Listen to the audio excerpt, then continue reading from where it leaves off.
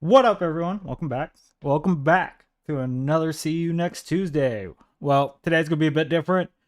It's just gonna be me up here, and if people want to come up, then you can. But I'm only doing 3 minutes with anyone who wants to come up and say anything or comment or do whatever the fuck.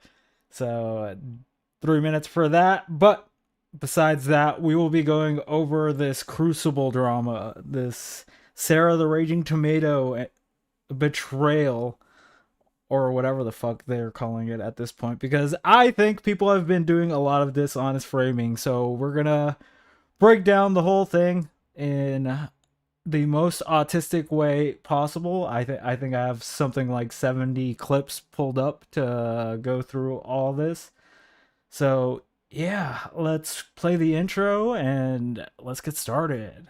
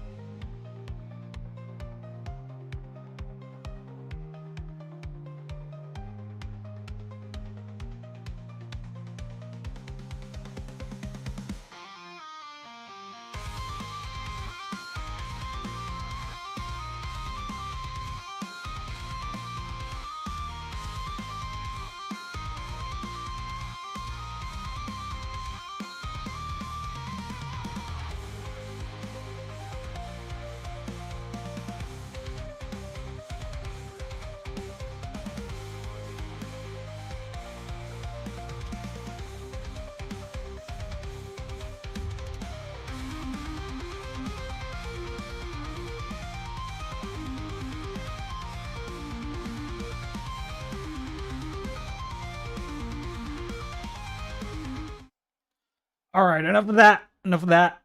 Let me just say hi to chat real quick.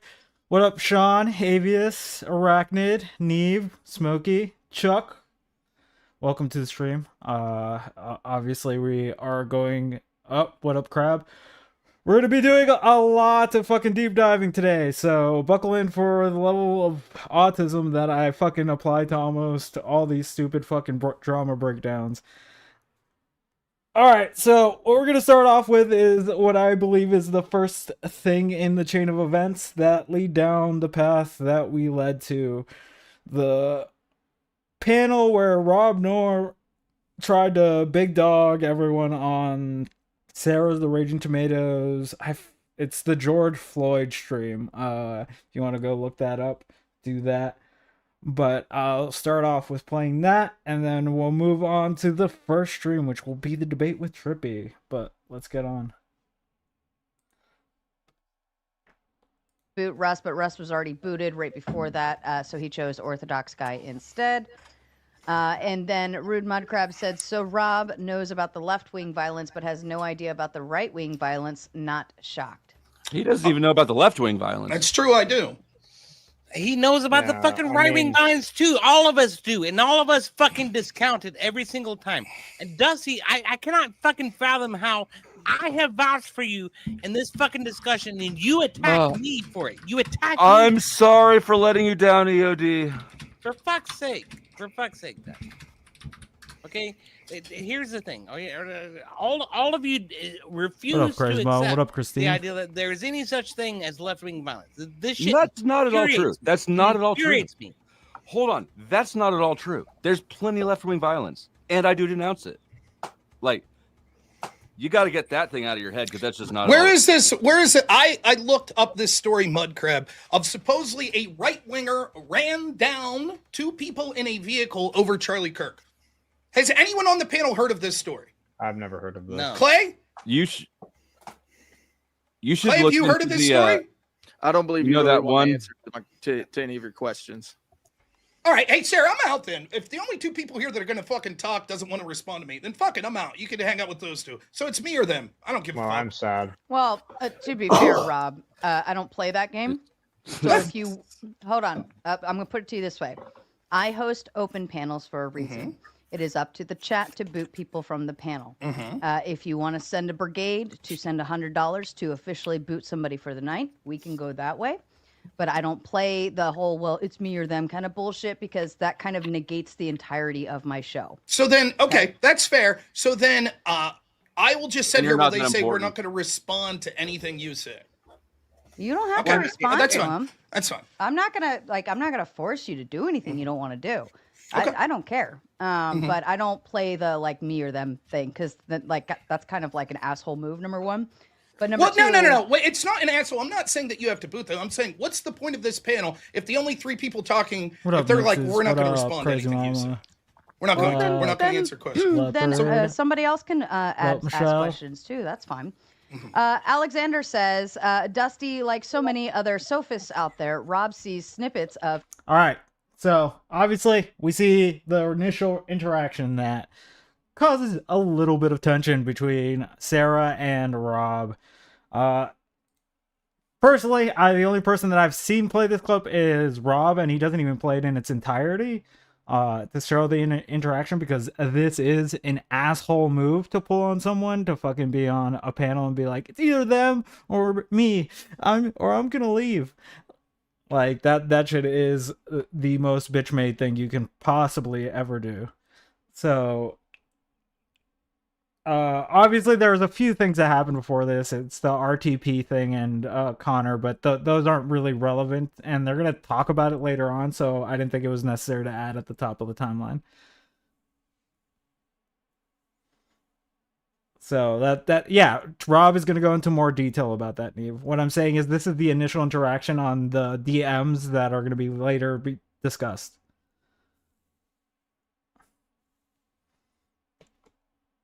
And again, Neve, I don't have any information on the RTP thing because it's mostly behind the scenes shit, and I don't have anything to give the crowd that.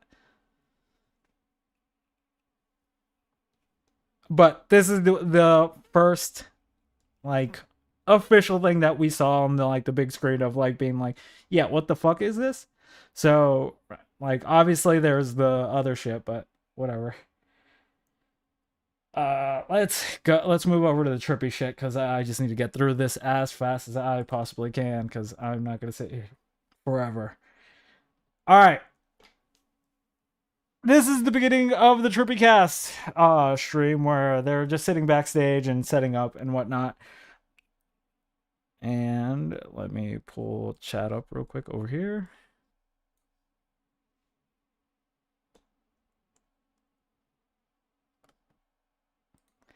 Yeah, I would take the tablet down. Really? As soon as I play the fucking clip. Okay. Downstairs, buddy.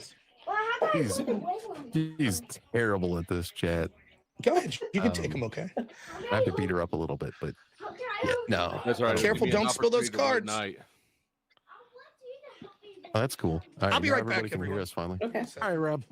We'll be right back, everybody. Sorry they didn't hear anything you said, and that was my fault. All right. The relevance of this clip is pretty much just to show that Rob Noor was as unprepared as everyone else on that fucking panel. Trippy, you could have done better at setting up your debate panel a little bit, you should have had your audio issues fixed, right? But no one was in the right here. Like, Rob Nor could have fucking muted his mic when he's doing shit. That is unprofessional as shit. And if you're going to be annoyed at people being unprofessional, at least the main bar that you should be reaching is knowing when to fucking mute your mic. So if that's gonna be the bar you're trying to reach and be like, oh, I'm the most professional streamer, then at least do the bare minimum. Don't just bitch and moan at everyone. But let's move on to the next clip. All right. So this is gonna be the interaction with Ryan and Rob. So I'm just going to play it in its entirety because people, again, are snipping it and not actually giving a lot of fucking context behind all these things. To change the course of our laws through violence, that's uniquely bad because it encourages other people that are unhappy with the law to say we too will use violence, correct? Correct. We'll just do it. So then I'll finish with this. So then your argument that we can't enforce immigration laws that are on the book because people will act in violence is giving in to political terrorism. If you have states and communities that have massive illegal immigrant populations because we have not been enforced, because the government's been lax on enforcing those laws, and you go in one day against the local community's wishes. Also, yes, what up, Orthodox? Then that's really not on them. That's I think baby murder. And by the way, there is also a lot of Josie controversy about whether or not and- they are actually just enforcing the law, because courts keep ruling against the way they're carrying out their job. Doesn't matter, and the courts get. Show Of me course, one it time. fucking matters. It doesn't Show me matter. one time it's made. Anyone Show me else one I time missed? it's I made don't it to know. the Supreme Court and they've upheld those court decisions. I mean, these are still a lot of these things are pending because it's happening in real time. Becca. Right. Like in I said, real they just time, what they we just- have is what we have Yeah, what we have in real time time is ICE is carrying out what they're trying to do. They are arresting people. They're successfully doing it. The DHS is bragging about it. Also, they hi, are successfully Fuzzy. doing their job. And police are arresting people. They're charging people. The courts are ruling. The system is working as it should. And you're demanding that we invoke the Insurrection Act despite all that. Okay. Why? One, what we see in real time is Sky's the courts falling. are being activist and ruling decisions that they absolutely 100% No, know it's rulings will you be disagree overruled. with. You're No, alleging they're that's- activists because that's- you don't like the let me rulings. finish. Look, You I don't like the understand need rulings. to- You I so you understand call them the need to- activists. I understand. You're a the need to crybaby. spurg- I understand the need to spurg out, right? Bro, We you've will been see talking that for the past like we- 10 minutes. I haven't even got to be up here. So what? When you get a one-on-one, you'll get to talk for 10 minutes, and I won't have the opportunity to interrupt you. You made a point. But I'm I'm going to talk to responding. Chip because he doesn't even know what the Insurrection Act is. You made a point, and now you're spurging out. That's what you're doing. I'm the only person who's read from the Insurrection Act here. Bullshit. You're the one who- I you're would have the spent the one past who 3 days claimed- reading it. We read it this morning on stream. You can go back and watch. He it. read. What you're He talking may about. have read for the first time, You're but the I've been studying. You're the one that made the claim that the only time the feds can enforce the laws through posse comitatus and Did the not say insurrection. that. I said the military. I said the military. You fucking rube. Anyways, the point that I'm What do trying you mean, to make Ruth? is Wait. this Do you deny course- that even if I said the feds, you acknowledged it as soon as the debate started. I clarified, even if I had misspoken earlier, right? Okay, You so acknowledge that? nonetheless, I think He you- does not acknowledge clarification. Which I don't think that I You can misspoke, by the clarify, way. I'm but pretty sure I he'll said the watch it. military. Yeah. I think you actually misheard, but that's fine. Okay, Only the left. nonetheless, we can see that these are activist courts, and there is no understanding of the law whatsoever. That's just an assertion. You have no evidence that they're activist courts. You just disagree with the rulings. You're such a fucking baby. I'm going to refuse to Maybe. speak while people interrupt me. I don't give a fuck. I'll sit here. Cool. silent. That's fine. Awesome. Then that means I get to talk more, right? Okay. Cool. So again, the system is working. Police are arresting people, even the ones who assault officers. They're being arrested. People are being charged. People who are committing crimes are being arrested. The system is working as it's supposed to. The Insurrection Act is for when the system is not working. Okay, that's how it's always been used. The last time it was used, there were at least 60 people dead. All right. Normally I would let Ryan fucking ramble on, but yeah, as you can see there, we just at the start of the clip, he's just like, let me finish with this, and then Ryan jumps in to actually talk, and then he starts asking questions. Yes, it's pointed, and it is both of them going back and forth. It's very clear that both Dusty and Coder were both saying shit to him, and he was getting annoyed by it.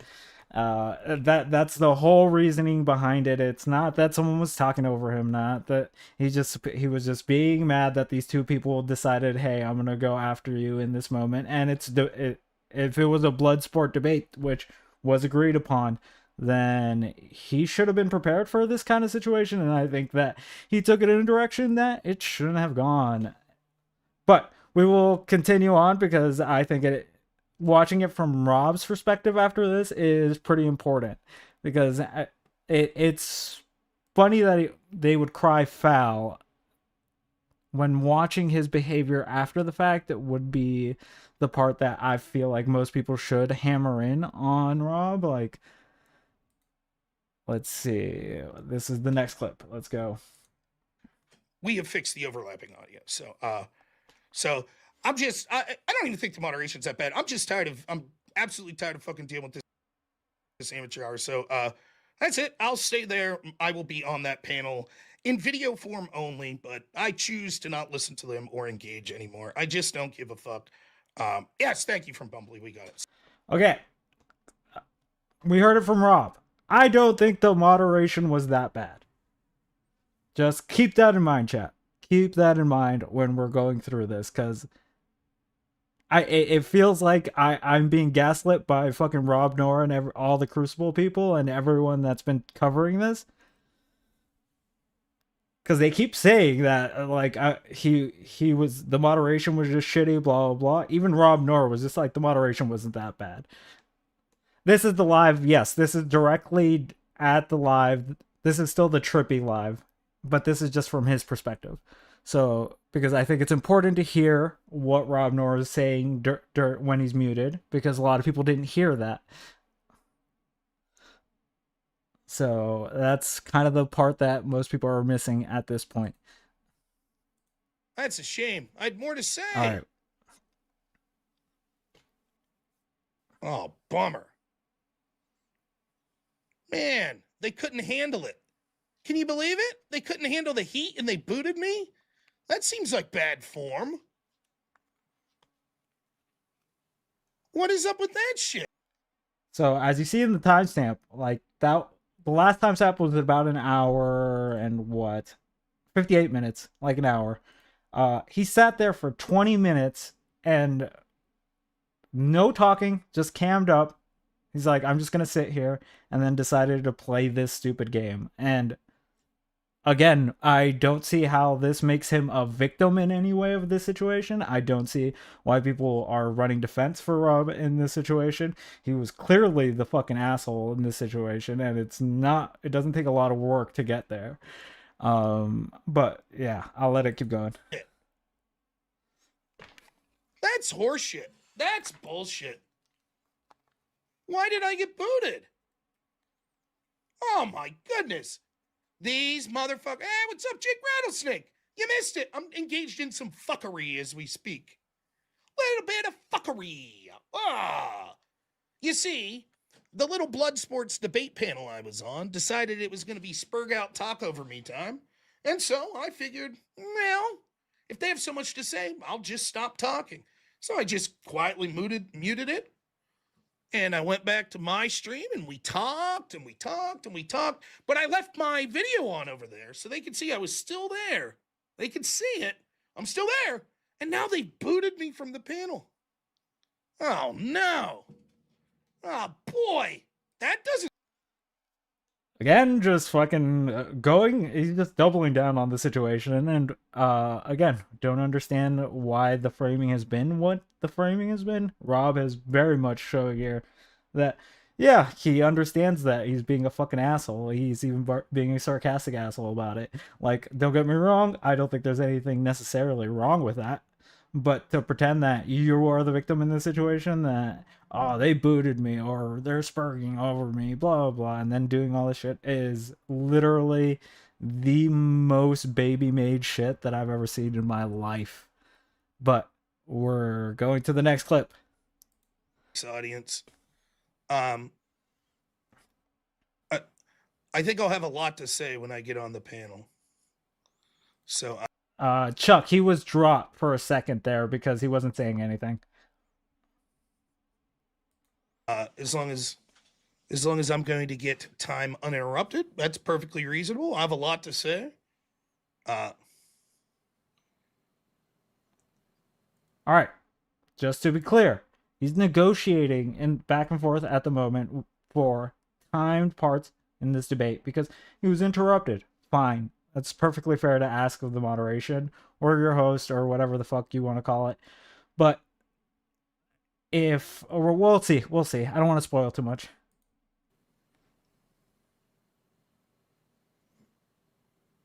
It basically, the job does not value them or offer them incentive. They feel like there's Actually, let's just skip to the next one. be reached out to you and you got booted afterwards. It's not advantageous in my opinion. I disagree. As long as I get a fair opportunity to talk, I'm willing to come on.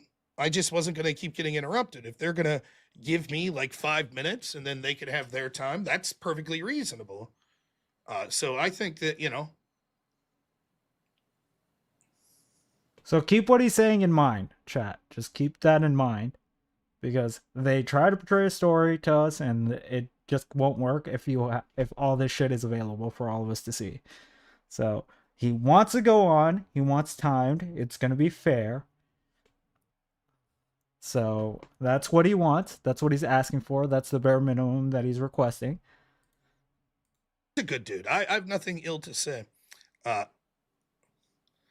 also will be at DebateCon, and I also am having car troubles, and I have the you demand new whip variations. Maybe we'll get to there tonight. Now, this kind of sucks. Now, it's no one's fault. I mean, let's be honest. But the fact Toasted set this up, he reaches out to me and says, "Come on, you want personal time with Ryan? Take it." He says, "Nova will give you and Coder, whoever you like, some alone time at 5 minutes apiece." Come on, Rob. You want personal time with Ryan? Take it. This is exactly what I'm giving you guys a space for. I said, sure, tell her to bring me back up. He says, will do, might take a second. That was 6 minutes ago. Now, I was perfectly willing to just do my show and move on. I'm fine with that. But if that's not going to be the case, I'm not gonna lie, after Flow Status played that fucking breathing clip, it fucking triggers me every time he breathes. I don't know what the fuck is going on now. oops, sorry, I didn't mean to do that. I didn't want to. If they're not going to bring me back up, that's fine. I'll just move on. But if they're going to let me come on and have 5 minutes, and then 5 minutes for him or whatever, I'm willing to come back on.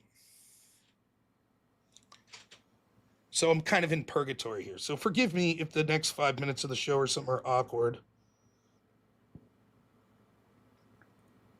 All right. Because every time I debate these same characters from the left, they decide to spurg out and just yell over me.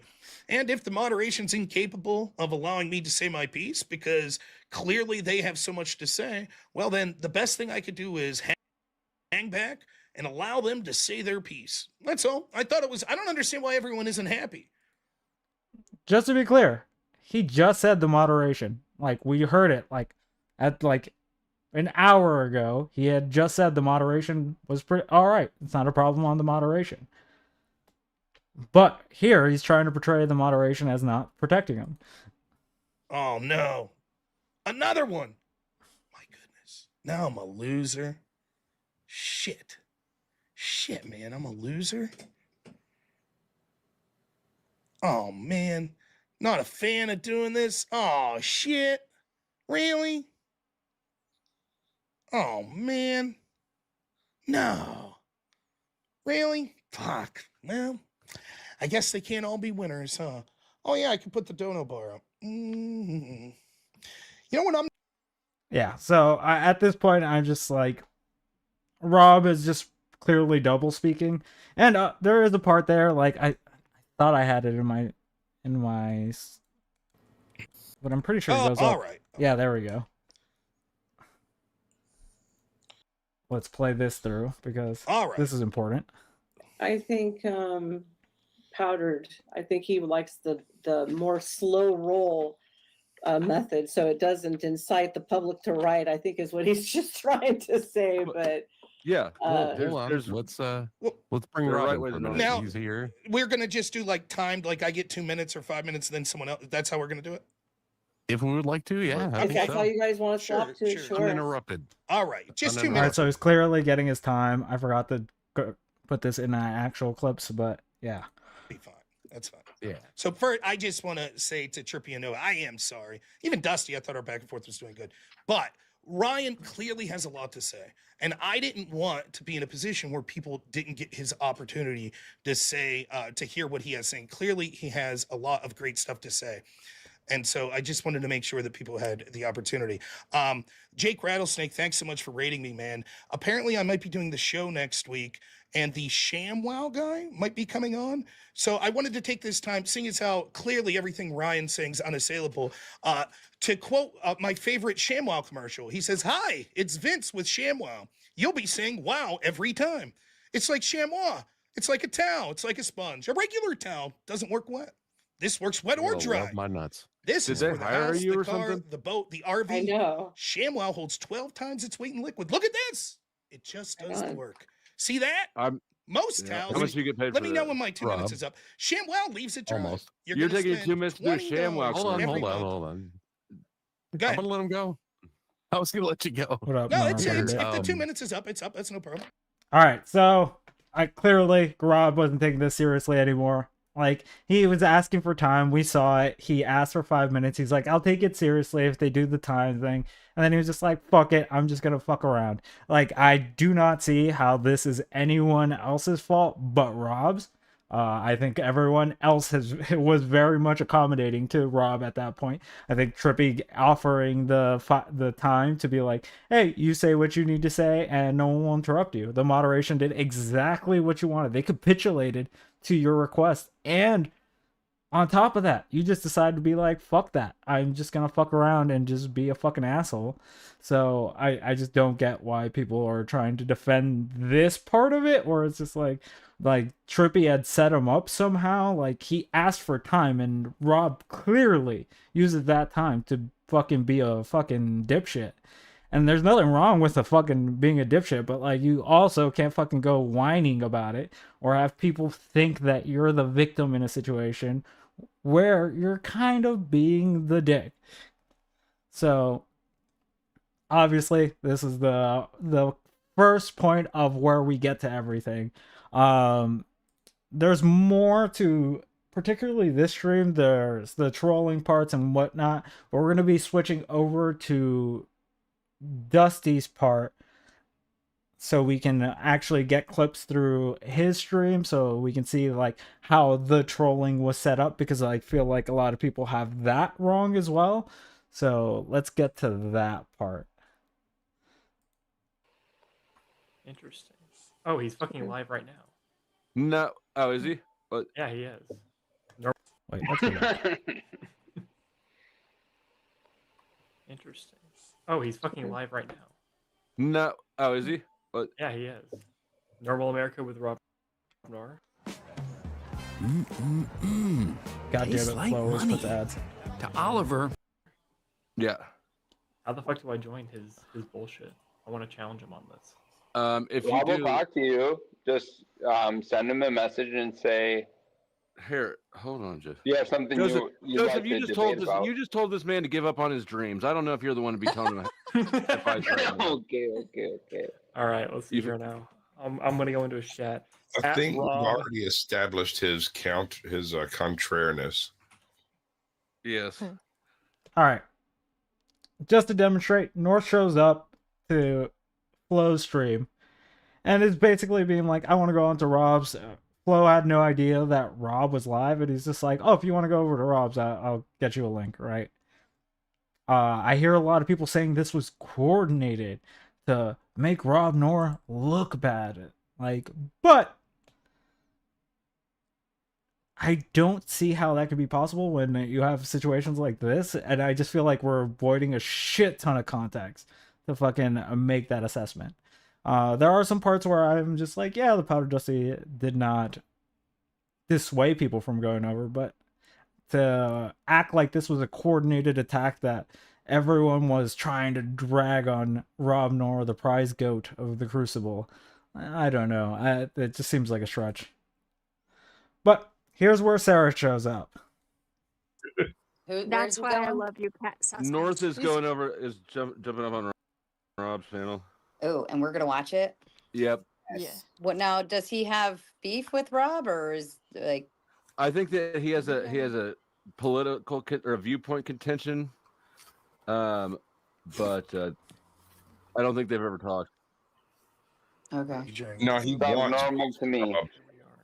All right, I'm a cancer. So as we can see, Sarah just comes over after a raid and jumps on. She doesn't really know what's going on. Um, Obviously they're about to watch North go up against Rob North. We're not going to watch that, by the way, because I'm not interested in the watching the trolls do their thing. But Sarah just kind of shows up and is just like, "Oh, okay. So we're gonna watch it, okay," and just kind of sits there. So if that's the great offense, then but obviously there's more clips, so we'll continue going. Thank you. Like nobody was So, really coming down on Rob. Like what was the issue? I don't see a whole lot of Spurg session going on. He's just a sensitive pussy. It's the Like- same shit. I think it was because he was mute. I've always said this, Sarah, and everyone clowns me because I'm always spurging. But when people mute up and their mouths are moving, like I see you guys as content creators, you know, you look down, you're typing, you're doing something, and it's obvious. But like if your mouth, Yeah, I'm not letting AJ talk for more than a minute. I will lose my mind. Yeah, as this clip shows, obviously Sarah's not fucking doing anything, just giving her assessment of what's going on with the trippy shit. It's just like, why did he do that? Why is this all happening? Blah, blah, blah. So let's just keep going. I know what your point is. I think there honestly am lost. is. Sorry, I think there's kind of like a there's a way to handle conversations and there's a way not to handle conversations, right? And some people know the tricks in the trade of being a panelist in the panelverse and open panels and debates and so on and so forth. Like who? And there's other people who don't understand the concept behind it and how to it's just basic chess. It's like 3D chess, but or even 5D chess at this point. You have to know uh, when someone's trying to get under your skin and how to not let them. And you have to know how to get other people. Like I know we can often, and people do this subconsciously, but I've seen a lot of people come onto an open panel, expose their vulnerabilities very early on. And I've seen entire panels turn on that one person until that person leaves. We've all seen this, especially recently. And there are True. some people that just don't know how, like, they can't read the room and what's going on. And then they end up just feeding into it even more and more, and then getting mad and more spurgy and more upset until they just rage quit or say, like, I don't have to put up with this, you know?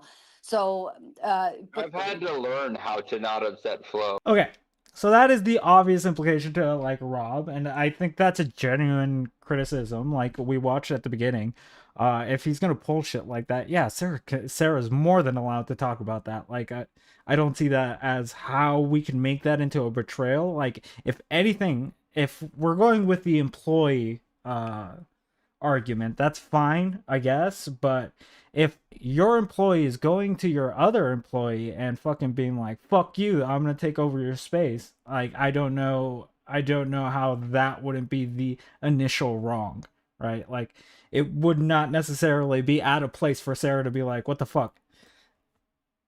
So yeah, I don't see the humongous infraction that people are talking about. Or we're obviously gonna get watch some more, but as much as I watch through all these streams, I just don't see the big deal, and I think it is just people throwing a hissy fit for no reason to protect Rob Noor.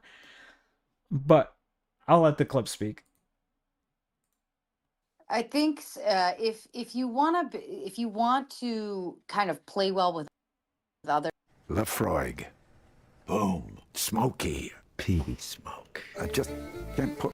others, we have to know and understand that you can't take it personally, and just knowing that, okay, I'm gonna get in a fight with someone on this panel and we're gonna hash it out and duke it out and yell and spurg a little, but at the end of the day I'm gonna go home, I'm gonna close that little camera and shut the laptop down, and that person's not gonna be here anymore, right? And but not everyone thinks it that way, and some people just they soak it all in, they absorb it all, and you know, and they get to kind of like what I would consider their breaking point, and eventually they become the person that nobody wants to invite to come play. So what that does is it kind of pushes you out and chastises you from your own community, and eventually nobody wants to have you on. Which is the complaint that Rob Noor and both Rob Noor and Andrew make later on, where it's just like he's been blacklisted everywhere. If this is the behavior that he's providing for people, then it's not very surprising. And yes, at this point, maybe he should listen to this criticism instead of like actually being like, "Who the fuck are you?"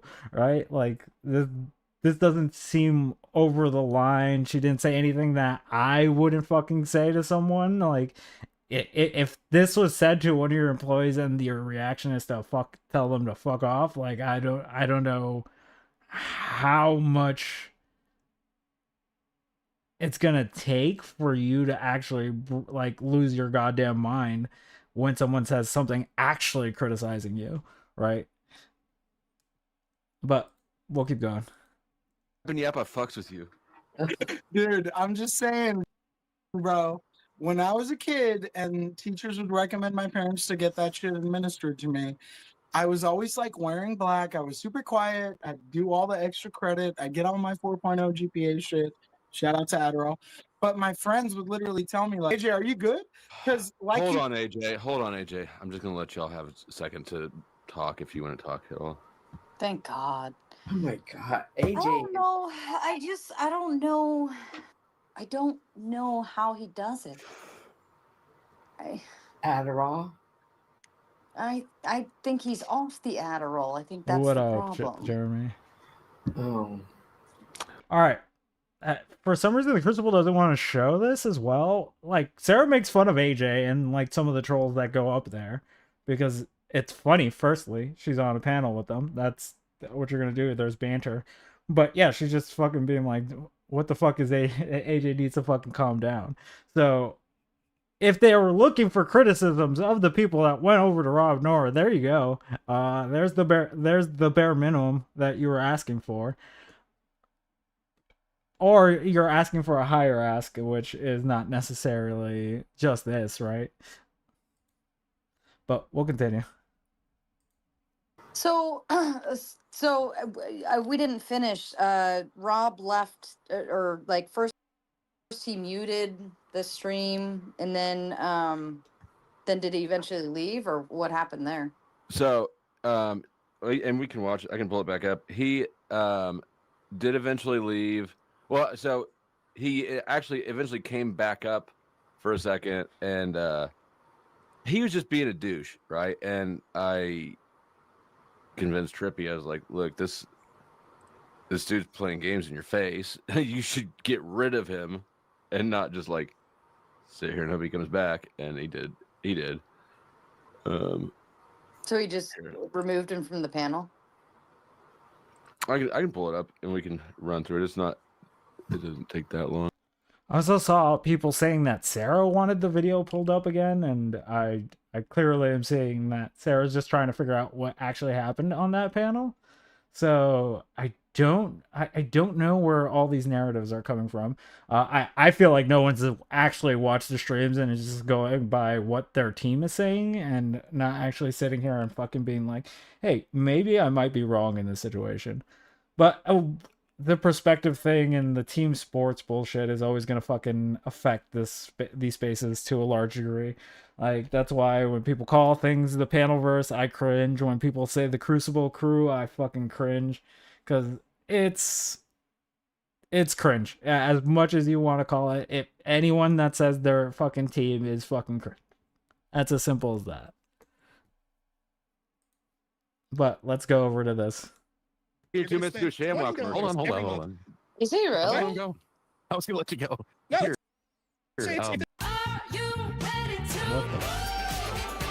Why so many ads? The 2 minutes is up. It's up. That's no problem. I know. Just go ahead and give me a signal when my 2 minutes comes back up. That'd be great. I don't have hands. I'll do it. Yeah, Stop that, Sean. Don't you ever say that again. This is have a way to do something. This is Hold on.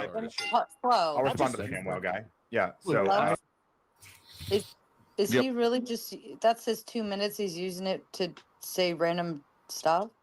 Oh my god, the stupid Indian was just fucking spurging. Okay, AJ talking always makes me lose my goddamn mind. But yeah, obviously, like she's just criticizing the actual thing that happened, and I don't understand why that's not acceptable to do. Like Rob was a bad look here. Like, if this is the representation for the Crucible, like that's a bad look. Like, you don't want to pull shit like that, especially when you have context where he's asking for 5 minutes in the background, all this, trying to be serious, and then fucking does that on the panel. Just makes him look like a fucking dipshit that doesn't know how to actually engage with people professionally. And this is the guy that thinks he's super professional, the big league debater, all this. That's why I'm just like, I don't get why people are jumping on his defense for this. This would be the criticism that I would expect them to have, especially if like this is the representative to your thing. Like, I would not want this being the look that the Crucible has, right? Like, if you're just doing this kind of shit during like a setup debate, which you agreeingly signed up to. No one forced Rob Noor to be there. He did that shit himself. Like, there was no reason to fucking pull that dumb shit. But he just was annoyed and fucking got in his feelings for that day. Let's continue. Saying to me, Like why didn't he watching- just leave if he didn't want to? Like, why am I the only one who's like, obviously kick him, salvage a little well, bit I of think dignity here, Trippy's and don't. trying to. I think Trippy's trying to be diplomatic. Nova, it's not her channel, right? So she probably is just trying to, be there. But Well, no, they're kind of like they're like a dynamic duo. I love Trippy. He's like my juggalo, bro. I don't like the There's no juggalos or point in NCT. being. Yeah, nothing. I keep going over what Sarah said because I highlighted every point that Sarah says something. But does this situation stand in isolation to me? No, it doesn't. That's the thing. I have to go watch everything and see what actually happened, because I'm not gonna sit here and pretend to be like, oh, I heard them say this, without like actually pulling up every clip. That these are the things that people said. Like Sarah, I highlighted everything Sarah said because I needed to fucking actually figure out whether or not she said something that would be egregious or backstabby or anything that would attribute to that. Because maybe Rob and Andrew had a point, but I failed to see it. But maybe if we continue through the clips, you'll see something that I'm not seeing. But up to this point, it just seems like valid criticisms for the thing that happened at the time. And I don't know if that's enough for you to have that kind of reaction. No money. I feel like you should go over to Rob's again. Me? Is he live? Yeah, he's still live. Jesus Christ. And Also, go welcome over in, Abe. what? I don't know. Just go over there and then let us sit here quietly. Poke the bear. To see how it's going. Well, maybe ask him why he was rude to Trippy. Okay, so clearly Chuck is the one that's like poke the bear. They want Flo to go over there to troll, right?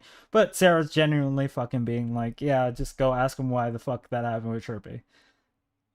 She wants to see that happen. I don't know if that's necessarily a bad thing, especially since Flo has been on Rob's. But if that's the line that people are drawing to be like, Sarah was like sending trolls and fucking all this nonsense, then I don't know if that meets that bar. So, yeah, she just wants tell him he was to a baby genuinely back bitch question. and obligation. You're obligated. But everyone else is saying other shit, right? But she's just trying to be like, actually ask the question. So I guess if they wanted the bare minimum again, that's kind of the way to do it. Landry, make sure you call me like 1920 if that be in your time. Look at Landry with the Rob Noor up there. Oh, yeah, actually, they want Rob Noor as Cartman. I did that too. Jesus. Hey, Cupcake, treat yourself to limited edition snackies and see Wicked for Good, only in theaters.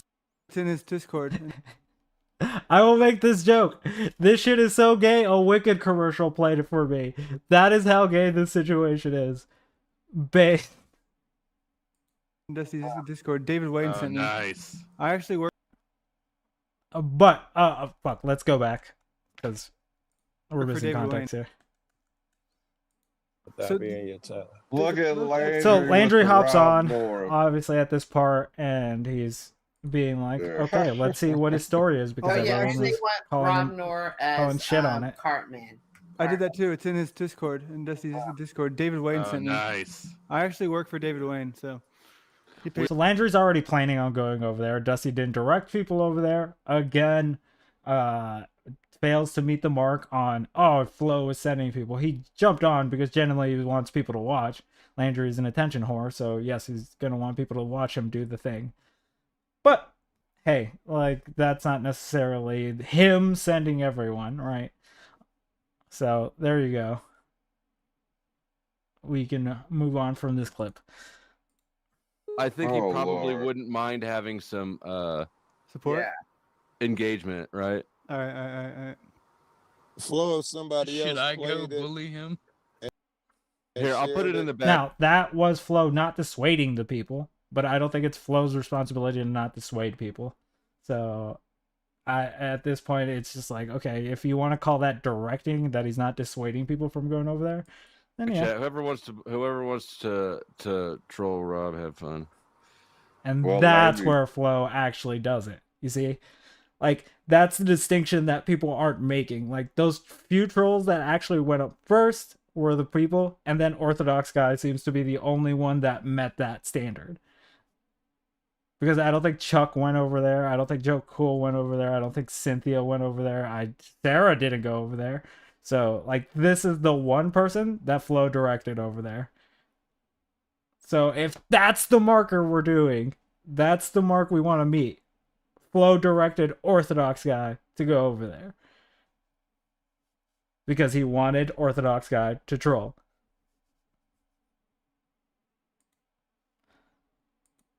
You want? You're not the guy I wanted to call him. What's up? Act like you didn't get your shit pushed in for being a little bitch Yes, that's what I'm acting like. Which time are you referring to? tonight. Which one?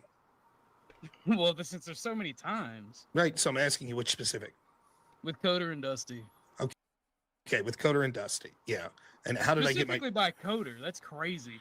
Okay, You and so fucking act like a baby Huey sitting there crying.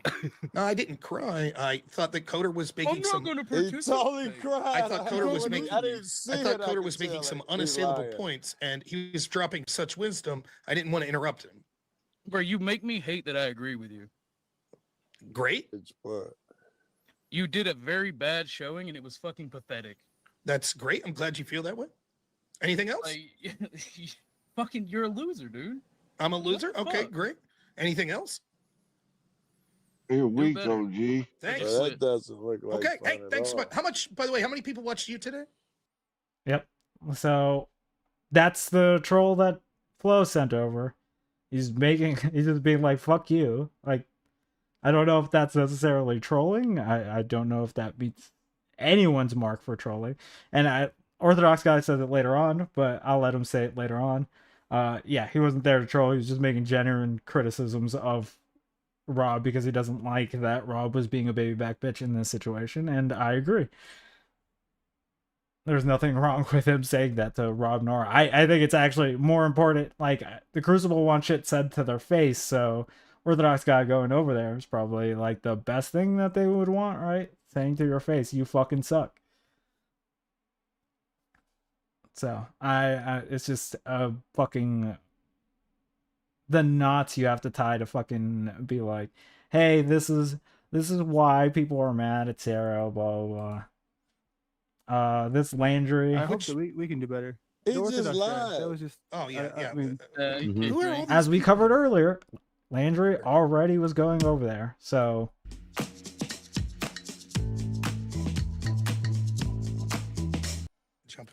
We were all sitting here, yeah.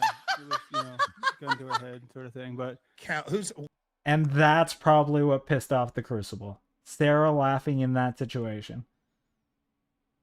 But again, it was funny. I don't know what the fuck. If the bar is laughing, then yes, that's the offense that I probably would take away from all this, because Sarah hasn't really done much other than laugh. And it's weird because we'll get into it later, but the video that they're watching is really out of order. So that's why I wanted to play this stream first, and then we'll get to that. But yeah, that's the humongous offense. Sarah laughing at the troll.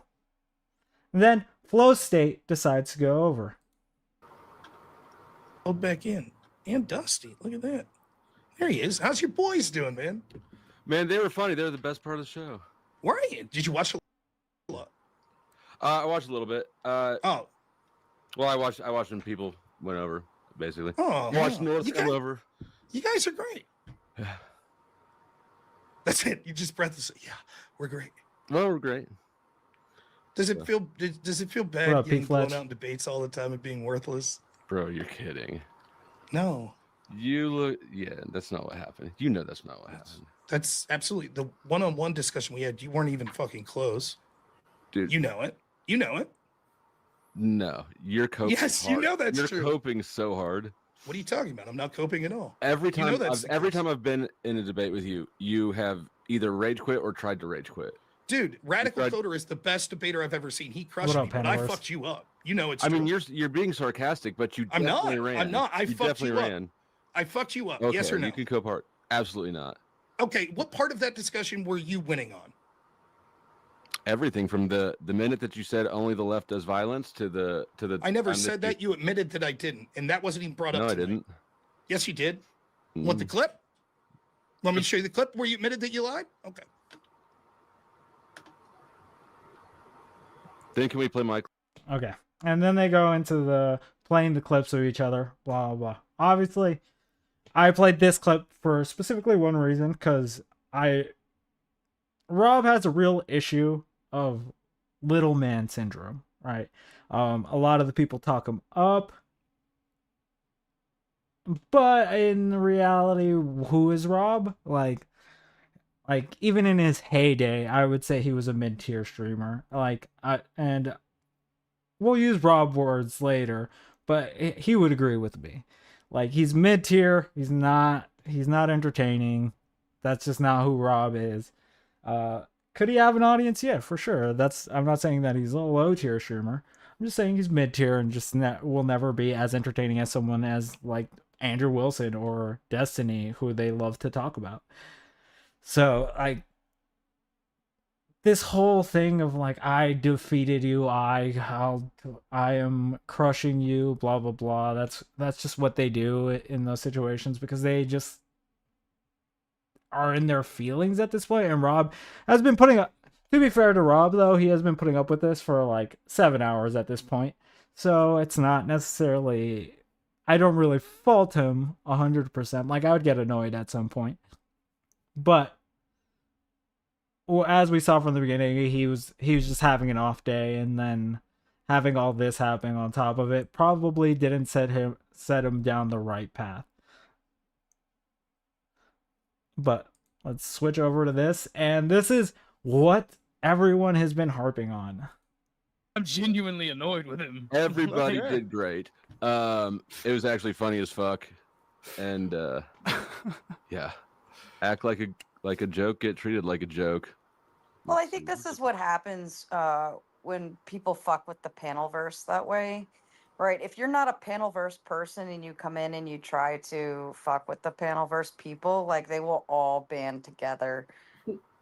Like, you just can't do that. You can't go around to panelverse shows and flip out on hosts and get mad at hosts or fuck with host shows and do that kind of stuff, and then expect everyone to turn and look at you and be like, oh yeah, come on back.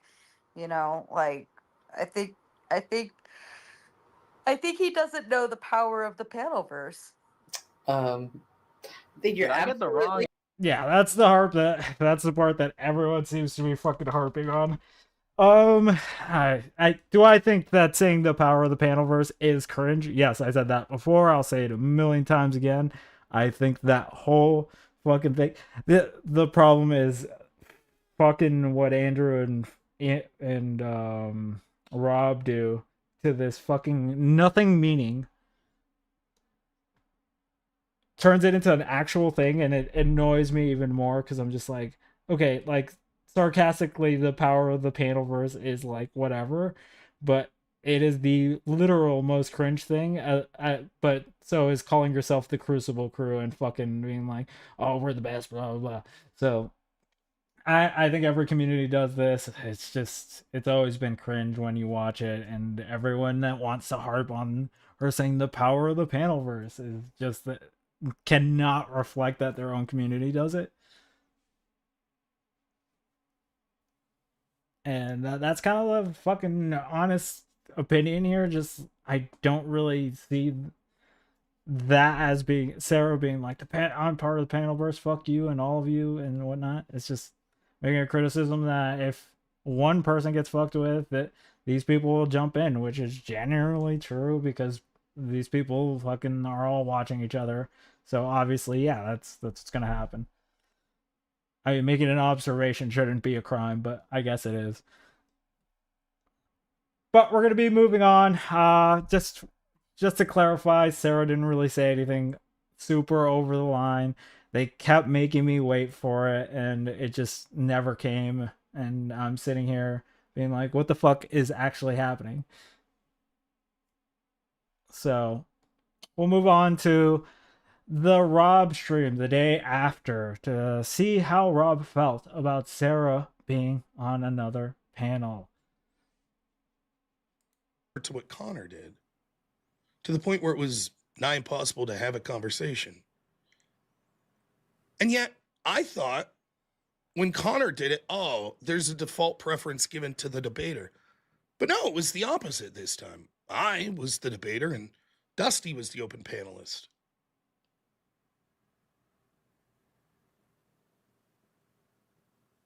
Just sits there. But I was wrong. It seemed that Dusty got the preferential treatment. So eventually I was frustrated and said, you know what, I'm out. Thanks so much for having me. I'm going to head out. I came back to my panel and I'd mentioned, I'm tired of this. I think the lack of moderation, oh, what a mistake. What a mistake.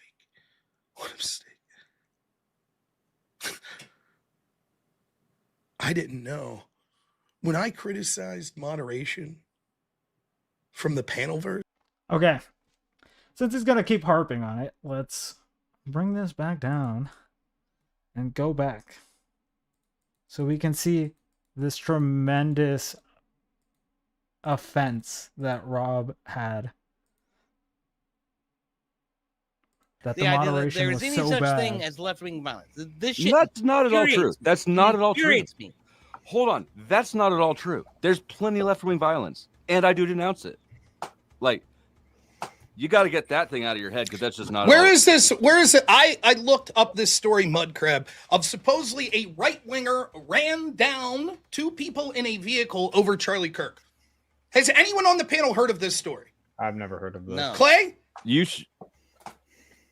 Clay, have you heard of this story? I don't believe you know really that want one answer to any of your questions. All right, hey Sarah, I'm out then. If the only two people here that are gonna fucking talk doesn't want to respond to me, then fuck it, I'm out. You can hang out with those two. So it's me or them. I don't give a fuck. I'm sad. Well, So I don't think the problem was with the moderation at that. Abe, I maybe, but like the problem is Rob is saying it's about the moderation. He's obviously saying that, right? So like with this, like you're shown the moderate, like what he's basically asking for is that Sarah forces Clay and Flo to speak, and that's just not what she's gonna do. And if you don't do that, I'll leave. Like that's the moderation that he wants, and that's just not it. I've never seen a moderator do that shit, and if a moderator does that shit, like you're most likely as a person that's viewing this from the outside, would not want to come back to that. Like, unless this is supposed to be like a Crucible only situation, but I don't think that's the plan. So in that situation, I just don't know if he can blame the moderation, because that's what he refers to this moment. Like, he obviously was being overspoken by Connor, and we'll see that because he goes through it, and I'll show Rob's perspective because I think it's important to show his perspective on it. But in this situation, it doesn't seem like the moderation did anything that would be egregious towards him or this perceived slight. If anything, the slight would be towards Sarah, because now you have put her in a position that if she capitulates to Rob Noor, that's favoritism 100%, and just being like, okay, so kick off these two because they won't answer a question, not because they're being rude, not because they're fucking talking over him, but because they won't answer his question. Then Rob Noor is just basically in control of her show. And then I don't know if Sarah has ever signed a contract that has said, you have full control of my show to do whatever the fuck you want. So that's kind of the issue that I'm seeing with all this. He can try and make it about moderation. It's not. He felt some sort of personal slight through other conversations that happened, and we'll get more into that as we go along. But this keeps unfolding.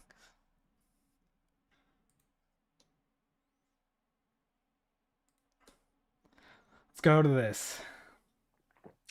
Sarah, it seems, has an in-group preference. Let's put it that way. That's what it seems like. So, whatever her decision may be, she's going to favor them mod-wise, and she's going to treat other people different. There is zero fucking possibility. Zero. Fucking zero possibility that if it was Andrew Wilson calling in to debate Connor, that he would have been treated the same way as me. I'll pause it right here. He's going to keep going, but I want to pause it right here. He wants the same respect that Andrew Wilson has, which he's not going to get. I'm sorry, he's a mid-tier streamer. Again, he may be associated with Andrew Wilson, but no one's going to give him the same level of respect as Andrew Wilson. It's like, am I really going to give the intern like some level of like care? No, I'm not. Like, even if you're like a manager and a CEO, I'm not going to give the manager the same level of treatment that I would give the CEO. Like, that's just never going to happen.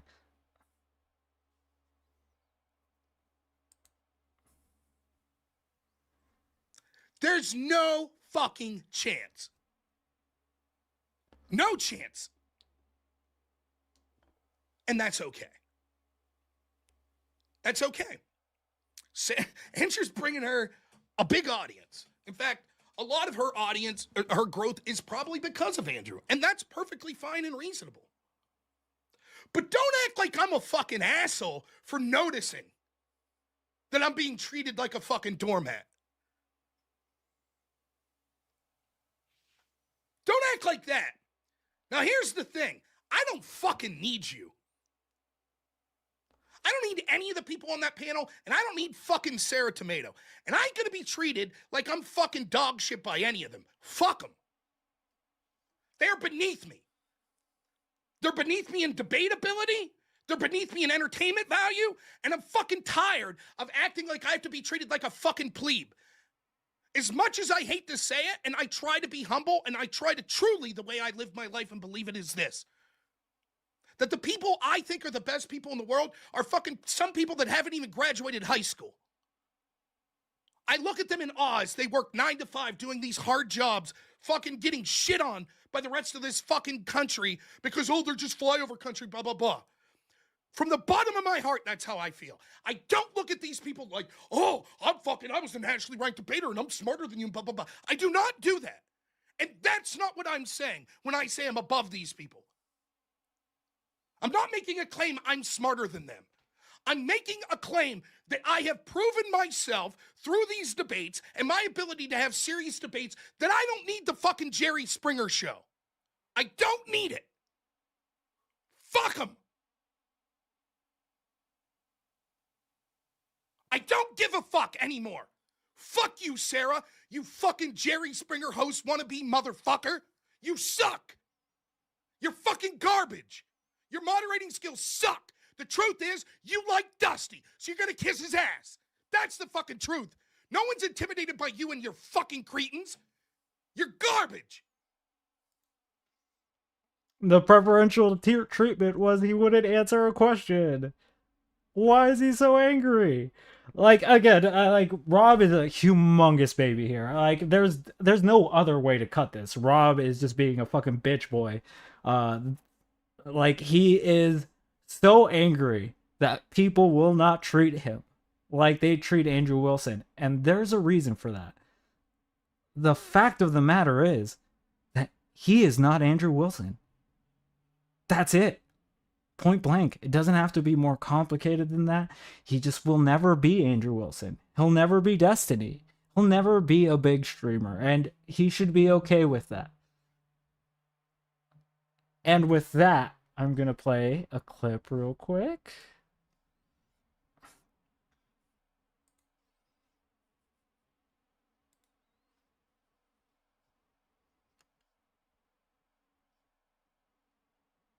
Let me see.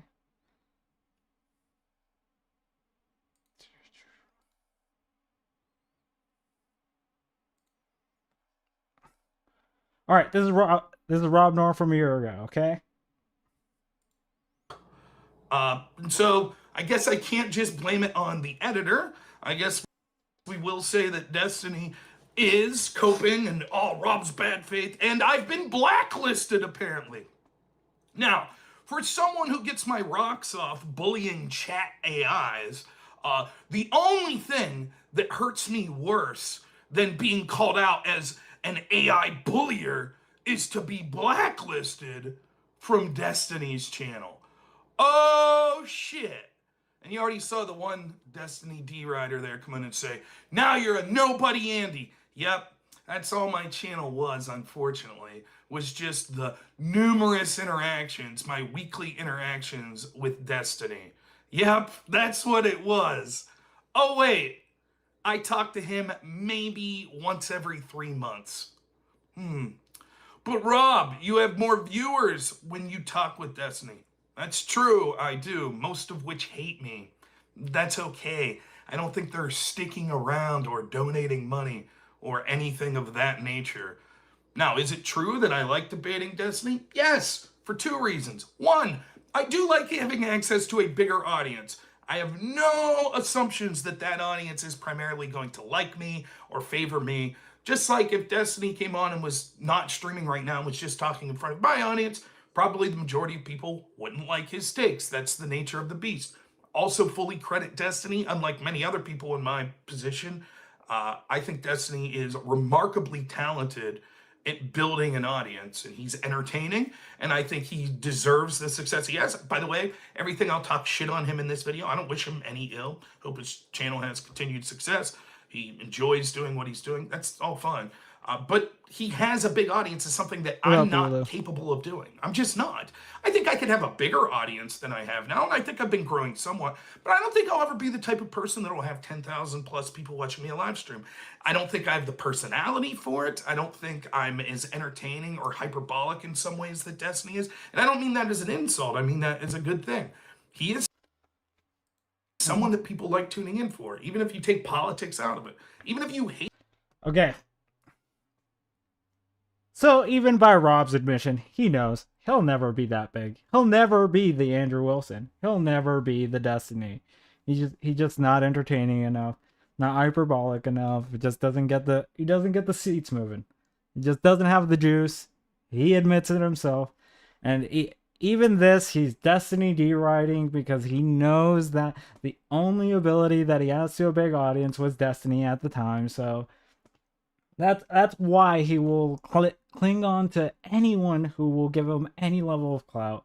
It's not hard to see that Rob has an issue with being perceived as small. Like, obviously, I don't think Rob is a fucking idiot, but I also don't think that he has any balls or anything that would put him in a position where he would be one of these guys, right? Where he's this prize goat that Andrew tries to convince people. I just don't see it. Especially when he talks like this. Like, I'm just like, this is genuine. Like, you can take it as it will, but he has little man syndrome, and that's basically it. It doesn't have to, it's not a big fucking deal, and that's why he fucking raged out like that. And if we want to watch the rage out again, I kind of do, but that's the reason he fucking freaks out and loses his shit and is like pulling this whole thing. Otherwise, I don't know what else to say about that part of the situation.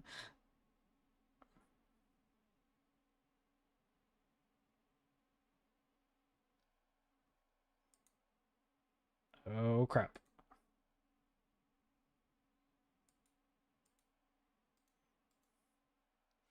Give me a second, chat.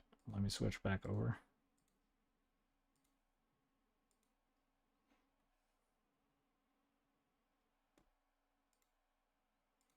All right.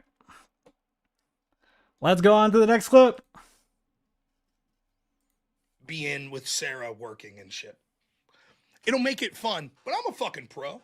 I could work with someone in a setting if I need to because it's part of my job. No problem. It's not going to raise no big stink at DebateCon. I'll just have a little fun with it. I'll be like, oh shit, there's Sarah.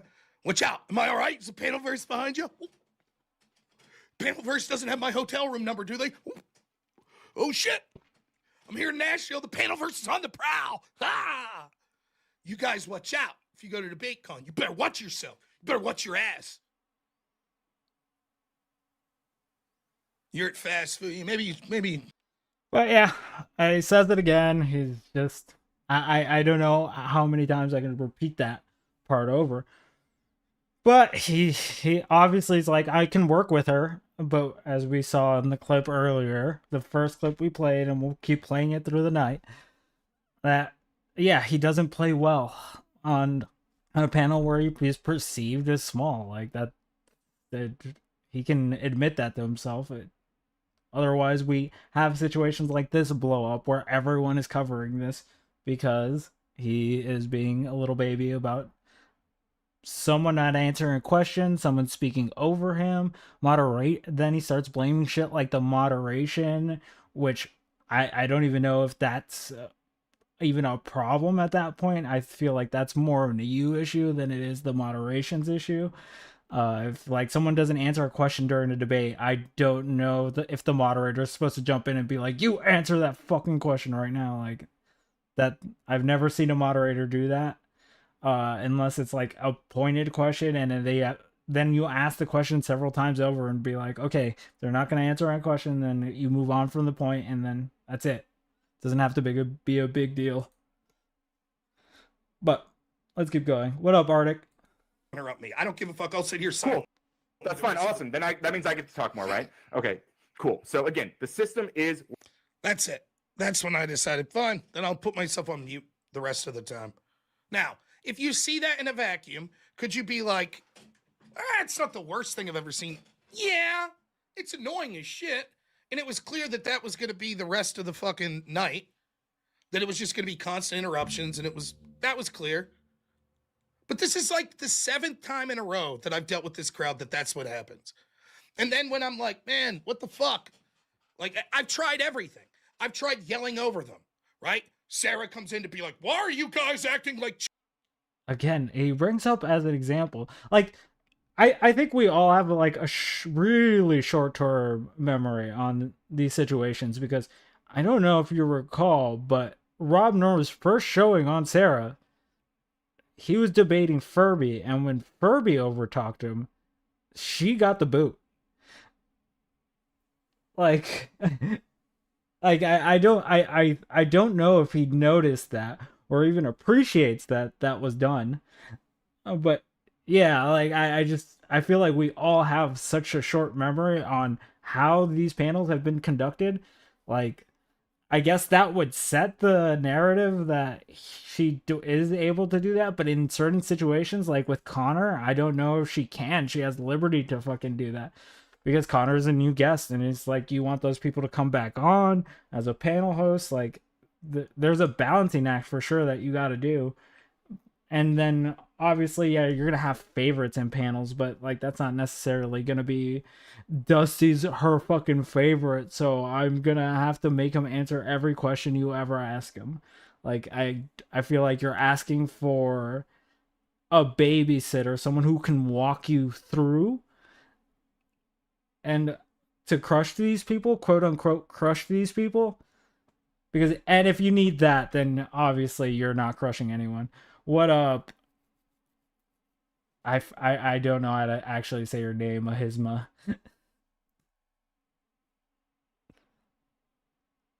I've heard it like a million times, and I still don't know how to say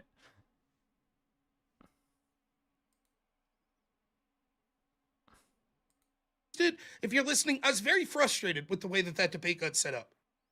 Oh, I said it right? Base. Because it was like, hey, would you be interested in doing this debate? I'm like, yeah. And there were scant details. And all of a sudden, like, I just sort of half looked. He was sending me, like, screenshots of his conversation. He's like, basically, I'm telling Dusty he'd be a bitch to not show up. And I'm just like, whoa. What? Wait, what? I didn't say all that. I didn't say anything. Someone asked me if I'd do a debate. I said, sure. That's it. Well, it's going to be blood sporty. Yeah, I don't care. I didn't know blood sport meant we're just going to spurg out and talk over you. I didn't know that.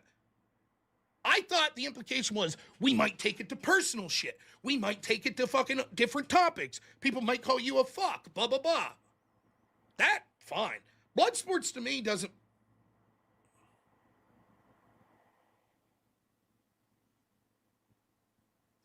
I don't know what else this is fair.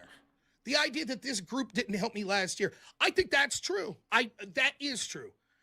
I did get some amount of audience for doing Sarah's channel. There were people that came over from... That's absolutely true. Yeah, and you're right that I should point that out. I think that's fair. I just think at this point, I'm not getting anything out of it. So you are right. But even still, I don't think it's as big as you think. I think... So he acknowledges that people were sent over... The blood sport thing, we'll get to that. But he acknowledges people were sent over from Sarah's, and that, to be fair, that is the argument that Andrew and everyone is using against Sarah. We sent people over, so you owe me a level of loyalty, right? That is the crux of their argument. And this dude can't even return the favor. Like, that's the bare minimum that they're asking for, but they can't even fucking do it out themselves. This is actually crazy. I can't believe that a lot of people are just on Rob's side for this one, because that shit makes no sense to me. I understand there are criticisms of Sarah being like an impartial moderator, and like people are always gonna have that kind of perception, right? Like there are moments where I felt like she favored Andrew. Other people are gonna have feelings that she's favoring Dusty. That's what's gonna happen as a panel host. Like, everyone's gonna dissect every second of it, and I don't necessarily think they should take that into account when they're moderating.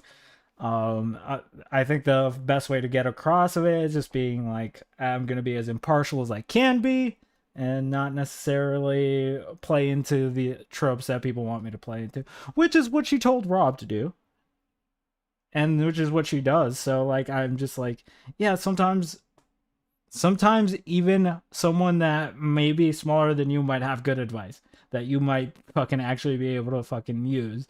But it's such an offense to Rob Noah that someone gave him that advice. But let's continue. Shit. Listen, I've been polite. I've parsed words in the past. She's absolute fucking dog shit. I don't have to parse words anymore. I can say exactly how I fucking feel. She's garbage.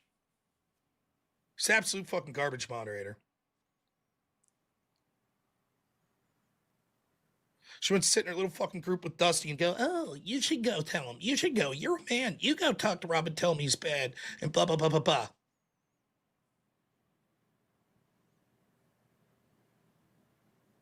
sit around in their little fucking powwow. So he watched it. He knew what it was. But she wasn't trash talking. You like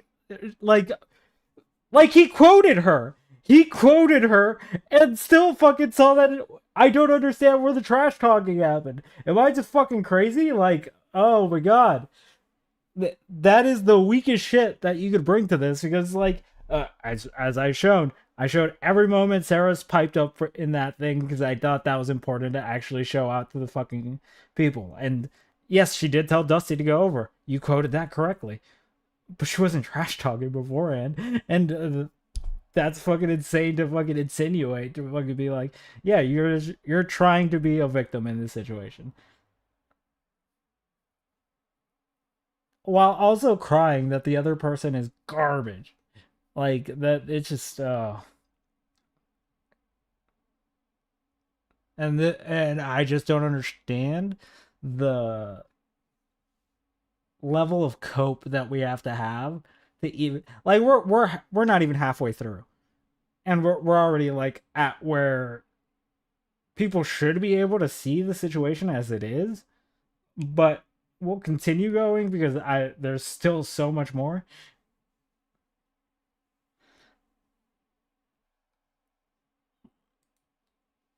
But I'm gonna let him talk about the Connor situation, because he can say whatever the fuck he wants about this. Understand this. I want you to understand this real quick. I was trying to move on from that the there's point. a qualified difference between holding on to it for your own gratification. Sure, there are reasons it would be different. Right? I think both reasons.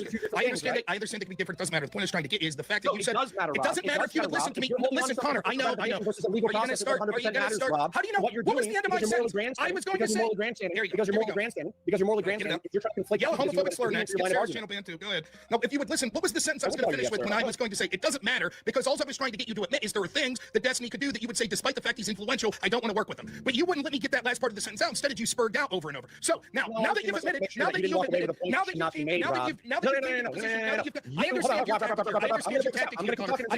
a shit. I'll keep talking. This is when I know you learned from your daddy, Destiny. So this is what happened after he interrupted me the whole time. I finally had to just do the same to him. I understand this is what you do. You're just going to talk over me because you're incapable of actually listening to the point you've been. I don't give a shit. I'm not going to stop talking. I'm tired of this. You keep talking over me. You're going to allow me to finish my point. You're going to allow me to finish my point. I don't give a shit. Boys, that's enough. I would like to make a point. What great moderation. Connor could talk over me the whole time. When I finally get frustrated. Yes, she jumped in. She could have just let it fucking happen, and she jumped in. Like, I would say that Connor was definitely over talking him. Like, but that you're gonna let that, like, as a moderator, you're gonna let that fly for a little bit. Like, you're gonna let that fly for like 30 seconds to a minute, and then you'll be like, okay, I'll jump in when the other person doesn't get their point across, right? But yes, she obviously is gonna call both of you out when you're both doing the thing. Like, that's what a moderator's job is doing, because at that point you're just not hearing anything. It's just like, okay, yeah, at this point I have to jump in and do something about this, because normally grown adults can have a conversation without having to overspeak. Sometimes when you overspeak someone, you wait until the person says whatever the fuck they're gonna say, and then try and fucking say whatever you're trying to say concisely, quickly, and then try to get them to admit with your point or concede to whatever the fuck you want them to concede to. But don't playing this off as the moderation so shit is just the dumbest shit. Like, every debate panel that has been from, we're talking Twitch poll all the way up until now, like, there has been over talking. There are moments of that. They let that happen for a minute or two, and then the moderator steps in. And he's so offended that Sarah makes it about both of them. But I'm gonna let it keep going. Boys. I'd like to finish my point. One at a time. I don't care about your point. I would like to make my point first. All right.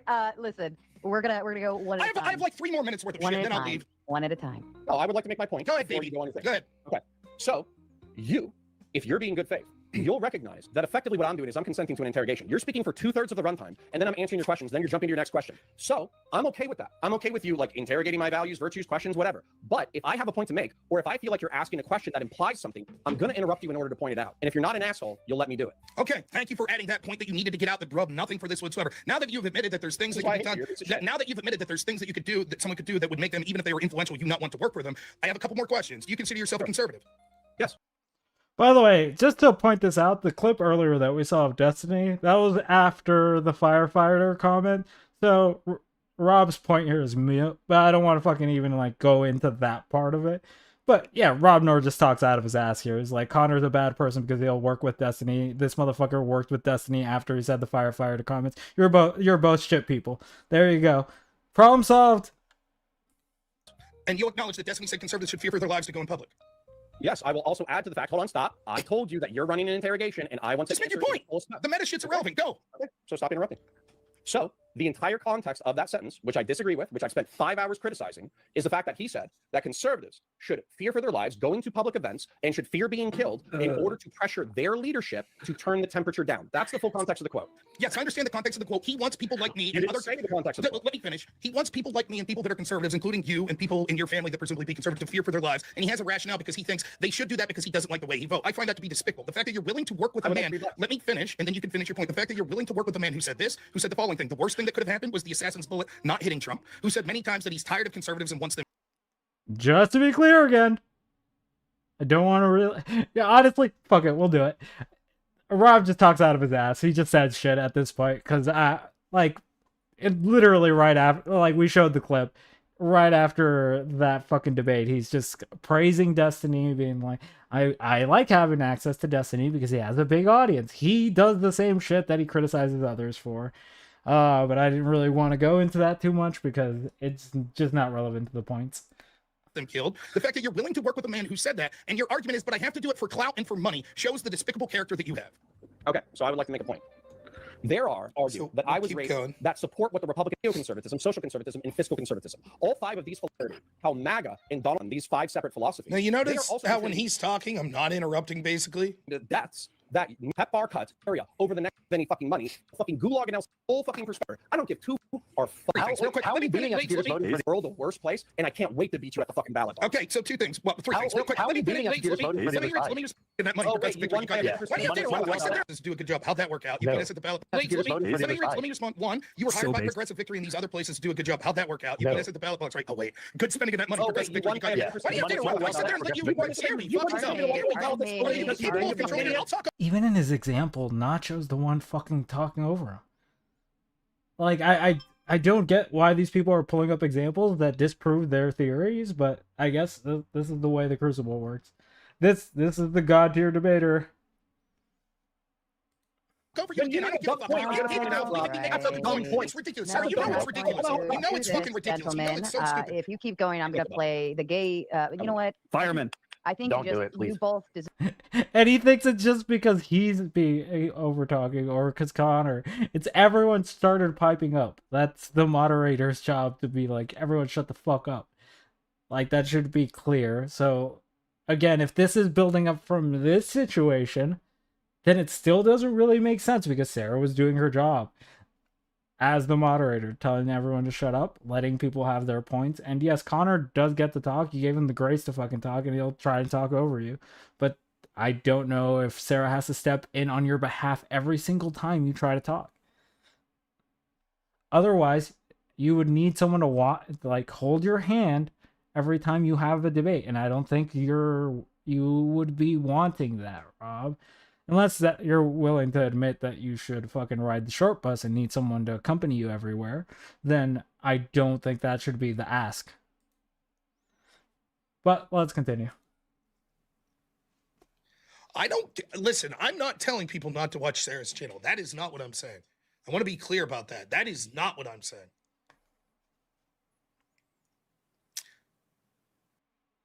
Most people who watch Sarah's show already saw this and they still watch Sarah's show. So that's perfectly fine. I'm just giving my point of view for why I don't want to participate anymore. And we need to show this because a lot of people are throwing the claim out that they want people to unsub it. And there is some level of like, if you're bitching about this to your audience, they're gonna go on sub. That is the implication that you're trying to fucking like. Why am I talking to my crowd if like I'm not trying to sway them one way or another, right? Or is this just feelings hours with Rob Noor? Like you're obviously trying to sway some people, but I think it is important that they do not directly send anyone over to be like, oh, don't go on sub from Sarah because she's a bitch, right? Like they just don't do that.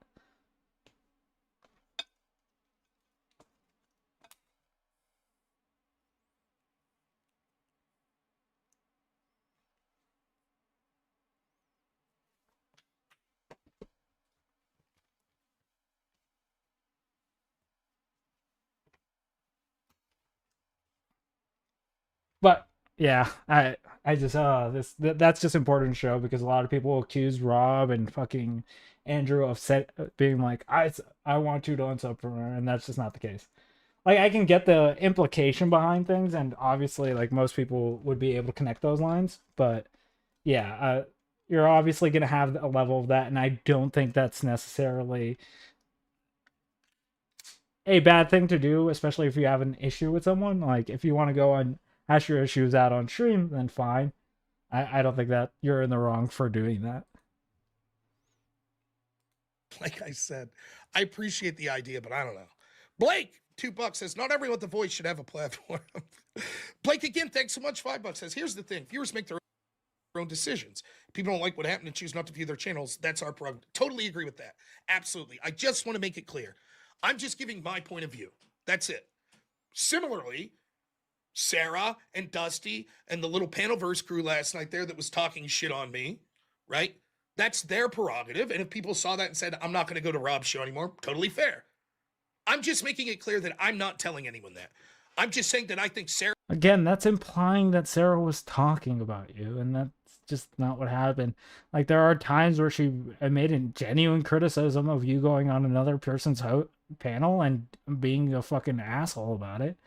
But again, you did that shit, Rob. Like, I don't think even Rob would deny he was being an asshole in that fucking situation. So, like, if she's making that criticism, I don't see why this is the biggest offense to Rob.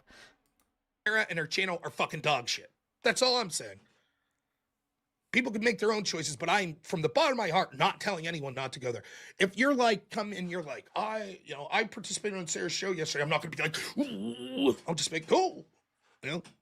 Gavin Freeman, $10 says she tends to fence it for no reason at times, especially when you were getting over-talked in a lot of debates on that panel and acted like you were part of the problem. That irks me.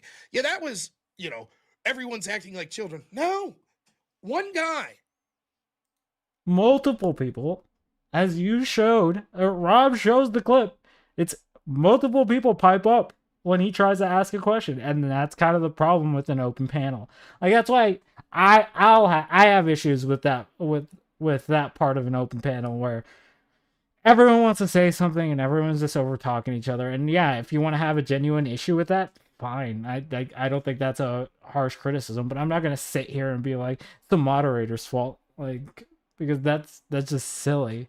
Like I know what I'm walking into when there's 10 people in the room. There, like, obviously, someone's always gonna want to pipe up other than the other fucking people, right? Like that's just what's gonna happen. Even if I was in a room in real life with someone with 10 other fucking people and we're all talking about the same subject, yeah, someone's gonna overtalk someone.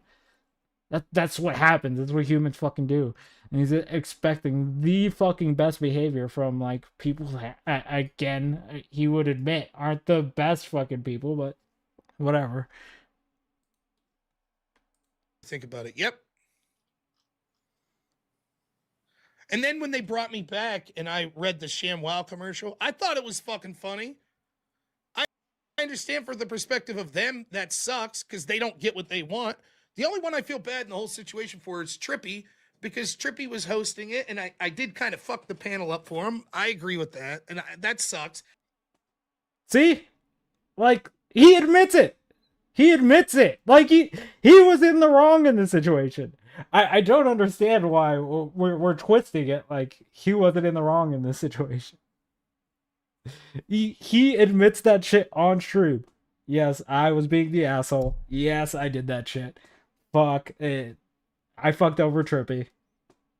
But that should be the line that everyone should be like, yeah, okay. If I'm covering for Rob at this point, you should really rethink everything at this, because he even acknowledges that he was the problem in that situation. And if you want to make it that someone else is the problem, that Sarah did this, or the moderation in that situation wasn't good, or blah blah blah, then no, like, it was Rob's issue. But whatever. What Sarah does is she lets one person sit there and talk unfiltered, then they'll interrupt, and Sarah says, "Gentlemen, stop interrupting everybody." Then sometimes the person that was talking gets to speak. Sometimes it goes to someone else. Then the person that's at fault for interrupting gets to talk unfettered again. Then I'll start up. They interrupt immediately. Gentlemen. That's the game. Instead of saying, listen, shut the fuck up or you're going on mute. People sit there quietly. This is like the fourth time. What are you doing? That's because She did that, but she did it to everyone, and that's the thing that upsets you. That's don't try to make it about something else. She did that. You just didn't like that you were included in the situation, because there are moments where you and Connor were going at it. Is it yours or Connor's fault? I think Connor was overspeaking you to a large degree. Don't get me wrong, but I don't think that you fucking yelling on top of him is the solution to that problem. And again, you shouldn't go in the mindset that the moderator is going to be holding your hand the whole time so you get your words in. If you cannot make room on a panel for yourself, then you should not be on a panel. It's the same thing in a fucking debate. Like, if you cannot make room for yourself, you probably should not be in the debate. This is not a very complex situation. And this is the last clip for this particular stream. This is all before Andrew Wilson goes on his live and then fucking turns up the heat on this, because honestly, Andrew coming out was the situation, because Rob was freaking out. He was spurging. He was fucking being like, I'm not doing that. He was doing all the fucking things that I would be like, yeah, most people are going to make fun of you for it.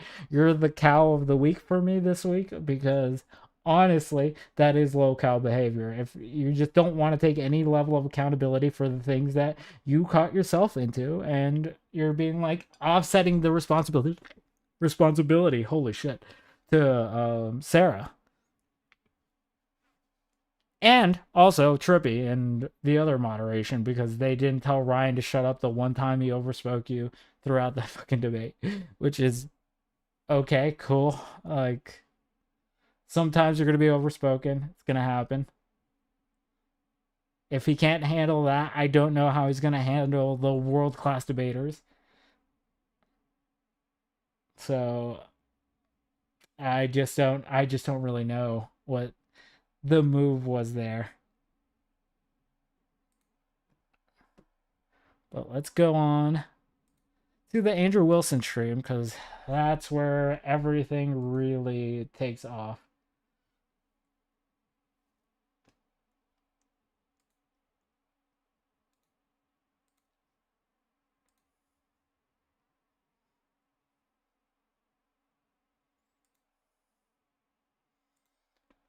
All right.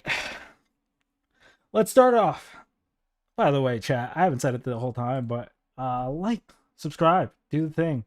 If you want to come up and challenge me on anything that I've said so far, or any of the clips that I've shown, if you think I'm being biased, then join the Discord. Anyone who wants to come on gets 3 minutes and no more, because I'm trying to get through this and we still have a shit ton of clips to get through.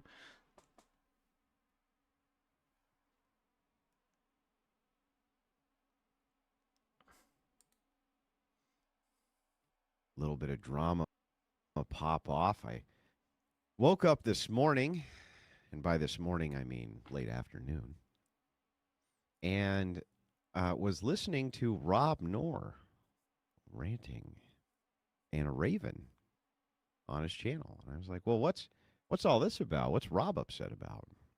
So I was tuning in and laughing as he kind of was covering what was going on.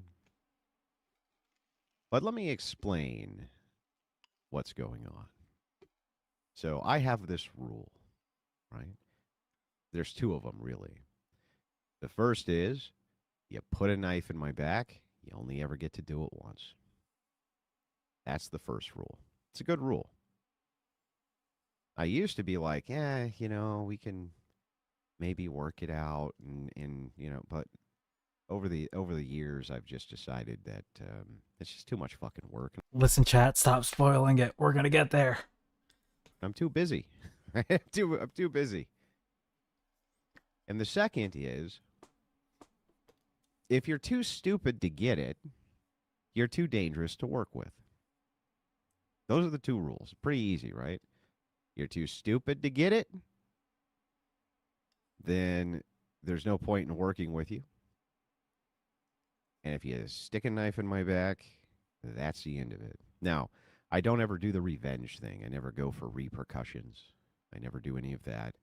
I do the worst possible thing that you could ever do to a person, which is I just cut off all contact with them. That's it. That's usually the worst possible thing you could ever do to people.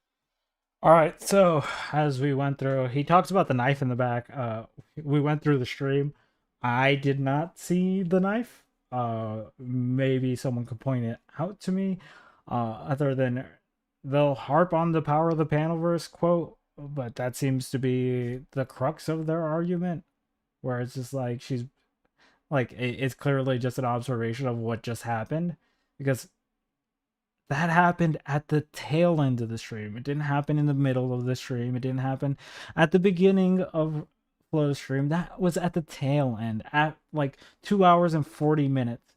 Like, you can go watch Flow streams. I'll put the streams that I'm using as a reference point in the description afterwards, so you can go watch it, so you don't have to take my word on it. But again, I would not say that's a knife in the back. I just don't know what this blow up necessarily is about this situation. People who stick a knife in your back. So that usually works the best for me. Now, the original How to Lose Friends and Burn Bridges was a video I did about a year ago on Alex PWF, who decided that he was going to go to a panel that I was not on and talk shit about me with his friends on that panel when I wasn't around. Felt like a pretty brutal betrayal of a guy who, if you go and sort his videos by most popular, his live streams, guess what you find? The exact same thing. A lot of people who cut a nice hog off of me who just can't help. They just can't help themselves. And this is why I always say, too. Yeah. So, Andrew's obviously, like, we all know Andrew has a big following. That's nothing to say that he is the biggest streamer that I've seen. He's not even remotely close on the radars for that. But Andrew does have a lot of influence, and they'll be like, yeah, if he doesn't want to interact with people that are talking shit about him, that's his prerogative. But don't try to make it something that it's not, because then, like, obviously the implication of Sarah stabbing him in the back is that he's telling his audience, hey, Sarah fucked me over, so I don't like Sarah anymore. Which to his audience is like, oh, they stabbed my fucking streamer daddy in the back. Fuck that person. And then you have, like, what we've been seeing over the last couple days, where people will go on the defense for Andrew and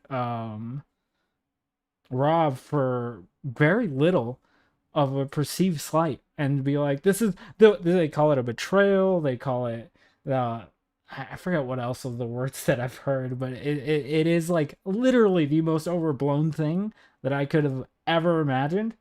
Because I thought Sarah might have said something that was actually egregious, but from my understanding, it's the mere fact that she's just there is enough for them to have the slight, which I don't know if you can control where someone goes, especially if you're not like a direct employee.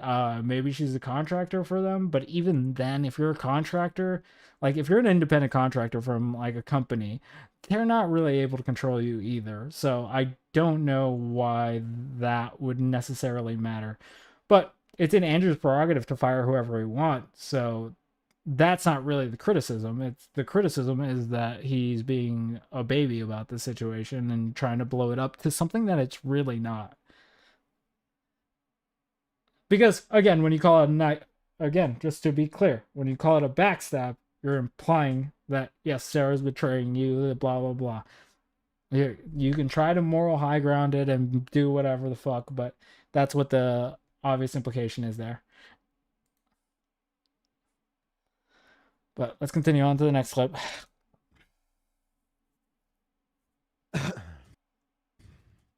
So, I'm going to give you a little bit of backstory so that you understand what's happening here.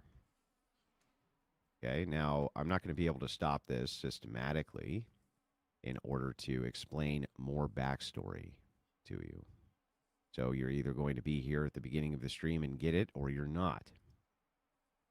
What's happening here, what you're seeing, is Rob Knorr, who is in a debate panel with Radical Coder, the Powdered Dusty, stupidest name ever, Nova Star, and it's moderated by this gentleman here, Trippy. Okay? That's what's happening. That's what you're looking at. Now, what happened is Rob, who is a world-class debater, literally world-class debater, has been up against the best in the world and beat them. I want you to take note on how Andrew talks about Rob. Specifically, take note on that, chat. Is a valued asset to the Crucible because, well, he has this particular job that he's really good at. As stupid leftists try to orbit and become dominant forces online, he catches them before they can and beats them down into the fucking ground where they belong verbally. What up, Uncle That's what he Gons? does. And he's really fucking good at it. Now, it's a pretty thankless job. Pretty thankless job, but that's what he does. These fuckers pop their head up and he plays whack-a-mole with them. They pop their head up, hey, I want to be a big lefty star. And Rob is right there to fucking smack their ass right back down and says, no, you're not, fucker. No, you're not. And absolutely savages them back into their stupid little hidey holes from which they came. It's a very thankless job, but he's really fucking good at it. All right, so let's break that down because I think that's important to the situation, because I think that actually plays into why Andrew had to step in here. Because, again, like we saw earlier, Rob was the one at fault, right? Like that, I don't think anyone would argue that that's not what happened. Even Rob himself admitted that that was an asshole thing to do. He was at fault. Now, the Crucible is a company, right? They acquired an asset, which is Rob Knorr, and they need to make sure that this asset is as efficient as it can be, right? So if there are moments where that asset looks weak, it makes the Crucible look weak entirely, right? So that whenever something like this happens to an asset like Rob Knorr, you have to step in as the company and trying to oversell it, right?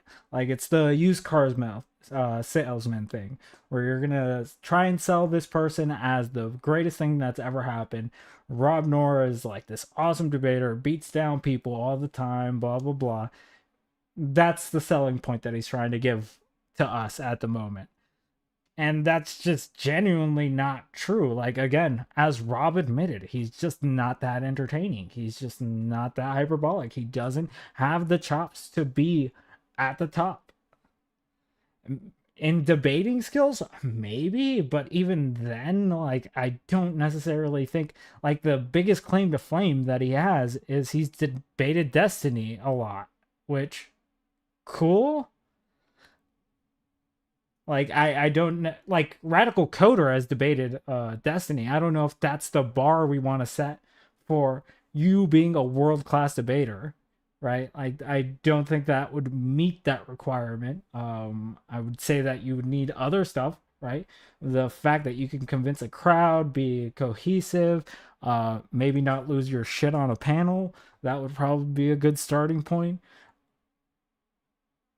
But yeah, it's simple things like that that would make Rob this great asset, but obviously we're being sold on something. But well, let's go on to our next Andrew clip. Exactly know what to do. He doesn't know if he should drop Rob or not drop Rob. He's in quite the conundrum here. Conundrum one, if he drops Rob, he's lost any potential audience he might have because none of these fucks have one. None of them. They have nothing. So he's trying to hold out. Tippy's trying to hold out. He's like, well, maybe I can make a little bit of money from somebody at least. And that way, when I drop Rob, it won't be a complete bust. I don't blame him. Isn't it funny, though, you know, that I taught all of these channels, all of them, how to even make money with their channels? I taught every one of them, either directly or indirectly. Again, he has to upsell. I don't know why he does this so often, but if you notice this a couple times, you're like, the reason I'm pointing these out right now is just because, yeah, obviously it's the drama itself, but he's upselling. He's being like, I taught these people how to do this. I did this. Like, he has to make the Crucible, and that's what's just as cringe as people saying the power of the Panelverse. Like, that's when people do this shit, I do not understand what goes through their mind. Like, this sounds cool as fuck.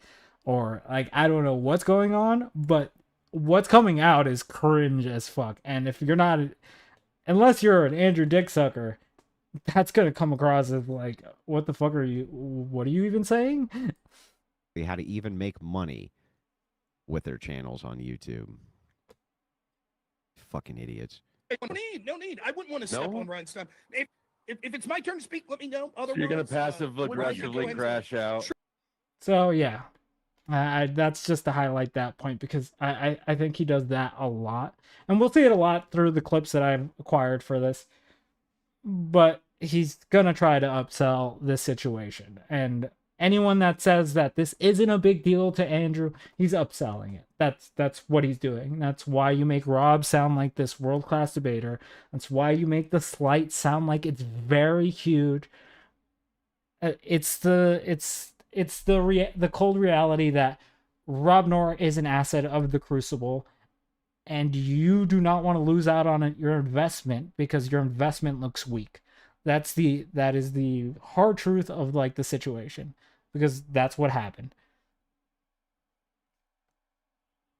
But let's continue. Blah blah blah blah. Okay, so the military. Put them up together. Stop. Okay, I'm taking off. Thanks for having me. Let him up together. He's not listening again. Yep. Wait, no, why? Because Rob's punking all of us, and he's trolling, and he's being disrespectful, and I don't know why any of you are still taking it seriously. That's right. What Rob did was he gave you an object lesson. All of you are fucking nobodies, and this isn't me being. Just want you to see that he is gonna justify this.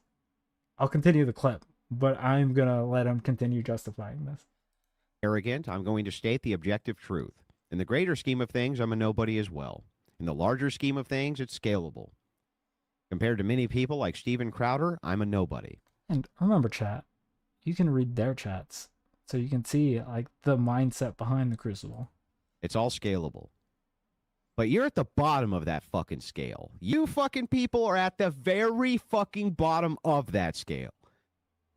So yes, while scalable, and I agree that it is, okay, what you did was you just kicked off the only person there who even had a fucking audience to even view any of you stupid fucks talking about the shit you're talking about. It's a good object lesson for you in how you treat guests. Don't fuck with them, especially when they have the following that you're counting. I don't think we ever saw an instance of Trippy fucking with him. I don't think we ever saw an instance of Nova fucking with him. The two people that fucked with him were his debate opponents, which they're going to do. So this selling point's just not gonna fly. On to make you the money, you stupid fucks. I was trying to be as fair as possible. That's the truth. You know, No, I mean, I was trying to be as fair as possible. I know he doesn't. No, I mean, he's you, saying you he do doesn't whatever you want want. to be spoken up It's over, your channel. But No. he's But yeah, that's just to show. Again, he justifies this shit. He's just like, yeah, it's to show you guys how low you are on the totem pole. And that's that fair, I guess. But if you're gonna use that excuse, don't fucking say it's because these people treated him bad. It's because Coder overtalked him for a little bit and he lost his shit. And Flo was saying some comments to him. Like that's the real reason he blew up. But again, you can't make your asset look weak because that's bad for business. Let's continue. The moderation that bothered me.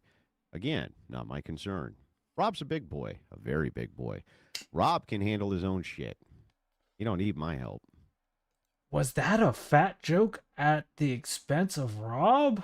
I thought the Crucible couldn't say anything about each other. What was that? What? You don't need my help for you trolls. He doesn't need help with his panels. He doesn't need help with shit. He's a very brilliant man. He's been a very brilliant man for a long time. That's why I hired him. I was lucky to get him. Lucky to get him. So when I saw that he had some job problems, I couldn't wait to snatch the guy up. It was one of the best investments.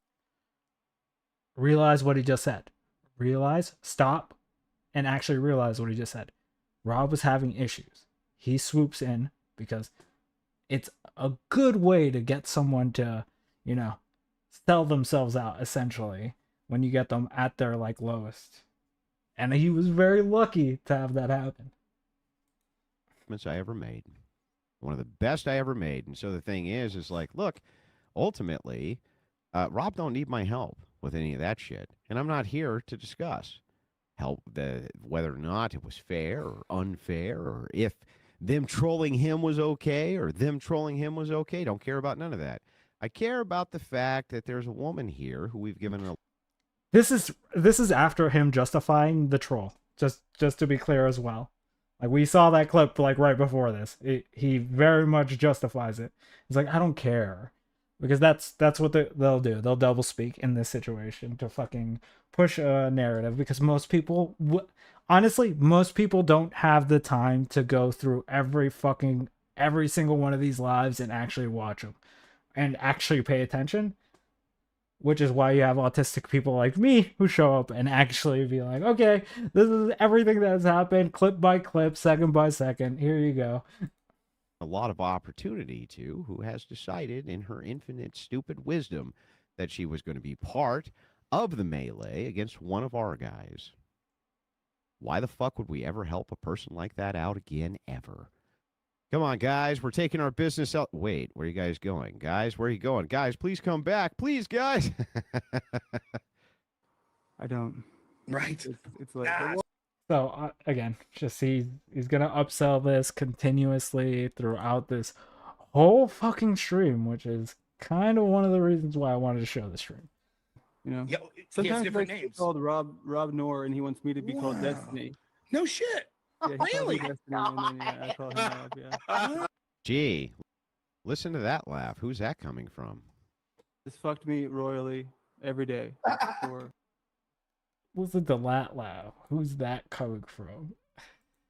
a long time, until recently. So, you know, ever since I discovered your content, Life. I've been, Also, I don't know if you guys have noticed, but this shit is clipped super out of fucking order. I just wanted to bring that up because I'm just like, whoever sent him this should have just sent him the stream and timestamps. Like, I don't know who your clipping person is, but they need to get their shit in order. Or at least build up some anticipation, you know? Like, get the juicy parts at the top and let the other shit happen. I don't know. Whoever's doing your clipping shit, hire someone new. Is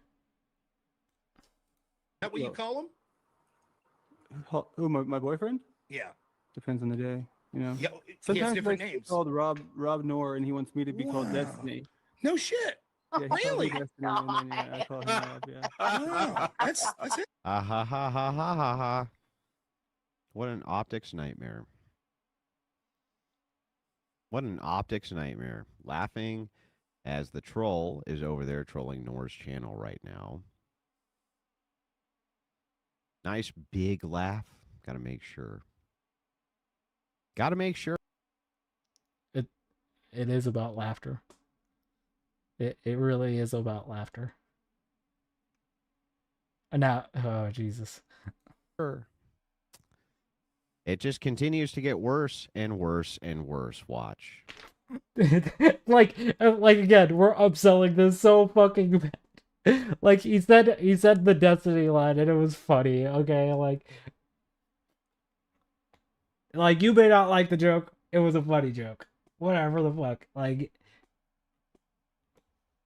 but like if we're gonna sit here and pretend that it's just gonna continue to get worse and worse and worse is as she laughs at something is fucking crazy. Like I was just like, what the fuck is actually wrong with these people? And to be 100% honest, fucking Andrew is successful. Why the fuck does he even care? He keeps saying he doesn't care, but he's trying to upsell this to me to make it like this a big situation that it's not. And he's like, I don't really care. I don't really care. I don't really care over and over and over and over again. But if he doesn't care, then why the fuck are you trying to upsell this to me? If it's such a slight to Rob Nor, people, like, it should be obvious to the Crucible, the power of the Crucible. The Crucible crew should be smart enough to fucking actually understand that that was a slight. You shouldn't have to explain it to them. That shouldn't be the metric. And if you're using that metric of I have to explain to you that this is a slight, and if you laugh over this is because you're part of the problem, then at that point I don't know what the fuck is wrong with the people in here. And people are like fucking losing it. That's why the chat's fucking important in this situation, because it's just like you can see the mindset that the Crucible has, and it is cringe that this upselling is even working on people. But Andrew's effective, so hey, at least he's got that. For yourself. Ha ha ha ha ha ha ha ha ha ha. Well, guess what, bitch? Ha ha ha ha ha ha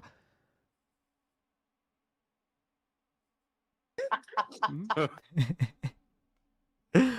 Oh, tell me you don't. Tell me you care without telling me you care. Jesus. Oh, I agree, Panelverse, and we'll get into it. We'll get into it. Trust me. We're this is the part that I really want to dissect. And also the Rob Nor stream after this, because I think it's interesting what happens to Rob Nor after someone comes out to cheerlead for him. Wait, is that? Yeah, okay. That is the next clip. Talk about something serious, right? After you called in with those backgrounds. Trolling Rob, of all people. The most notable debater in a sphere.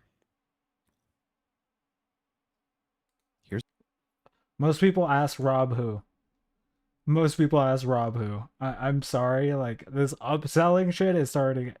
Oh, that's why I don't get why people actually buy this shit. Like, maybe it's the used car salesman trick where, like, if you say something enough times, the person that's watching will believe you. But trolling Rob, of all people, the most prominent debater in the space. I don't think that's even remotely true. Not even close to true. And I think honestly, Andrew, you're probably underselling yourself in that situation. I think that even you have had more prominent debates than he has. So I don't know if like you're just trying to sell this blob to me and tell me that it's gold, but I don't know what it is. Here's a dirty secret. Rob's a better debater than I am. Not with philosophy. But his ego couldn't take it. So his ego couldn't take that. He was like, fuck, I am upselling too much. Okay. I need to say something here. But on normative political issues, Rob's the best I've ever seen. Nobody's even close. And he's front and center. He's got his face out there for everybody to ridicule. He's taken on the biggest debates you can imagine. And he's been ridiculed over and over and over again. Blacklisted, everything else. And this stupid fuck, dude. This stupid fuck. Yeah, in a philosophical debate, I would just completely rip Rob's face off, and he knows it. But on normal... See? Like, he couldn't be the one that was down in that moment. He was like, fuck. Okay. I'm better than him at philosophy. Fuck him. I would fucking destroy him. But of politics, unless he's doing the libertarian shit, okay, then he's gonna have trouble. But he's the best. He's the best, and he's a great commentator. And by the way, I also proudly call him one of my best friends. He's one of my best friends. Like, this guy has been... You can't even imagine how kind. Again, we're just like, I'll say this a million times over. It's just upselling, so that people get the message that this is upselling. This man is behind the scenes, especially to yours truly and my family, and especially when we were in our time of need. There was Rob. There was Rob. Forgot that background was still up. As opposed to the truth, which is I saw you didn't have that It is background a when you chill first called stream. in, and then set that background backstage because. And to be fair, to be perfectly fair, yeah, you do want to upsell your asset. He is an asset. He said it himself. Rob Noor is his asset, so yes, he's gonna uptalk it, and that's what a good business would do, because you're not gonna let your fucking like, if your asset looks like a fucking asshat, then obviously you're gonna have to step in and be like, you know what, he's the greatest thing that has ever happened. This shit is gold. What he's doing, correct. What the other people doing, incorrect. Let's not fucking get this twisted. Rob Noor is a god amongst men. And that would be the whole spiel that he's trying to fucking sell us on, which I don't think fits in this situation. Normally, like, yeah, I'll give Rob props on debating. So, like, if you can give him props, but I would never say that Rob is the most prominent debater. Like, that's just not true by any metric that we use. He's a mid-tier streamer at best on his best days. Like, I've checked out Rob Noor streams. Rob Noor streams are basically him going over 3-year-old debates that he's had, because he cannot live outside of those limelight days. And even then, when Twitch poll was going on, he was a mid-tier streamer. Stars arose from that, and he wasn't one of them. And I think that very much hits Rob in a place where he should have been at the top, because he competed in what was it, college debate in the varsity level. Like, okay, cool. I mean, unless it translates, then that doesn't really matter where you're going, right? Nobody can show up and be fucking the best debater in the universe, like, because the debate style versus a collegiate versus what we see online or on TV are very different. than what they're going to be asking at a school level. But let's continue. And you said, you know, Guys, they're going hard on Sarah's channel. I'm not instructing anybody to do anything. Totally up to you. I don't do the revenge thing. Never have, never will. Don't need to. Just to be clear, again, he is not instructing people to go over there. I will grant him that. He did not instruct anyone to go over there. Those are his words. Like, people are saying that Andrew was sending people over.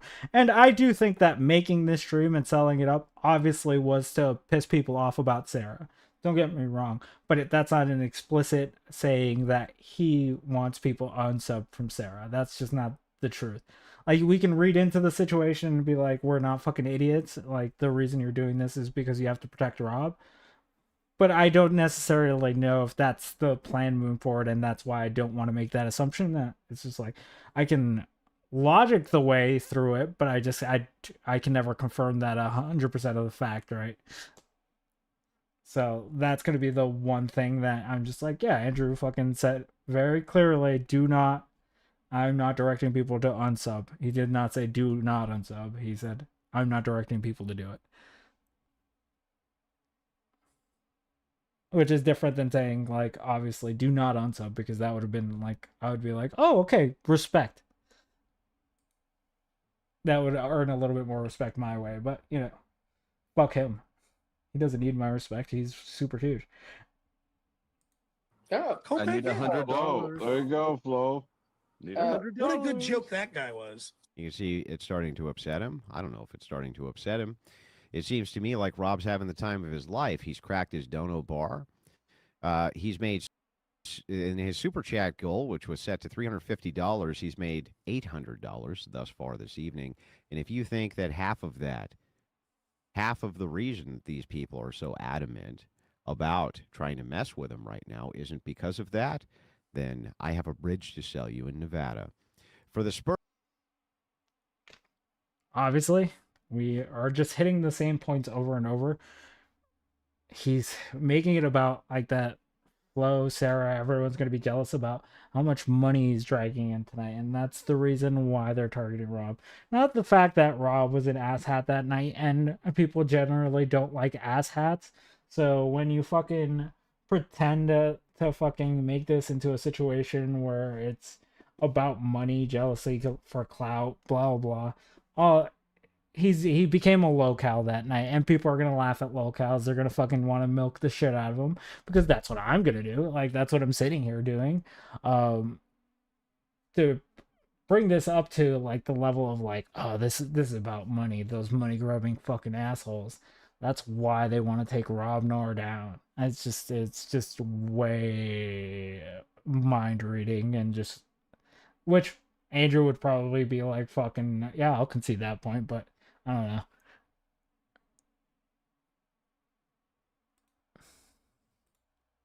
Let's listen again. Oh yeah, come on back. You know, like, I think he doesn't know the power of the Panelverse. He doesn't know the power of the Panelverse. Well, Rob doesn't know the power of the Panelverse.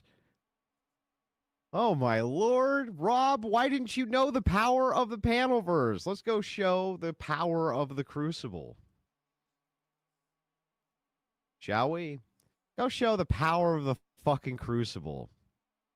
Power of the fucking Panelverse. Really? Okay. You don't know the power of the dark side? Love this. Trust me. What you're seeing now is my normal state. Go show her. This is the most cringe shit ever. I love Dragon Ball Z. Don't get me wrong. Anyone who knows me knows I'm a DBZ fan till the day I die. This is so cringe. I have an intro with fucking the Kamehameha wave in it, and it's not even as cringe as this. This is so cringe. Like, Like, oh my god. I don't know how else to put this. This is the most cringe shit you could do on the internet.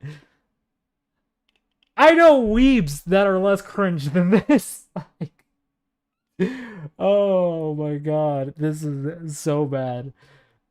Well, I'm gonna let it play through. I'm gonna let it play. We're gonna die of secondhand embarrassment right now. Okay, so sit here with me, chat, as we watch this cringe fest go off. This is a Super Saiyan. And this is what is known as a Super Saiyan that has ascended past a Super Saiyan. Or you could just call this a Super Saiyan 2. Oh, it's muted. Okay, I guess we can't watch that part. Damn. Well, do the Super Saiyan 3 thing.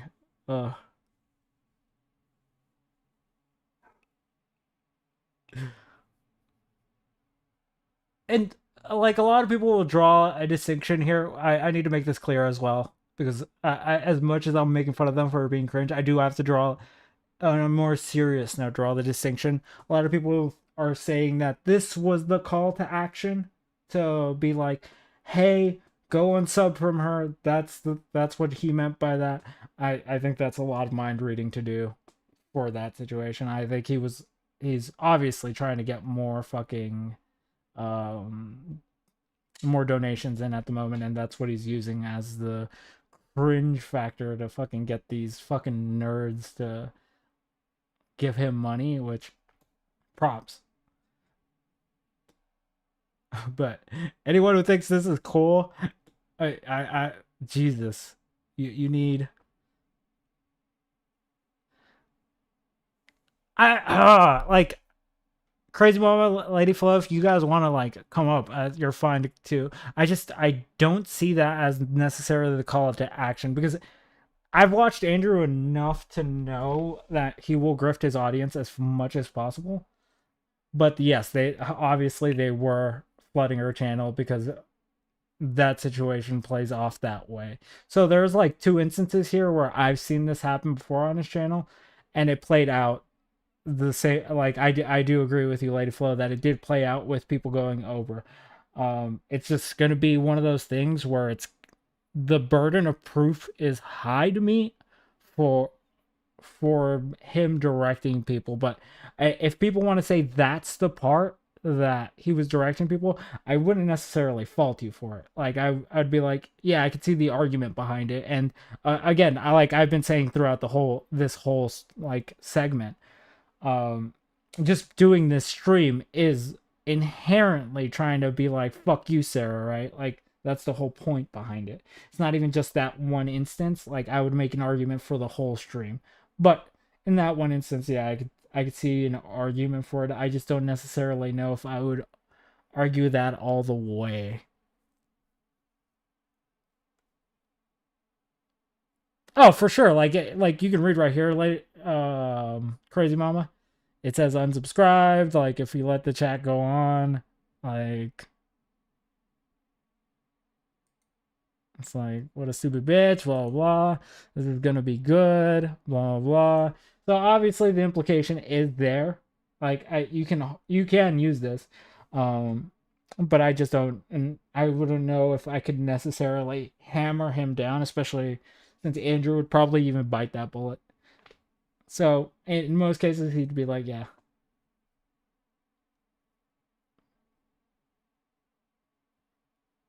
Yeah, for sure. Lady Flaw, that's exactly it. That's what I'm trying to get at. But I like all this shit right here is what's kind of like playing against him at the moment, but they're also doing the dono thing, so like there's a level of plausible deniability that people will play and be like, I never directed people, because you could always hide behind that shield. So that's obviously the shield that he's using in this moment, but again, it's a hard shield to get over, and I just don't necessarily think that would be a great argument for like some Like for me, like where I'm going through all the clips showing the facts of the matter, yeah, I can show that the chat is clearly doing something, but yeah, it's just a hard fucking argument for me to make. So I'd prefer just to being like, okay, fuck it. Like this whole stream is basically that anyway, so I wouldn't even fucking care if it was the one instance, because that's the whole point of the stream. Fuck with the panelverse people. Oh, you fucking try to fuck with the panelverse people? Oh no, not the panelverse people who I've blown out a million fucking times. Oh no, not the fucking panelverse. Not a bunch of fucking no-name nobodies who nobody fucking knows, who have 5 live viewers, who've never made a dent in society, never fucking changed a single social issue, never made a single argument to anybody's get. Not those guys. Not those guys. The words of Conor McGregor, who the fuck. Now I do want to highlight this as well. The deflection to this particular part is because Sarah didn't really do anything egregious, and they have to harp on this power of the panelverse thing, which is a cringe line for sure, but they have to harp on this because that's the most egregious thing that she did on that stream, and like that's kind of the reason why I'm just like, this is a nothing burger. Like the reason this blew up was because Andrew was like, fuck Sarah. Like that's literally the only reason, because if it was just Rob Noor getting trolled, we would all just stop talking about it at this point. I wouldn't have been interested enough to actually pull up all those clips, because fuck that. I like it. Rob Noor isn't really necessarily worth my time. But when Andrew threw his hat in the ring, that's when I was just like, oh, okay, this is going to blow up into something way bigger than it needs to be. So when Andrew fucking decides to actually throw his hat in the ring, throw his weight around, yeah, obviously we're all going to come fucking be like, yo, what the fuck happened? And as we have gone through multiple fucking clips, like at this point, I think we're at like clip 50 or something like that. There's just no evidence that they've presented, that I've seen, that anyone has presented anywhere that proves that Sarah was just being a fucking asshole about anything. She made a genuine criticism about Rob in that situation, which, to be clear, Rob Noor even acknowledged at the end of his stream before this. So even he understood that he was in the wrong in that fucking instance. So I just don't get the situation that Andrew's trying to, like, again, I get the situation as a, like, from a business standpoint, but I don't get why people are biting so hard on this salesmanship, because it just doesn't make any sense. Like, if this is the crux of everything, like, Sarah went on the panel, Sarah said the power of the panelverse is the reason for this level of, like, oh, fuck her, to the point where people are on her shit and fucking brigading the fuck out of her. Like, I just don't understand if that's the egregious thing that was fucking happening. Then I don't know what the fuck to tell you. Like, at that point, I just think you're too fucking sensitive to be on the internet, and you should probably log off or buy some rope. You could also do that. That would probably be more beneficial to society, but most people aren't going to do that. So, you know, let's continue. Watching the sub count drop live from social. Oh, Fluzzy, for sure. But even the editor didn't catch parts that I caught. Like, he could have harped on, this video could have harped on how Sarah told Flo to go over. Like, their clipper needs to fucking be fired, and they need to bring someone in that is actually good at their job. But best team around, Crucible. Best team around. Counts on Sarah's channels like the Tower of Babel. It's amazing to see. They do it to themselves. Like the Tower of Babel. What? Let's repeat that. To take him out. You got me ready to run through a wall.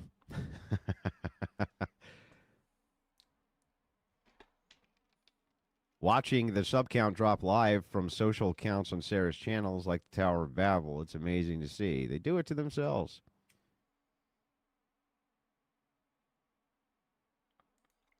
Yeah, obviously, he knows what he's doing. Like that's why I'm just like, there's a lot of circumstantial evidence to say, but I there has never been a point of saying go and sub from Sarah.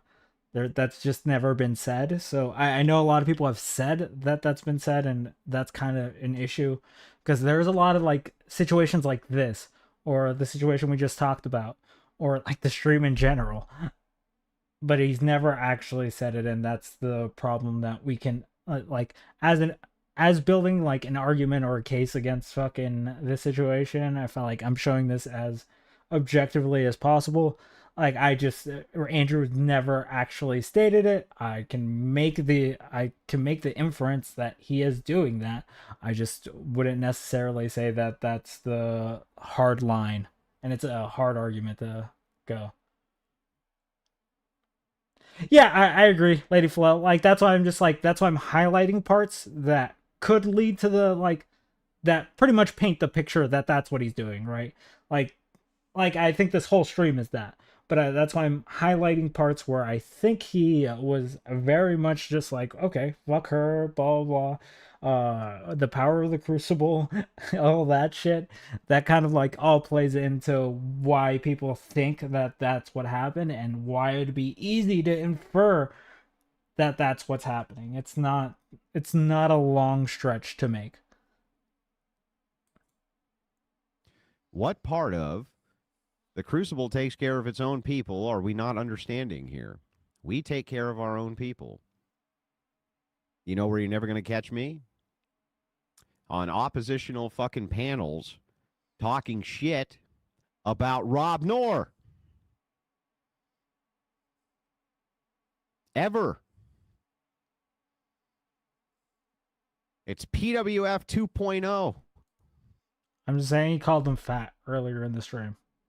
Like we all saw that he called him fat on his own stream. So I guess calling him fat is just free reign. I guess we all just get to do it. That he's just a fat sad boy. But hey, this is the most cringe shit that I've seen come out of the Crucible in a while. 2.0. Even worse because it's a sneak attack. This is even worse to him. This is even worse. Sarah laughing, saying the power of the Panelverse is even worse than someone talking shit about him behind his back. Like, I just want you to actually explain to me how the fuck anyone bought this. Like, I see people defending the shit out of this, and I don't understand what the fuck the mindset has to be. Maybe if I smashed my fucking head against a rock 800 times, I would understand why people were able to fucking fall for this shit. But this is fucking stupid. Like, that line right there, that should be enough for you to fucking be like, wait, what? So you're saying PWF talk shit about you behind your back, but Sarah's saying the Panelverse is that's even worse. That's fucking worse because it was a sneak attack.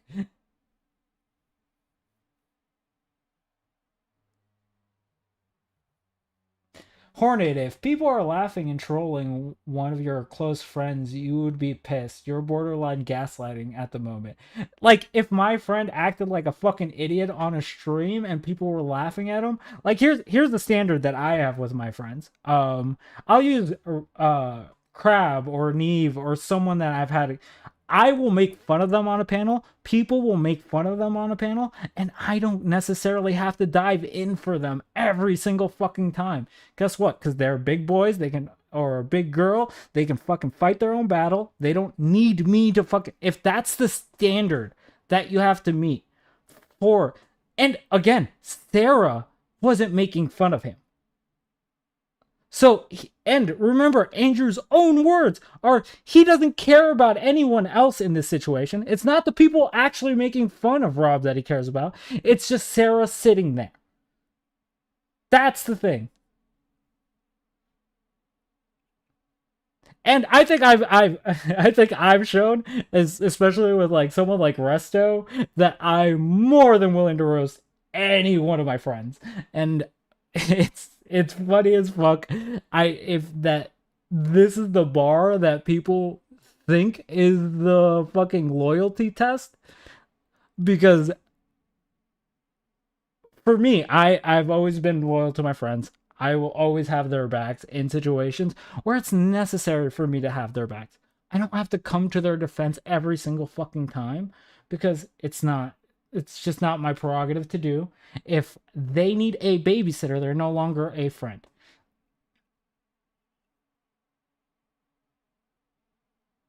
It's, yeah, Sarah laughing at it, but like, again, if that's the egregious part, if that's the line that is in the sand, that he laughed at a friend, he legitimately called his friend fat on this stream. He was like, a very big boy was the exact wording, so that Andrew doesn't get mad that I'm misquoting him. A very big boy. Then Rob can probably handle a little bit of laughter. That should be the line. Like that shouldn't be in question. Because obviously, yeah, a laugh is not enough to fucking set someone off. Like, it is actually, this is cringe to fucking see. But we'll continue. Sorry, I just needed to get that.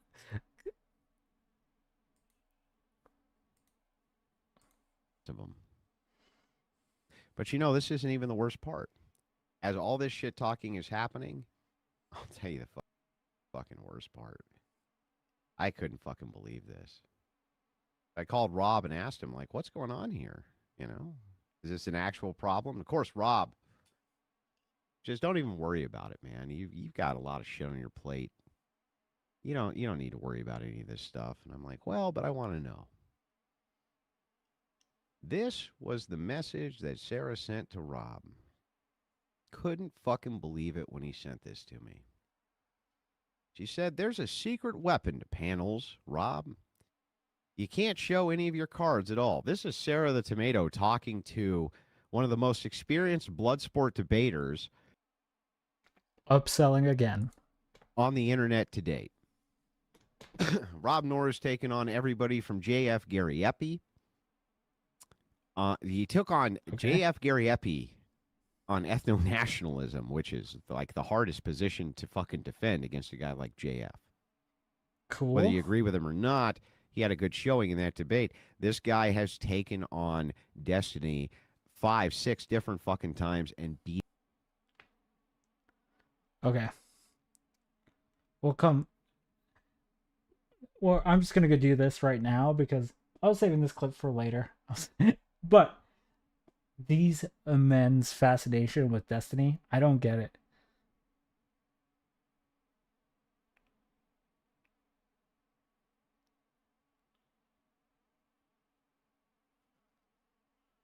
Yeah, no, listen, he calls him a Bloodsport debater, and then he's a collegiate debater. Like, that's what Rob Nor is. Like, I will actually give Lady Flo, I think you're already in my Discord, but go into the waiting room and someone will drag you up.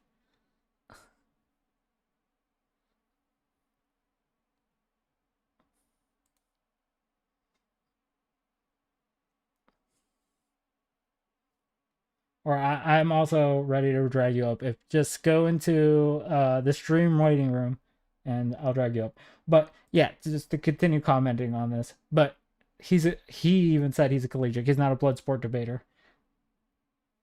So just in that instance, just to fucking Andrew just being like, he's one of the most experienced Bloodsports debater. Yeah, no, he's really good at collegiate. Rob Nor is very data driven, and that's why I've enjoyed Rob Nor in the past. Once he joined the Crucible, for me, this is just this. Let me be clear. This is my opinion. I think that Rob Nor has just adopted every Crucible talking point and now just uses it in his debates, where before he was a little bit more on the side of data and would give like actual good arguments that I sat there being like, huh, that's actually a good point. And whatnot. But like at this point, it's just like the same fucking shit over and over, trying to catch people on like small little words of like, oh, you said always, or you said once, or like shit that doesn't really like it. It's always like it goes down to the one word instead of just being about the argument itself. So like that should be like where I would say that he's become more of a blood sports debater, but I wouldn't necessarily say Rob Noor is the most prolific blood sports debater out there. Beat him handily with 8, 9, 10-hour fucking debates. He's been on some of the most brutal panels in the Twitch content world, which are actually large panels that you've ever seen. Sarah's going to give him some advice. I don't know if you guys watched Twitch poll back in the day. For those of you that don't know which Twitch poll was, it's like where a lot of people made their start. Like that's where the Hippy Dippy stuff like that, Raj Royale. Those were shows that were played like panels. People to argue about shit. They would be all over the place. That's where the Hassans and the Voshes and the Destinies come from, right? Like, and all these people came from there. Obviously, if Rob Noor is still at the lowest fucking level he can possibly be, he was never really fucking interesting. Like, he's just not that guy, and he even, like we played earlier, he said he's not that guy. So to pretend like this is like the best fucking thing that has ever happened on God's green earth is silly. It's silly. There's just no other way to put it. Rob is a mid-tier streamer. He's to reference back to the Panelverse tier list, he's a C tier. At best. On his best day, he's a C tier. But that's it. He's never going to be higher than that. It's just not like the only reason he's got viewers at the moment is because the Crucible will watch the things that the Crucible like. It's an inner circle, right? Like you guys live within a bubble. That's okay to fucking say because like that's what it is. But I don't think that bubble can permeate like other spaces fairly well. That's why Rob has been blacklisted so many times. You keep talking about it. Rob Noor has been blacklisted because people don't like interacting with Rob Noor. It's not because he's a fucking great debater. It's just because Rob Noor can be disingenuous or annoying sometimes. As we saw earlier, like him just fucking making this about something else is disingenuous as fuck. I think I've demonstrated that Rob Noor made the situation to something it wasn't. And then even he himself admits that the moderation on Trippies was not that bad. But then went on a fucking binge about bitching about it for like 3 hours. So yes, I don't think that Rob Noor fucking is talented in the way that streamers are talented. I think he's talented at debate. I'll give him that much credit, but I don't even think he's like the best debater. Like nowhere near at the levels like that these top people are contending at. Like I'm just sorry, he just isn't. And from someone that calls himself a dumb redneck on his own show, like I don't know why you're trying to sell me that carriage. Like I don't know why that car is like you're even putting that car in my face, being like, okay, the doors are off of it. I don't know how the fuck why are you telling me this is the best car in the world, like. But we'll continue. Advice, though. By that, I mean if someone's annoying you, interrupting or poking at things that raise your temperature, you can't let it bother you. The other panelists subconsciously will see those trigger points and zero in on it. They do it to you every time you're on. You're an easy target. This to Rob Noor. It's unsolicited advice. Yes, it is. I'm aware. But the best tip I can give to you is to stop reacting to their pokes and prods. Open panels are meant to be fun, lighthearted, and relaxed. They have to be that way, or else they wouldn't be so fun or inviting to anyone. These panels are not fun and inviting to anybody fucking anyway. Witty banter plus topic discussion equals... Then why have you been trying to grow her channel? What is the argument there? Oh, there we go. We got Lady Flo. Let's move to the stream room. What up, Lady Flo? You got 3 minutes. Because we got so much Hi. more to go through. How does this work? Yeah, I can hear you. Hello? Okay, can you hear me? Yeah, I can hear you. Okay, cool. You just streaming from Discord? I've never done this before. Yeah. I use Discord as like my I like guests come on through Discord, and I use OBS as like my like actual streaming stuff. Okay.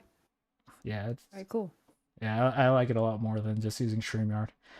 It's because it blocks out a lot of people that I wouldn't want up here every day, you know what I mean?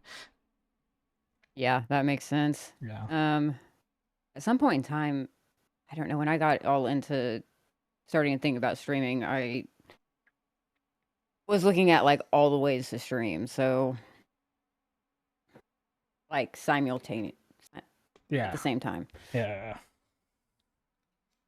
But you got do you have comments on the stream? Questions, concerns? No, let's just roll with it. I just my biggest issue with all of this was not the fact that like he let her go. It's just the way that he did it. Whether which actually he keeps she says that she did not work for him. Yeah. Hold on 1 second. I got someone knocking on my door. I don't know how to mute this.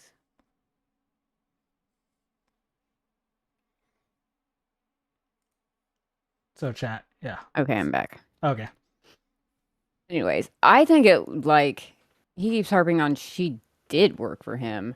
And it's like, if she worked for you and that's the way you fired her, that's not a it's that's a not bad look. It's a bad look. Yeah, that's super bad. Like, especially for something And saying like like this it one. happened in public so he could do it in public. It's like, well, actually nothing actually happened to you in public. Yeah, that's You had 2 employees that got in a tiff, and then you rated one of them online, and like it's disturbing. Yeah, for sure. And that's why I like showed the Sarah clip at the very beginning of the stream, because it shows that Rob Nora is more than willing to be like, fuck you, Sarah, it's either them or me on her show, which fucks up her business, right? Like, ultimately, no matter how you want to look at that fucks with her business, because it's either she capitulates to you and now looks weak to like her audience and the people that are watching, or she tries to stand her ground and then pisses off the Crucible, or tries to do what she did and try to be as fair as possible to both sides, right? And I think that's Sarah's done an excellent job at playing like the middle for when she's hosting a debate or hosting those open panels. Obviously, she has her opinions on other people's panels, and I don't know why necessarily that's a bad thing for her to do, but they make it into this big thing, and I think it's just been overblown. I mean, obviously, if she's supposed to be this like neutral person and going out there and stating your opinions about stuff, doesn't really like you might get some people that turn on you. But this is ridiculous. And I mean, she's in the panelverse all the time. I mean, this is her lives. This is where her friends are at. So give her a break. Good Lord. Yeah. I agree. And to me, when she sent that to Rob, I think she's wholeheartedly giving him advice, because he has gotten on her streams, and quite frankly, he's kind of a baby. I don't mean to be rude, but he gets pouty and like wants to leave, and it's like, okay, you got to get tougher skin, man. Yeah, this is all it's for fun. Yeah, but that's why I kind of wanted to get to the next part that I'm getting to, because like the DMs that he's reading currently, the ones that we're watching on stream, are DMs from the day of that stream that I played at the beginning of the thing, the beginning of my stream, because obviously Sarah could have been like, "Fuck you, Rob. What the fuck do you think you're pulling on my show? What the fuck is wrong with you?" but she handled it pretty professionally, I would say. I think that's a courtesy to fucking just even be like, hey, don't let people get to you. Like, she could have gone fucking hard. I would have gone hard at someone that tried to pull that shit on a panel that I'm running. I don't care who the fuck you are. If you're fucking trying to pull the big card of like it's either me or them, you're just always gonna be like you're always gonna be looked as the asshole. I don't know why fucking she thought or he thought that was a good idea. I don't know, but I mean, she already I think you could visibly from watching her panel know that she appreciated what as like Andrew had brought her channel. Yeah. She talks about it multiple times. And she did, and she was always a little like less harsh on Andrew, I would say. Not I wouldn't say like extremely biased, but of course he brought a lot to her channel. Yeah. I mean, this is her moneymaker. So but yeah, they're just taking it too far. Yeah, for sure. Like she's gonna lose people. Well, ultimately, like, the problem that I see with the situation is that this happened now, right? Like, it's a good, like, it's a thing that's happening currently in front of us, but somewhere down the line, like, this is about a control issue, even though Andrew's trying to be like, I'm not trying to control her, right? Like, this is a control issue for him. The problem is at some point he was going to see something as a perceived slight down the line, and this would have happened later. So I don't know if it's necessarily a good thing that it happens now, but it's getting it out of the way at this point is not necessarily the worst thing that could happen, right? I'm not gonna say that this is probably the best thing that's ever happened to her channel, because it's not, right? Like, she obviously lost a shit ton of people, a lot of supporters that fucking send money. Obviously, that's the incentive for a lot of streamers to fucking be like, okay, well, like I like having viewers, don't get me wrong.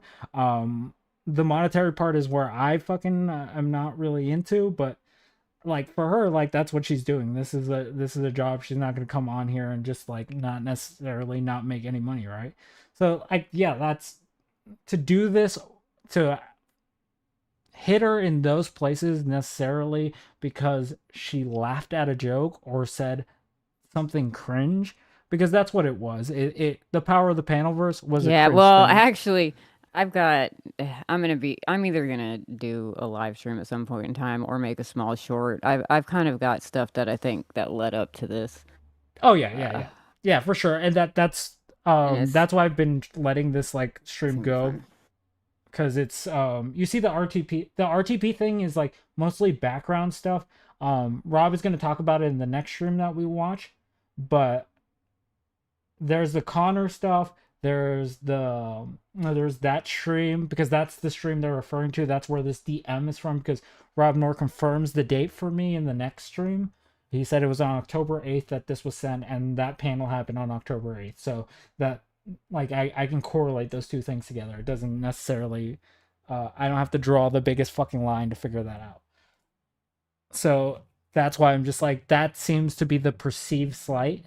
And at that point, I'm just like, that's why that's probably the most crucial part for me, where Rob came on, did something that Sarah didn't like. Sarah tried to handle it professionally, and then these guys are all coming, like, Andrew's just trying to make it into a big thing of like, how dare you tell Rob this? And it's just like, she held back very much in that situation. So yeah. But I am gonna drop All right, you. let's keep watching. I'm gonna drop you later. I'm just trying to get through all of this, so like I don't want to get onto too many tangents. That's why I'm giving everyone like a little bit of time to talk and then just going back into it. All right. Oh, here. Did you see the stream that Taylor was on this morning? The one with Connor? Oh yeah. Okay, that was it. Yeah, I didn't catch it. interesting. I was told about it, and I've been trying to look for it, but I have not seen it yet. I'll send it to you in Discord. I actually haven't gotten to the part where Dusty's on it, but There's a lot of stuff going on. So, all right, Yeah. drop me down. All right. I'll keep All right. watching. Catch you later. Okay. Bye. All right, guys. Let's get back to it. Because I'm not gonna lie, we still have like 30 fucking clips to go, and that's why I'm just like, I went super autistic with this one. I did do a lot of watching of these fucking things to make sure that we caught every second that was important to these situations. It was a great panel. You often enter them very harshly and seriously and demanding. I notice you take insults very personally, and that's why they'll run you out every time, because it's a killjoy to everyone else. Why is this guy taking things so seriously, she puts in quotes. You got to laugh at the digs and talk through the interruptions and roll with the punches. Base Fluzzy. Everyone throws their punches, The drama take llama the is what hits, we ran laughs, into and battle. come back the next day with a clean slate ready for more. Trash talking about an open panel being too chaotic is like complaining the sky is blue. They'll always be chaotic. You can either handle them or you can't. Thank you. Thank you. Just got here 5 minutes ago. Again, like I was saying before, this huge slight that they're viewing here is Sarah being super moderate in the way she's responding to Rob. Because again, if that shit would have happened to me, if like Rob pulled that shit on a panel, like I was hosting, it was just like, it's either me or them. I would have told them to fuck the fuck right off. And if I am sending him a DM, I'd tell him to go fuck his mother. Like, that would be the two things that I would do. So like, this response from Sarah, professional as shit, that is a level of courtesy that they should be being like, okay, that's not necessarily the fucking worst thing that she could have said to them in that moment. And they should be able to realize that by fucking being like, yeah, this isn't anything. But I guess Andrew is just like operating off just the date and time and just being like, okay, instead of getting like the full context of the situation, which most people haven't gotten up until this point. But let's continue. Thank you for the advice. Just got here 5 fucking seconds ago. Thank you for the advice. Has just gotten here 5 seconds ago and still bigger than Rob Nor. Just saying. Just throwing that out there. That's a little bit of shade. Been able to book large debaters for 5 fucking minutes. Thank you so much. What would Rob ever do without your unsolicited advice? The guy who's been on some of the largest shows on fucking planet Earth. What would he ever do without your unsolicited advice? Mrs. Just got any fucking debater worth their salt to go on your fucking channel. Still bigger than this guy. Still bigger than this guy. Still more entertaining than this guy. By almost every metric. Otherwise, guess what, Crucible? You probably would have subbed up to Rob when he first started working for Andrew, instead of waiting until this situation.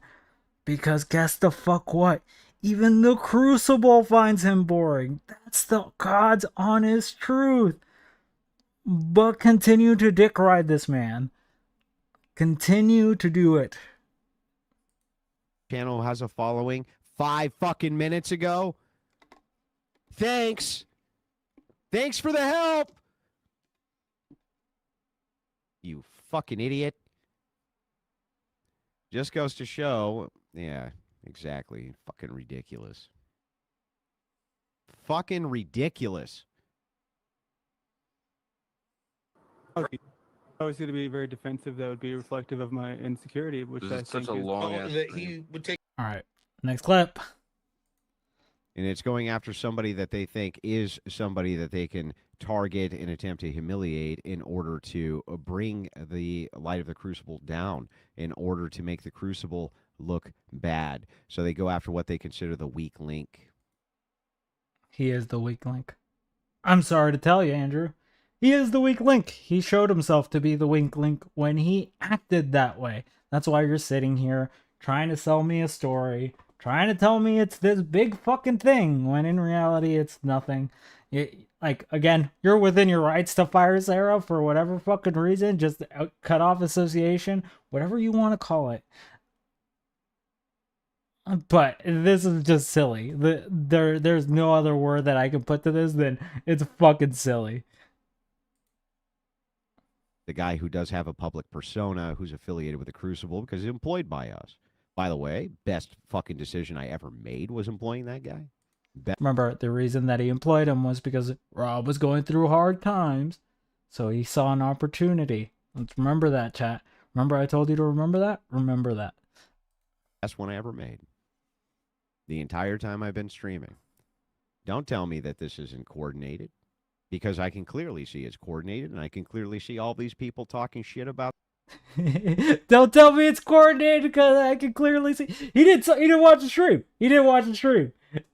He didn't watch the stream. It's not coordinated. These are random fucking people that opt onto Flow, and Flow is just like, fuck, I guess we're watching this. Like, if that's coordination, then fuck, dude. I'm scared to actually see what a Crucible event would look like if that's coordinated. Like, I just don't know what the fuck that actual line was. Like, if I get it, Andrew. You got a lot of shit happening. You got a lot of things to do. And maybe don't fucking make the implication that it's coordinated unless you absolutely know that it was coordinated. Because we have shown that it is not coordinated by any metric that I can use. About this guy when he's not even fucking there. I had literally just subscribed to her channel the other day, immediately went back over to unsubscribe. I'm not telling anybody to do that. Just pointing out. I'm not telling anyone to do that. Just pointing out. Listen, I'm not telling anyone to hit the like button. I'm just pointing out that it's there, okay? That's all I'm saying. Okay? So, you think on that.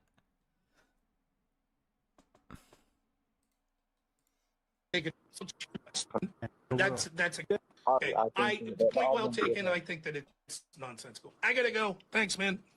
All right, Modern Man. What do you got, real quick? Still trolling Rob. Hey, man. I do have a serious Yep, still trolling Rob. question for you. In all authenticity. Do you have any suggestions as far But remember, they played the Power of the Panelverse thing at the, like, right over here, like, at this point. That happened, to be clear, on the Flow video that he released. It's at the 2 hour and 42 minute mark. It's at the very end. It's after all the trolling, all that shit happened. So whoever clipped this together deserves to get fired. And I want a public firing.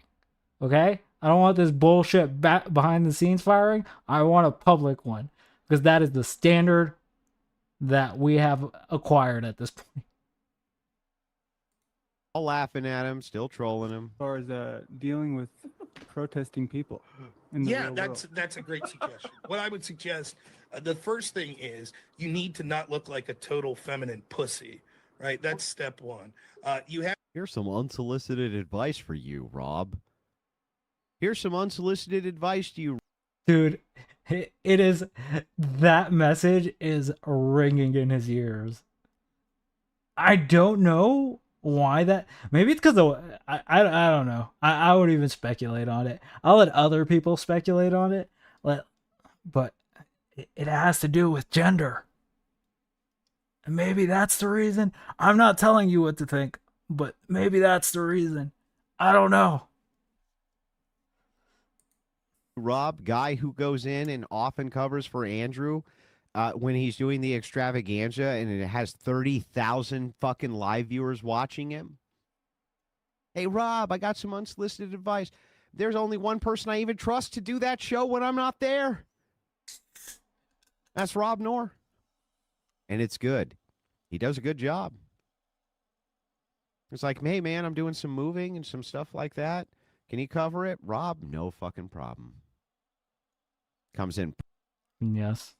Yes. Rob does that. Prepped, ready to go, puts on a good show.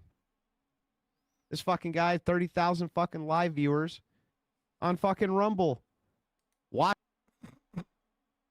I always love that people try to flex Rumble numbers. Like, Rumble numbers have been the most fucking overlayered fucking numbers that we can get on anything. Like, no one knows if those numbers are true. Fucking even Destiny was pulling like 30,000 when he first moved on there, and I was just like, I don't know if that many people are watching that like a lefty on Rumble like that. But hey, maybe it is all true. I don't know. I'm just saying, Rumble just doesn't seem like the best flex. Watching him as he takes down on the fucking extravaganza. Thanks for the unsolicited advice. Miss just did a fucking debate tonight with 120 live viewers. Thanks for the fucking advice. 300 at one time. It piddled off at some point, but yeah. Super helpful. Project Viopod says this is a prime example. Okay. Next clip. To make sure that they don't cause disturbances, they don't cause problems, they don't cause issues, including Rob. Right? Rob may adamantly disagree with me about things. We ain't going to take that shit public. We'll be in the background. We'll argue in the background, things like that. That's on us, right? You ain't going to fucking besmirch the name of my good friend Rob Knorr. Yeah, fucking right. Yeah, right. This guy is I sat here doing it the whole time. I'm going to do it forever. an up-and-comer. He's great. He can't be an up-and-comer and the best. He cannot be both. Like, oh my god, this is some Frogan level shit. You cannot have the best debater be up-and-comer. Like, you can't, those two things don't mix. Can't, like, flex his laurels and then be like, hey, he's an up-and-comer. He's a rising star.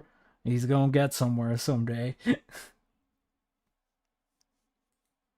He's been great from day one.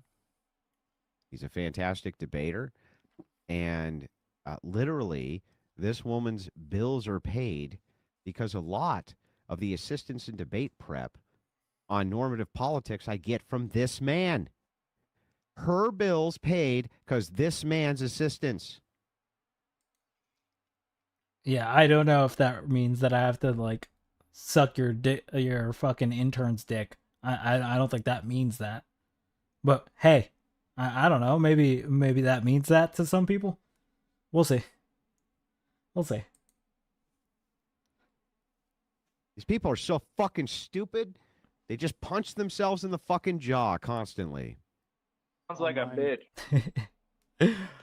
Obviously, it's fucking it's the levels of salesmanship that I don't know how people don't see it.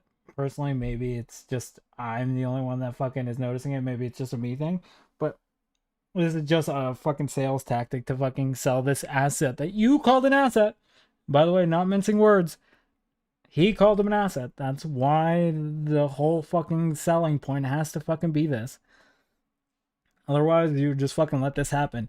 Because guess what? You don't like people that stir shit, then probably comment on why Rob Knorr is pulling the fucking it's either me or them fucking crap on someone's fucking panel when you know that's probably going to be detrimental to their panel. That's how you get people to not show up quickly and insulate yourself to only one crowd, which is probably not the approach Sarah wants to take with her channel. Call that an assumption, but I think I can confidently say that. Don't do it too often. This one really pissed me off, though. It really did. Panelverse, I thought Tom Gully's Dabbleverse. Yeah. James says, I found her channel through you. Dropped 135 in supers just last month. So it goes. Power of the fully armed and operational grift station. Again, I taught all of these fucking people how to monetize their channels to begin with. They all copy the Crucible. This is so cringe, dude. Fuck me, dude. Like, I don't understand why these people are like this. Maybe they just don't get enough attention at home. I don't know. That's just speculation. But hey, I to fucking say that people are just copying everything from Andrew. Listen, I think Andrew copied everything off of me. To be 100% honest, that's what I'm thinking now. That's he's copied all my aesthetic. Like, look at the way that his Crucible thing is written out. No, that's definitely me. Fuck that. This is the dumbest shit you can fucking say. Oh my god. Cringe. Cringe, that's all I can say. Cringe. That includes Rob, the grift, things like that. These were all unique ideas that were completely put into the ethos from Andrew Wilson's mind. This is why these channels make so much money, because I taught them how to monetize correctly, to offer content that people actually want to watch. And they just can't, some of these just can't help but fuck it up. Yeah, Fluzzy. I remember that moment too. But Andrew had to steal my idea of the Crucible. Jesus, this is so dumb. Like, him thinking that he's the reason why people monetize on fucking YouTube, when in reality people have been monetizing on YouTube before Andrew even stepped foot near YouTube. Yeah, no, fuck that. Like, this is the biggest cope I've ever heard from a fucking grown-ass man that should know better. Get better, Andrew. Get better. Would it have been The Gauntlet. By the way, if you go back to the early Crucible content, the Gauntlet was our idea. I have so many of these clips. I have so many of these clips, guys. You don't even understand how many of these fucking clips I have. Oh, they're fantastic. That was my idea. It was my idea. And like, to be 100% honest, there's so many clips that I've lined up tonight that I don't, when I'm going into each one, I have to remember what the fuck I clipped in those seconds. But to have these back to back, fantastic. Oh, Jesus.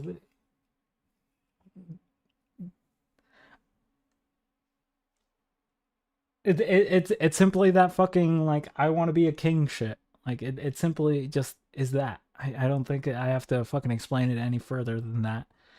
Anyone who wants to argue against that, you're fucking cooked when he says shit like this. I'm sorry. And if you want to play the, oh, he's being sarcastic fucking shit. Yeah, fucking right. Yeah, fucking right. He's been fucking trying to sell me fucking Rob Nor all night. Are you fucking kidding me? Nah.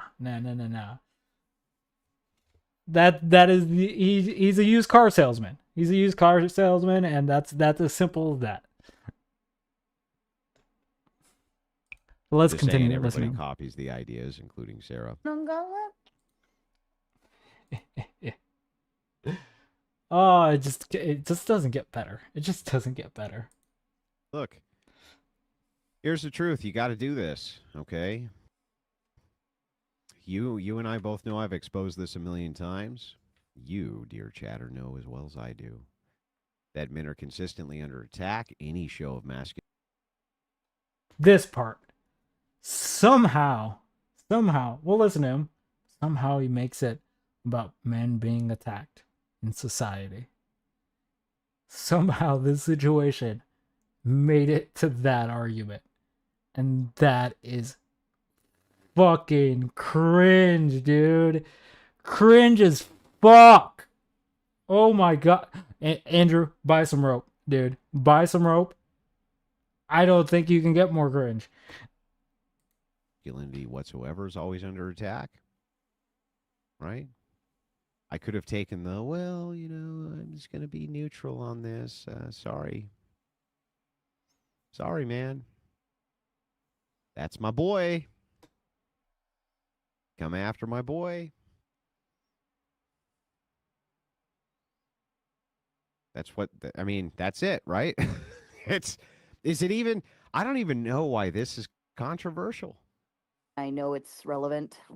Because there's no reason for it. There's just no reason for it. Like, if there was a reason, if Sarah's actually said something, I would even say that you have an argument there. Like, but she didn't do shit. Like, she laughed at something and fucking actually gave criticisms that after Rob Nor pulled some shit on her panel. Like, yeah, what the fuck? Like, that should be the line. That should be okay. If your coworker talks shit to you, you should be like, hey, and her being like, hey, I think you should really control your anger. Would it necessarily be the wrong thing to do in that situation? But this shit is just full of disingenuous fucking framing, and that's why I fucking hate that the situation is even playing out this way, because I'm watching so many channels talk about this, and I'm just like, why does no one have the framing correct? Like, this is fucking... Like, it's not hard to get this framing. Like, literally, all you have to do is sit down and actually watch these streams. If you care that much that you want to comment on it, I think the bare minimum should be you watch the streams. That should be the line that you're just like, yeah, I think I know what I'm talking about, so I'm not going to necessarily throw my 2 cents into the matter before I know what I'm talking about, right? Which, I don't understand why this shit is just fucking stupid to them. So... Okay, next clip. Invite the guy who has the following to come onto his channel so that they have some kind of live viewership. It was very gracious of them, wasn't it? Wasn't it gracious of them to invite Rob Nor? Someone who has been, to your own words, has been blacklisted all over the fucking place. So, yes, it's probably pretty gracious of them to let them on the panel, even though they're nobodies. If he's blacklisted to the level that you say, then, yeah, anyone having him on is probably a good thing, Andrew. It's probably the line that you should be drawing, but yeah, it is gracious. How gracious? How very gracious. Yeah, that's what I was told.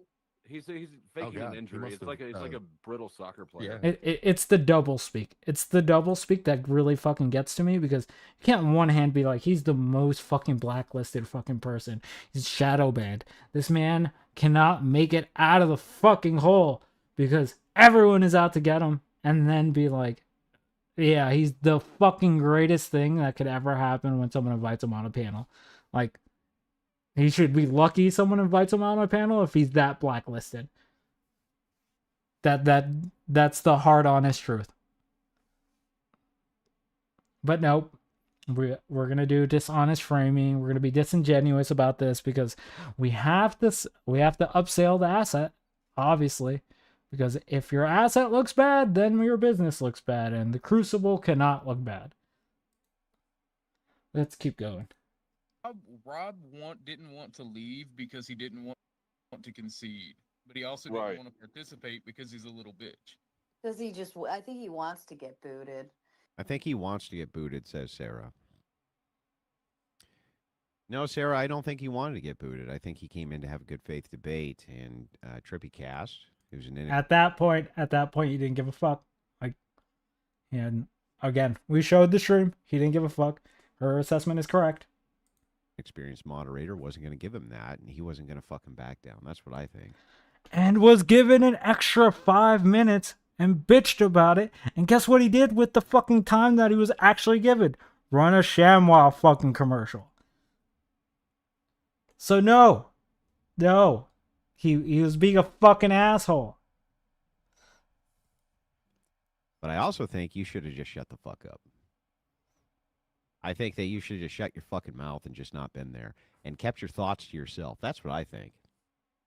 Here's what I think, Sarah. I think you should have shut the fuck up. Just stop talking.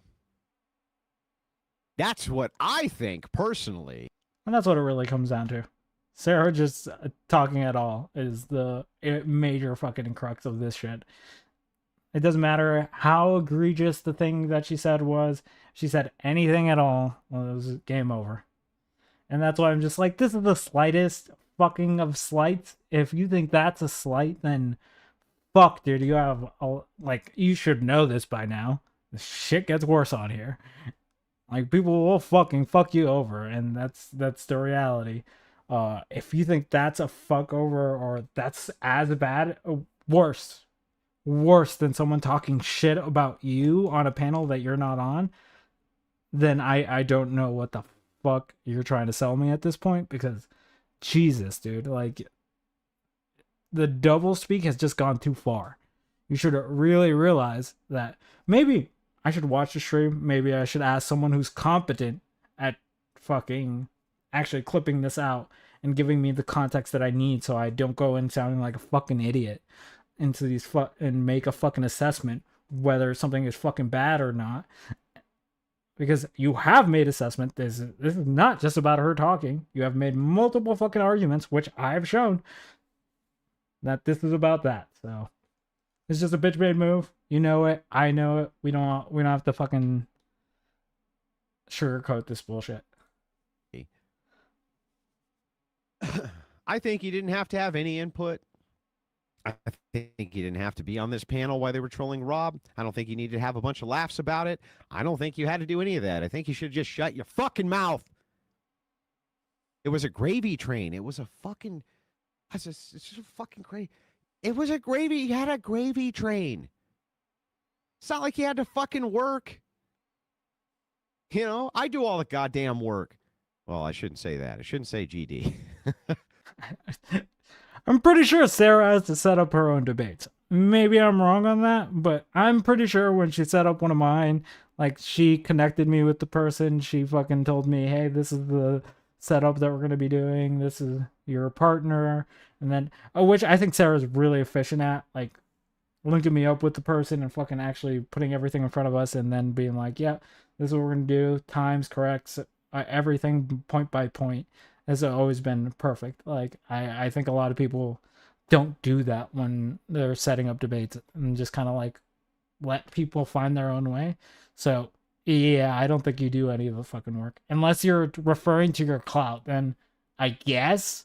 But to be honest, chat, Sarah's panels, the Crucible really only goes over when this man is there. That's when they show up in droves.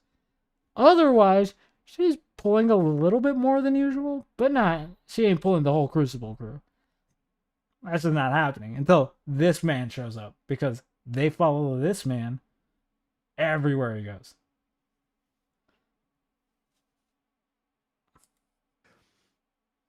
That's a mechanics habit I do have to get out of the habit of, but I do all the fucking work.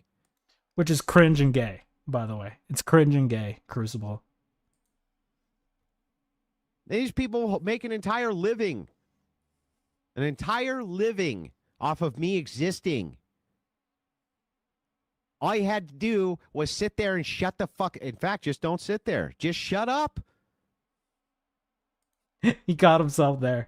He was just like, fuck. If she wouldn't have said anything. Well, he's like, no, just don't fucking be there. Just shut the fuck up.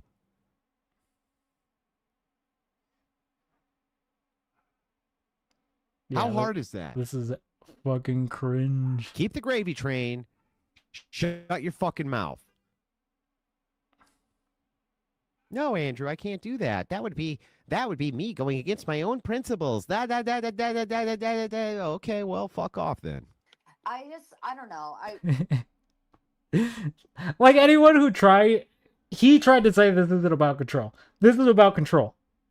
Him saying that shit right there, that is literally a controlling method of being like, shut the fuck up. Don't talk about anyone that I associate with. Shut the fuck up. That is a control method. I'm sorry. This is about control.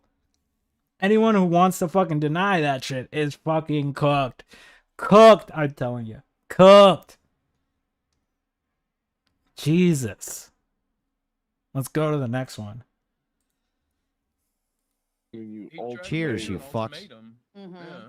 Cheers, you fucks. Yeah, and I don't play well with. I definitely don't play with ultimatums. Like, Oh, she definitely doesn't play well with ultimatums. She's a girl boss now. She doesn't play. She doesn't do the ultimatums thing. I don't do that. Most I people do- don't. Well, here's my ultimatum. So I hope since I know you don't play well with ultimatums. My ultimatum is: you want to keep hosting Crucible debates? You want to stay in our good graces? My ultimatum is that you send Rob Noor a $10,000 check. We're gonna call it the shouldn't have opened your stupid fucking mouth bitch tax. Send him $10,000 fucking dollars with an apology letter. That's my ultimatum. 10 grand. Either 10 fucking grand. Sorry I was a stupid bitch and fucked you over, Rob. Sorry about that. 10,000 bucks. I bet you'll never do that shit again. If it cost you 10,000 fucking dollars. There you go. There's my ultimatum. You don't do well with ultimatums? Well, there's your fucking ultimatum, Sarah. All right, just to make this clear, this is conjecture on my part, but that number he picked, a lot of people are saying he was obviously joking. Some people are saying he was being serious. Like, for me, Sarah brings in a certain amount of money from the Crucible, right? They do send a shit ton of money, and I don't think anyone would deny that. So $10,000 on just fucking keeping that relationship going would not necessarily be the worst thing, right? But what it does is he gets to set a high enough number to say basically a big fuck you to Sarah, and I have control of everything. That gives him the biggest W. But he doesn't set a number high enough that it is obviously a joke. He wants someone to fucking actually meet him. It's the control thing again. But that's conjecture from me. That's me fucking saying that $10,000, he actually means it. Now, I don't care what anyone fucking tries to actually fucking say that this is some sort of joke or he's not trying to actually get $10,000 sent to Rob Noor. Fuck that. She's pulling what she's like. They comment on it. They fucking pull in shit ton of money from them. Obviously, $10,000 is reasonable when we're talking about it, but it also makes, if Sarah gave the money, it would make her look like trash. It makes the Crucible look stronger because it's like, look how we can impose our will. And that's kind of what I'm just like, yeah, that's what he's trying to do. So anyone who tries to cope and say that this isn't an actual fucking thing, yeah, no, you're fucking cooked. 10,000 bucks to Rob Noor. I'm sorry. I fucked up. Don't worry though. Here's 10 grand as an apology letter.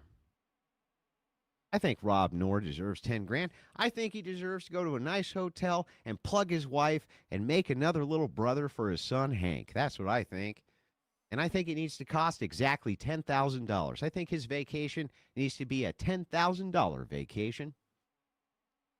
It's a coomcation. It's a Rob and his wife coomcation on Sarah the Tomato's dime. And just so you can see, the chat's also fucking cheering on. It's this is fucking stupid. I'm just like, yeah, I personally, I don't think anyone would pay that fucking egregious amount. Like, if I was pulling in like let's say, just for example, let's say Sarah's just pulling 100,000 from the Crucible every year, right? Let's say that's the number.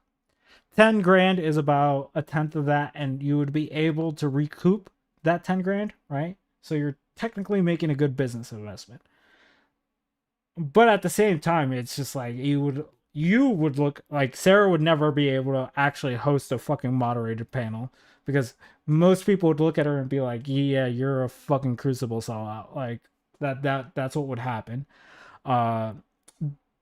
The big W goes to Andrew because he's like, I can enforce this level of control over people, that I can force someone to pay $10,000 to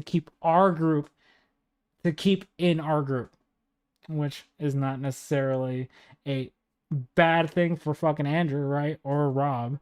And then Rob just gets $10,000. So it's all wins for the Crucible, and then just like the fucking dragging of someone else, which is what the Crucible likes to do.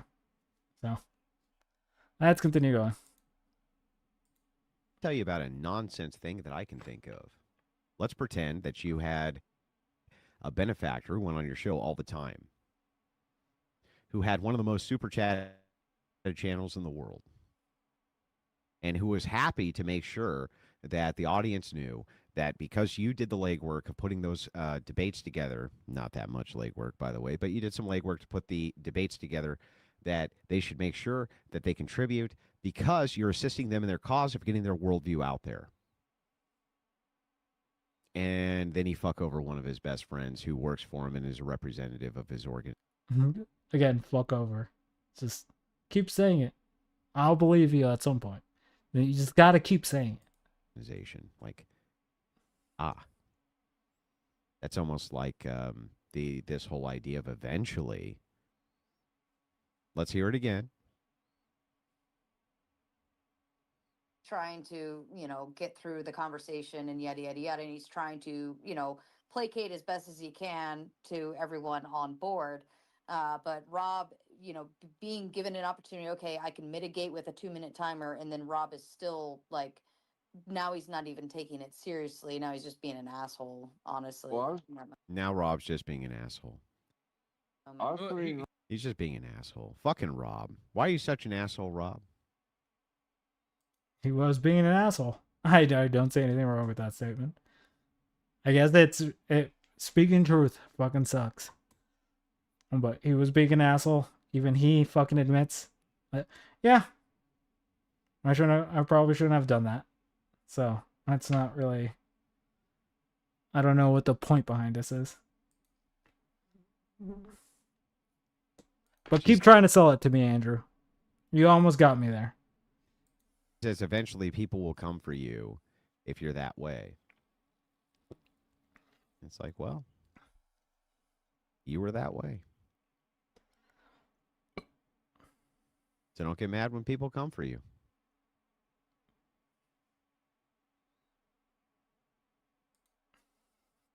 Don't get mad when people come for you. What up, Neve? What you got? Please, for the love of God, I forgot to mute that shit. Oh my God. That scared the living.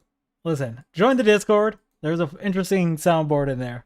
Don't need to be playing it on stream, though. Oof. She scared the living shit out of me. I'm not even gonna lie. Join the Discord. The Discord link is in the description. Do that shit. If you want to fucking come up and argue with me about shit, or if you want to argue with me after the panel or after the show, yeah, perfectly fine. I'm always up to fucking yell at someone. So, do that, please. Thank you. Simple. No, she's not going to get it. And you're not going to be able to convince her. And you know what? I don't even care about convincing her. She wants to continue to do a booking for the Crucible. She wants to continue to have a Crucible audience interaction. She can pay Rob Noor $10,000 fucking dollars and send him an apology letter, even if she doesn't agree with it. Because sometimes with these fucking women, again, people would say he's joking or he's just being hyperbolic. Yeah, no. No. He wants us $10,000. Yeah, and some people would call that extortion. Probably you're just trying to leverage. That's what I would call it. You're trying to leverage. I don't think I'd draw it as far as extortion. Yeah, 10,000 doubloons is crazy. that's the way it has to be. Top 18 videos on her channel. Go to live and click sort by popularity. Top 18. Me. The first 18. So she owes his channel. Like, she owes all of her channel to him. That's kind of like the covert contract of fucking being like, hey, I've been on your show once, so you owe me. You owe me. And that's just not something normal people do. But I guess that's how the Crucible runs. They have to fucking leverage everything because that, again, I understand this grand victory that they're aiming for. If that's the way you're achieving victory, then I'm pretty sure you're going to be pissing off a lot more people than actually gathering in. So if you're trying to win the culture war, probably be more, normal. But hey, what the fuck do I know? Videos. Me. All right, let's move on to the next thing. Belong in the kitchen or not? Most of them do, by the way. Can you at least, if it's the case that all of your bills and financial freedom are based around the Crucible, not go after our key guy? That's not the go key after guy. one of the best of the best, who's in the field, whose literal job is to smack. Like, these fuckers trying to rise to prominence by grabbing the wings of Destiny and Hassan and Vosh and shit like that, so that they can become mid-level fucking streamers. Rob Noor is the guy who smacks all those fuckers down, and you don't even know it. You would have hundreds more of these fucking parasites to deal with, except Rob Noor is there just beating them down every fucking day. He is beating them down. Most people don't even know who Rob Noor no-name is. fucking panels. It's like, man, I'm going to support that. I'm sorry. I'm going to support. He's going to support it. He's going to support it. He's going to support him crying like a little bitch when Ryan fucking interrupted him the one time. He's going to support it. Remember that. Remember that, chat. You fucking remember that. Support that. If it's got to be whack-a-mole, let him whack-a-mole, okay? He beats their fucking heads in before they can ever make their pariah rise to prominence. As a mid-level streamer, and yeah, he is. You're right, Nick. He's damn good at it. He's one of the best.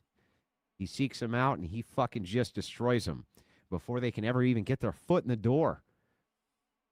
And we're one of the first organizations that's ever done that. Wreck them before they ever even get to prominence. Fuck them. It's an ideological war, and we ain't going to play fair. They don't play fair. We'll play within the confines of the terms of service.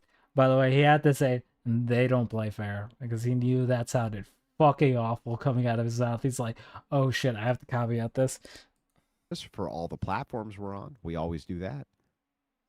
But we ain't going to fucking play fair when it comes to the ideological war. Fuck that.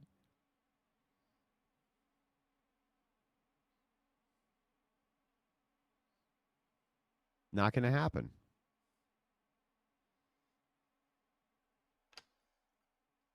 Rob spammed out over the Iran strike. Yeah, so what?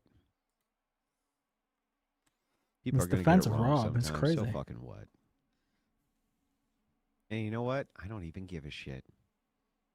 Me and him are arguing about that too. He doesn't give a fuck either. Job. Man, I'll tell you a story. We went down to this surrounded thing that James put together. Pay attention, chat. Pay attention. This is him talking about his best friend. Pay attention. So we go down. Rob picks me up. You know what he does? He gets out and he grabs my bags. He's on the Crucible payroll, right? He grabs my bags and he's like, you know what, Andrew? Right? It was like, I don't know, 4 hours in. James was not producing lunch. And it was going to be another 4 hours of debating. So you know what Rob did? He said, fuck James. Ran out, grabbed me some food, brought it back. He said he needs a break. Make sure he can eat. All right? Just had my back the whole time. The whole fucking time this guy had my back.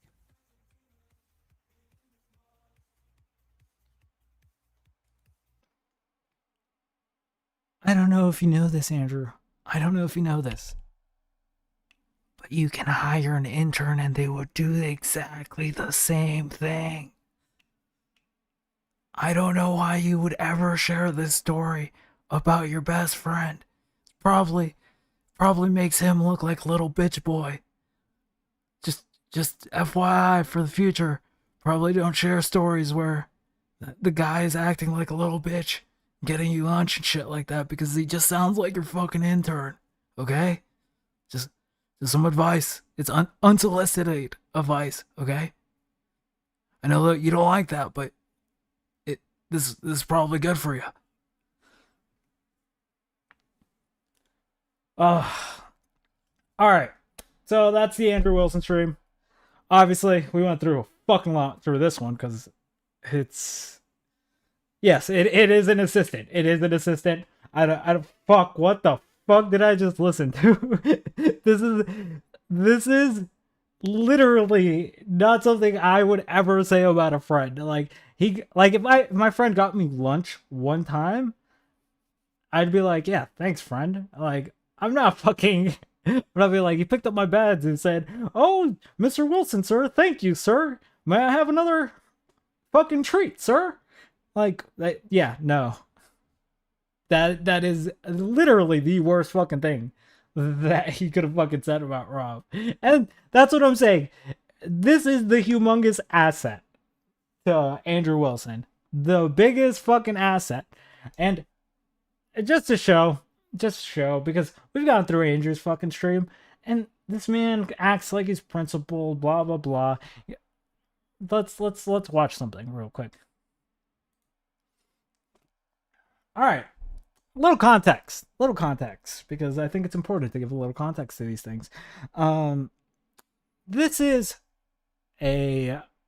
one of his streams where this is after he talked shit about Destiny's wife and then got blacklisted from Destiny. And then later on goes on to debate Destiny, like not a week or two later. So let's listen to what this principled man, this man that would never violate his principles. Loyalty is what matters. Wrestle VR for $50 says, any chance of getting you and Destiny on whatever podcast together? Been watching some older debates with you and him. Love watching you wipe the floor with them. Keep up the amazing work you do. I doubt it. I doubt there'll ever be another debate between myself and Destiny, and here's why. One, I'm blacklisted. He actually made a blacklist and put me on the blacklist. So even if he says, well, now you're off the blacklist, I see no reason why I should engage with him. Once you decide... What did he say? That he sees no reason to engage with him. Okay, let's continue. Maybe caveats. And he's like, maybe this, I'll do something. If Destiny gives me $10,000, I'll debate him. Let's see if he says that. Maybe he puts down an ultimatum. Well, you're blacklisted by me, and then you publicly put out a blacklist and I'm on it. Even if you take me off of it, why would I then go, oh, okay, well now I'm off it, so we're good to debate? I don't think so. Screw that.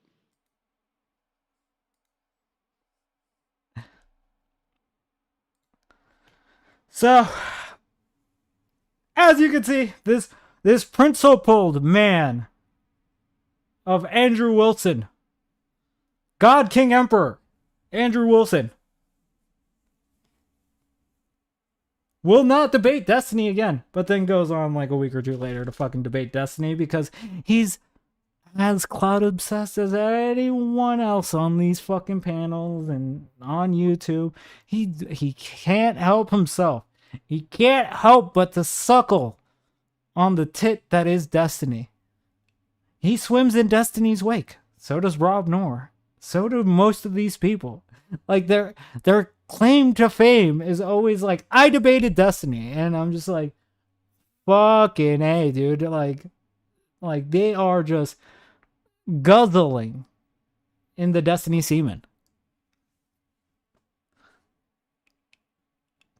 But yet they hate this man with a burning passion, even though I showed that Rob will compliment Destiny because he doesn't have a large audience and he likes access to a large audience because everyone is cloud obsessed.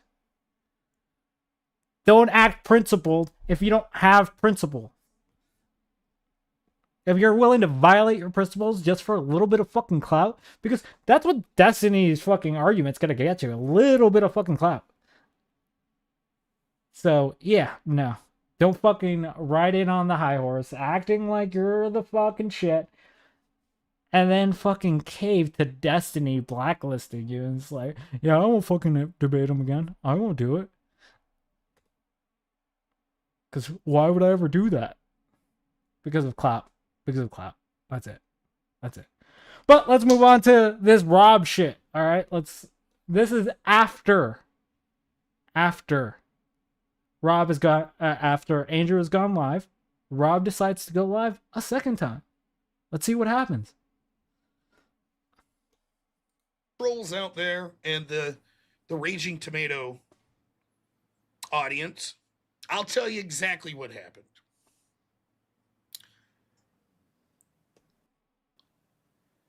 Sarah and me have been a little chippy with each other for a couple months, I guess, ever since I debated this RTP guy. She wanted me to apologize because I brought up his kids. I didn't bring up his kids in a ridiculous connotation whatsoever. He was insulting me both before the stream and during the stream about how I clearly couldn't get a woman and wouldn't be married, and implying that like I'm unattractive or some bullshit like that. I asked if he was married. He said he used to be. But he big manned me that he sleeps with a bunch of women. So I said, do you have kids? Now I asked that question for a reason, not to insult his kids. Oh my gosh, parents have thought. Because it's ridiculous as it is, I never thought it was a big man. Oh man, you sleep with a bunch of chicks, cool. But it goes from being like, whatever, this is stupid, to, yeah, it's actually really fucking tragic. If you have a family, that's bad. That's really bad. And I mean that. I don't give, like, it really is. Like, you should try to, if something happened with you and your wife, and you still have kids, you should try to get someone consistent that you trust to be a part of your kid's life. Not bringing random people in. That's it. That's a lot of assumptions being made by you, Rob. How do you know he's introducing these women to this child? I don't know. Are you just making that assumption? Or were you trying to say some shit? Just be honest about it. Fuck. Why do we have to be so dishonest about the fucking way we frame things? That's all I said. You have kids, then I wouldn't be bragging about having shitload of women. Why don't you settle down and find him a mother? That's it. Then I said something, I don't even know if people could hear it, but he claimed that he was going to titty fuck me. And I was like, you talk like that in front of your kids? Or something like that. That's it. So you just decided to go to the well again? Oh my god. How does Rob not see that? Yeah. People are super sensitive. I will say people are super sensitive about kid shit around these fucking parts. I don't get it personally, but I actually do kind of get it. It's one of those things where like you're always going to be irrational about children. So what can you do? This is after he was going after me for my wife and shit, but I didn't care. I wasn't walking away there like, ooh. I was just like, you gave me shit, I gave you. See, or work together, I should get preferential treatment when it comes to debate moderation, which would be, yeah, no, that's what they want. They're just not saying the quiet part out loud. They're trying to act like this is some fucking slight of like the slightest fucking thing that Sarah fucking might as well have taken a shit in Rob Noor and fucking Andrew Wilson's mouth, because honestly, that probably would have been better than what she did on that panel, which was laugh and make a couple statements. She should have shit in these men's mouth and it would hurt less. But yeah, obviously I'm just being fucking, at this point, this is the silliest fucking thing, and the level of autism that I applied to this to fucking be like, this is silly. Anyone who doesn't see this is silly, that Andrew's overreacting. Rob Noor was crying like a little bitch boy that he is, because all he will ever be from now on is Andrew's little fuck doll. That's all he is. Okay? Let's be clear.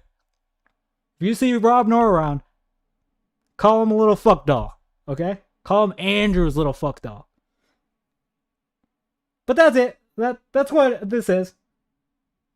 I didn't have to frame anything in a specific way. I let them do the framing. To be 100% honest, I did that. I went through all of their fucking streams, let them do the heavy lifting for me.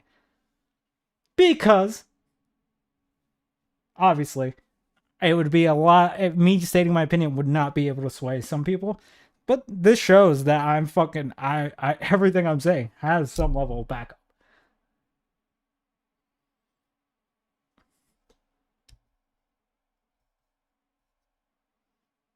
This is all his show is about, Andrew. Yeah. Yeah.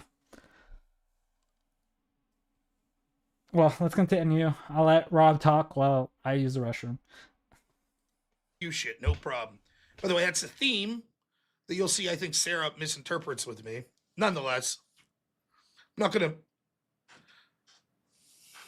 belabor the point too much.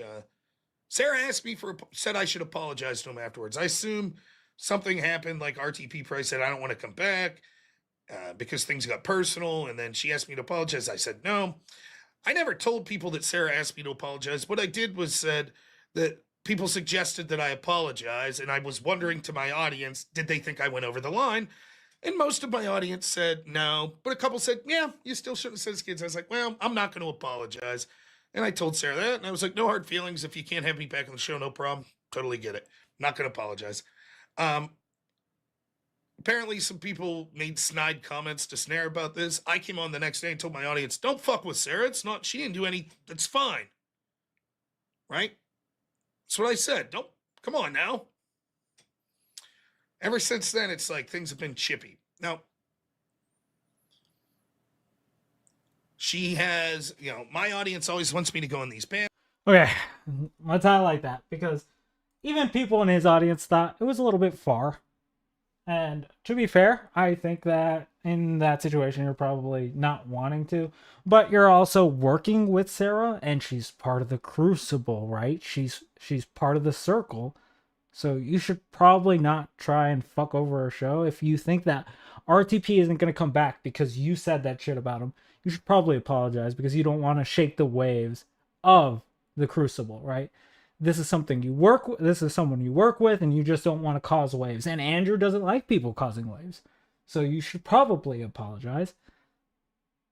But no, the framing is not going to work there, right?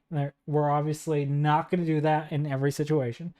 So yeah, this is just fucking disingenuous as fuck because it's just like, if the belief is that you help each other out all the time, then Sarah asking you that should have been the bare minimum of like, okay, I'll apologize because it's fucking over your show, right? Because you're part of the Crucible, so I will apologize. Because I don't want to fuck with your money because you are part of the group. But no, in this case, it's just like, yeah, no, Rob is allowed to do whatever the fuck he can, whatever the fuck he wants.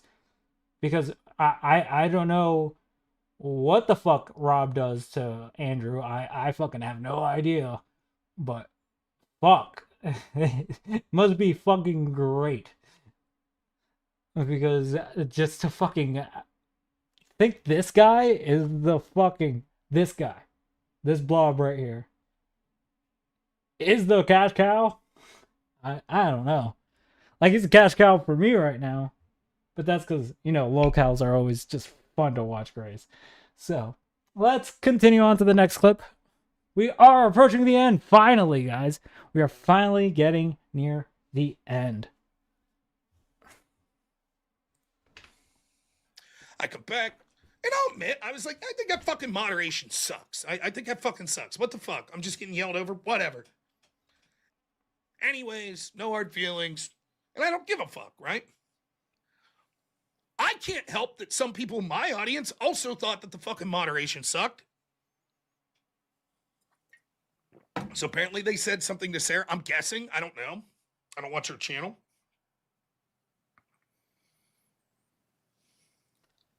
Also, pausing. I think it's appropriate that we put the Crucible poster up at the moment. We put the, let's see this.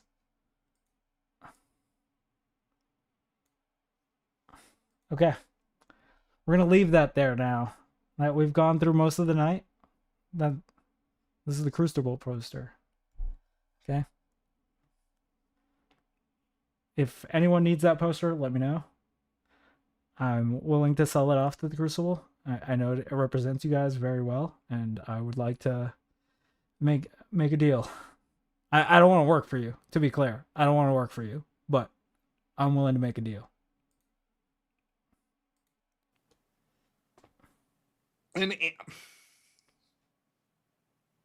she sent me a message. And Andrew read this on stream today because he asked about it.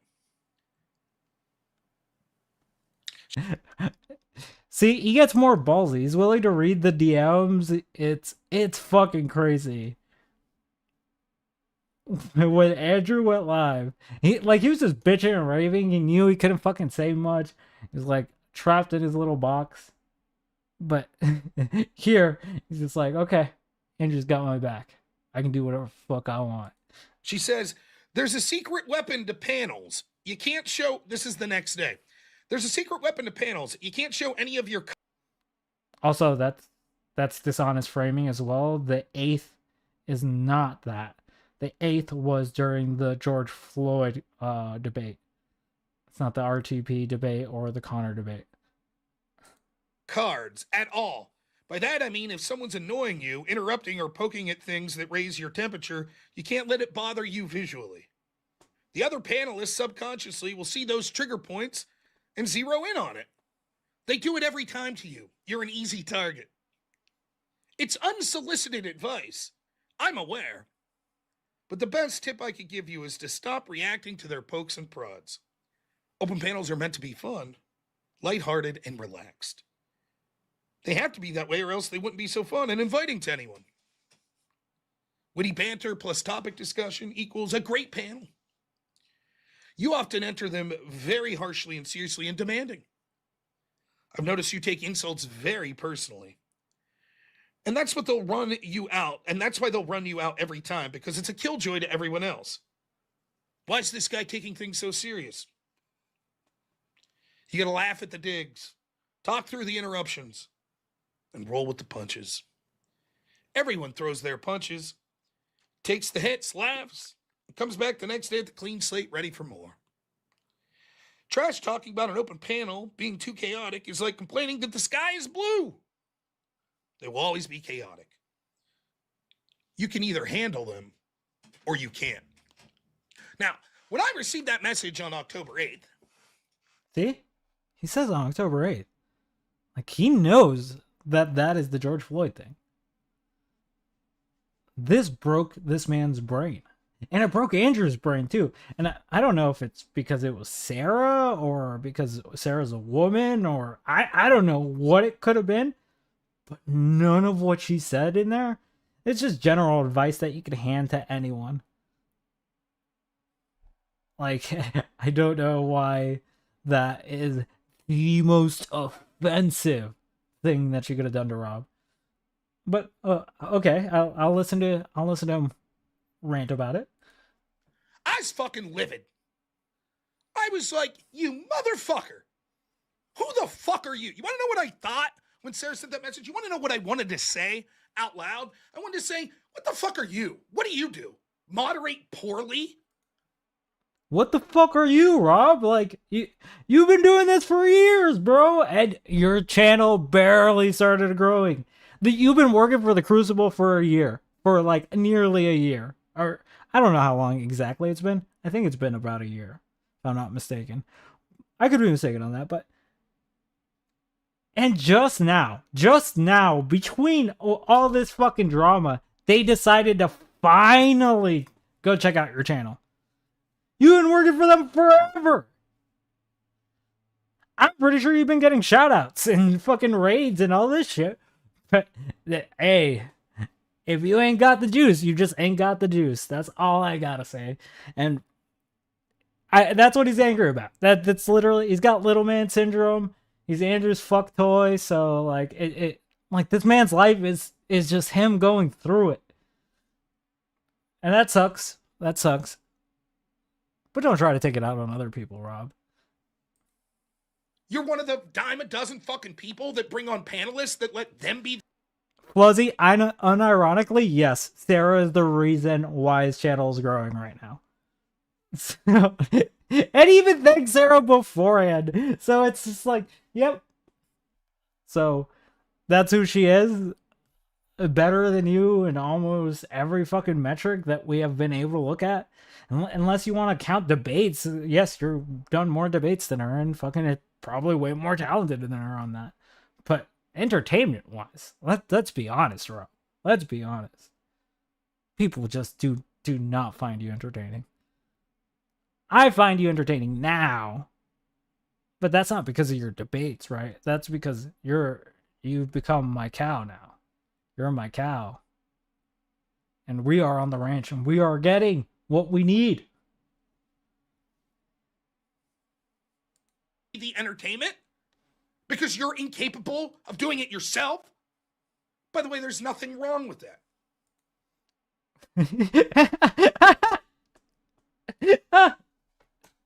By the way, there's nothing wrong with that. He just, dude, fucking sit on it. Fucking at least fucking man up. Man the fuck up, Rob. And fucking, like, listen, Rob, if you need someone to tell you to go fuck your mother, I'll tell you to go fuck your mother.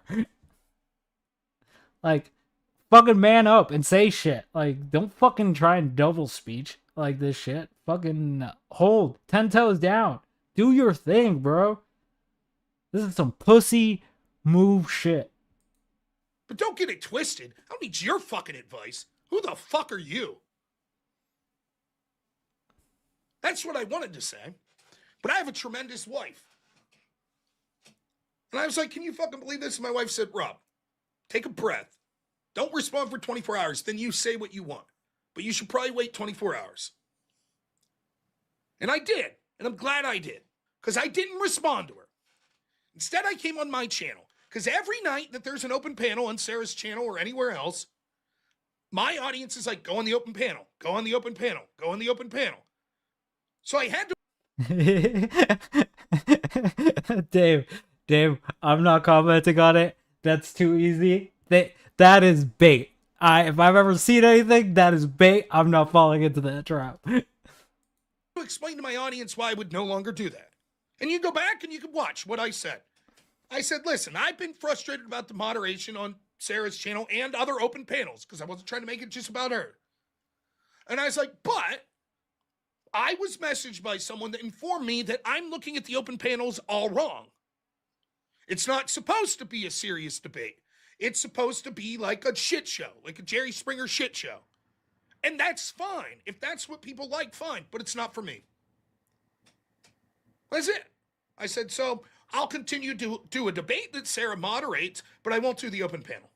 Done. Now, to the rest of what she said about I take insults very seriously. Why? Because I give it back? Because it's someone's... No, because you cry about them. It's because you cry about them. It's not about giving it back. Like, we can all give it back. But I don't need that from them. That shit. It's that shit, Rob. That's why she said that to you. Because you do stuff like that. I don't need them. Like, that was literally fucking toddler behavior, dude. Toddler behavior. That's the reason. It shouldn't be that hard to figure out. It takes a certain level of introspection to figure this out. Don't get me wrong. But you're a smart guy, Rob. You should be able to figure out, like, the basics here. Like, otherwise, maybe you should be riding the short bus. I don't know. It says, like, you're a fat fuck. And I'm like, dude, you look like dudes bend you over. It's like, well, you're taking that seriously. What are you talking about? The only thing that it looks like I take seriously, because it's true, is when stupid fuckers keep talking over me. Over and over. The insults, I don't give a shit. Oh my god.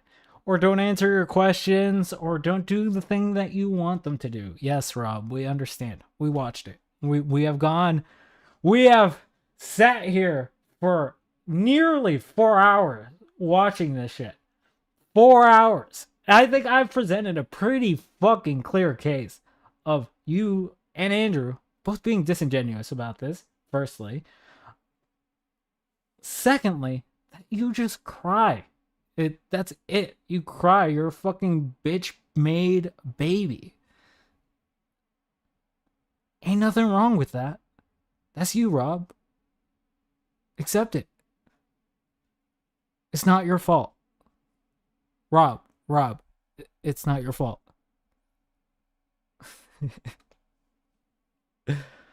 Oh, Jesus. Let's move on. Actually, do I want to let him talk for 2 more minutes? I'll play We get next there, we clip. do the debate, and opening statements were fine, except totally no one's fault.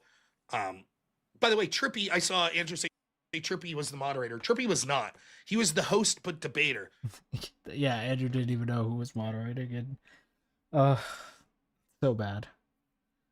Maybe if, again, Andrew, maybe get people that fill you in a little bit better.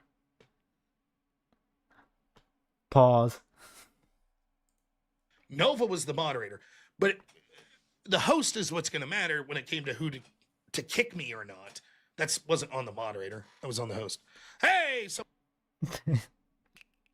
It was on the moderator still, you understand? Oh, but it's not the moderator's fault, even though we've been bitching about moderation for the longest time. someone's raiding. Thanks so much. Okay. Let's continue. I suppose you're right. I suppose I didn't know the power of the Panelverse. Now, I have an editor whose name is Black Elk, who's the best. I said. Okay. Okay. Is there a mod in chat? Mod in chat. Please. Cringe alert in chat. I need one. Because this is the most cringe shit that has happened throughout. The party of the Panelverse? Cringe. But what the fuck we're about to watch? I cannot actually fucking believe this is what we're about to watch. But give me, fuck it, I'll do it. Cringe alert. Okay, get ready, chat. Get ready. This is painful.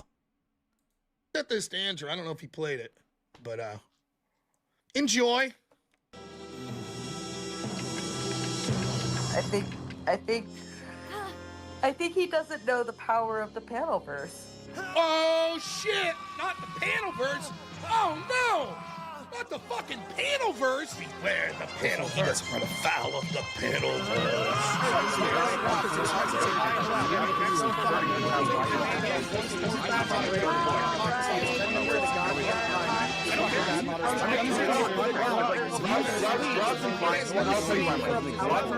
Who could know the great Sarah Tomato?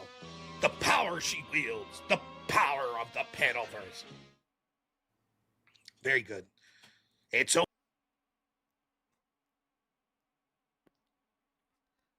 Moment of silence, chat. Moment of silence. Because that hurt. Like, I'm not only embarrassed that I had to watch that on a live stream, I'm embarrassed that he had to play that shit. I'm secondhand embarrassed as well. I'm both embarrassed and secondhand embarrassed at the moment. What the was that? And why the fuck would you think that's a good idea? Oh my god. There's no... And again, I'm a DBZ fan. Fuck, dude. Oh my god.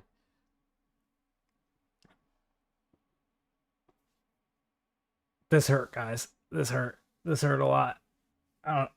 Fuck, I don't even know if I can make it through the end of this stream with that fucking cringe shit fucking playing in my fucking head. Oh my god. So bad. So bad.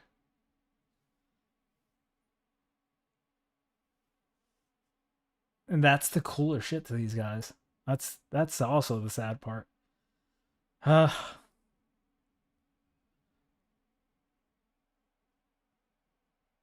But whatever. Let's continue on. My brain broke there for a second. I didn't even know what the fuck to say. Oh Jesus! I think that's what it's for. It's brainwashing. That's some MK Ultra shit. They're trying to cringe the level into brainwashing. That's what it is. I figured out your fucking plans, Crucible. You won't get me.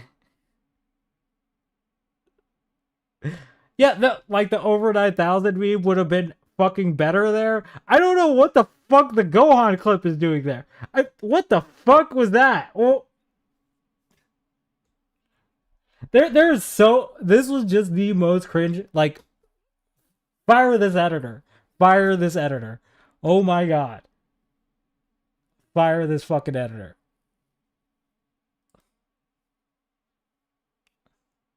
Should have been at least relevant to the thing, right? Like, fuck. So bad.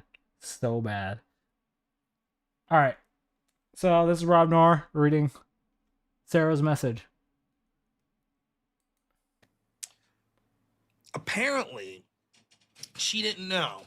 When you come at one member of the Crucible verse, you go at them all. And she underestimated the power of the Crucible. I'm sorry, guys. I'm sorry I'm doing we're doing all this cringe. But this is the cash cow. He can do no wrong. But man, is this man the cringiest shit oh my god. Crucible verse, apparently, is what happened. But that's okay, because I have some unsolicited advice. There's a secret weapon to not pissing off everyone. You can't show any of your cards. By that I mean if... Ad-lib that shit, bro. Stop looking down. That's even more cringe. Oh my god. That's even more cringe. Stop looking down and reading the thing. Fucking ad-lib that shit. What the fuck? Cringe. Yeah, he's reading Sarah's message with the Crucible instead of the panel verse because he doesn't understand that what Sarah said was kind of cringe. But when you do this on top of it, it just like multiplies the cringe by like tenfold at that point. Like dude, my insides hurt from this cringe. Someone's annoying you or whatever, you can't let it bother you visually and go on some goof's panel and talk shit on them. The other people in the Crucible subconsciously will see that trigger point and they're going to zero in on it. They'll do it to you every time, Sarah. You should memorize. If this message was so bad, memorize it before stream so you can do this shit. Please, for the love of God. Next time, do that. Jesus. An easy target. It's unsolicited advice. I'm aware. But the best tip I could give you, Sarah, is to stop reacting to the pokes and prods. Streaming's meant to be fun, lighthearted, and relaxed. It has to be that way, so it's inviting to you and everyone else. Sarah, sometimes you talk about things very harshly, seriously, and demanding. I've noticed you take these insults personally. And that's why the Crucible will run you out every time, because it's a killjoy. Rob. Let me pull you aside, Rob. Just 1 second. 1 second. This only makes sense if Sarah freaked out, you fucking freak. Oh my god. This, if Sarah freaked out about stuff, then yes, this would be a relevant talking point. But this is just you being a cringe lord. Like, oh, this is gross. This is gross. You should buy rope, Rob. Buy rope. You don't deserve this anymore. What the fuck? If Sarah freaked out about something, this would actually be fucking funny. But guess what? Sarah didn't fucking freak out. Oh no. Oh no. Jesus. This is so bad. This is so bad, chat. This hurts my soul. I didn't even know I had one of those, but it hurts. It hurts. Enjoyed everyone else. Why is she taking things so serious? You got to laugh at the digs, talk through the interruptions, and roll with the punches, Sarah. Everyone throws punches, takes the hits. Dude, this is cringe and gay. This is cringe and gay. I'll say it. This is cringe and gay. It's both fake, cringe, and gay, all at the same time. You know what? Cuck, liars, and exhibitionists. That's fucking what the Crucible is at this point. What the fuck is going on? These are the champions? If this is the people champion your movement, I would seriously take a look at your movement. Like Jake the Rattlesnake makes more sense. Jake Rattlesnake or whatever the fuck his name is. Yeah, that guy makes sense. At least he's not this fucking cringe. But fuck, dude. This is gross. This is gross, guys. This is gross. Laughs, comes back the next day. Trash talking about members of the Crucible being too chaotic is like complaining that the sky is blue. We'll always be chaotic. You can either handle it or you can't. And I understand your problem with the Crucible. Lol, it's tribalism at its finest. A lot of people aren't happy with you disrespecting me, on top of other things. And they'll all stick up for each other and stuff like that. I recommend laughing it off, or they'll just keep poking. I'm just trying to help you navigate through The pauses while he reads. I'm dying of actual cringe. It's happening. I thought this was metaphorical. I didn't think this could literally happen. Jesus. Also, that face right there. Someone screenshot that. Please. Screenshot that. Get that to me. That'd be funny as fuck. the people. But at the end of the day, you do what you need to do. Sound good? Well, clear? Right? I'm just Well, it's more of like those. Do you know those like super cringe things, like assemblies they made you do in elementary school, where like some like no name like party rapper would show up and try to tell you not to do drugs, and it makes you want to do more drugs. Like that's what this feels like. That's what like I feel like that's the best descriptor for it. Like, I cannot think of anything that would be anywhere this level of cringe.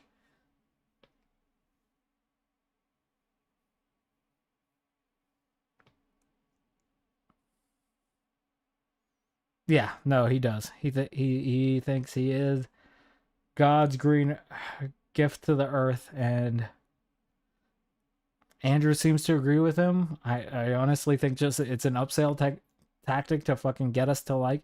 He's trying to psyop me into liking Rob, and that's just not gonna happen. Not gonna happen. And the fucking dumbasses that fucking fall for it. Oh god, good luck.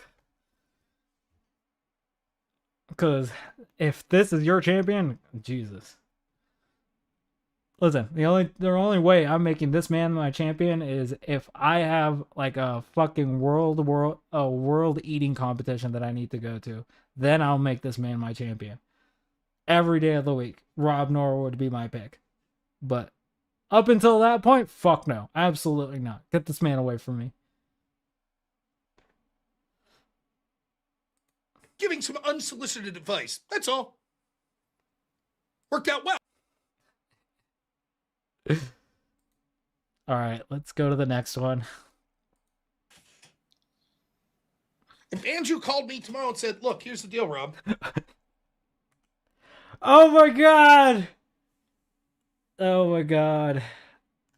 Okay. Life, friend. With Dusty and these trolls? Okay. I thought the last thing was cringe. Fuck. How's it getting worse? How's it get? I clipped this. How's it get? Fuck me, dude. I fucked myself here. Like, oh Jesus. Well, chat. Another cringe alert. This is the most embarrassing thing I've ever heard a grown man ever say. So be prepared for it.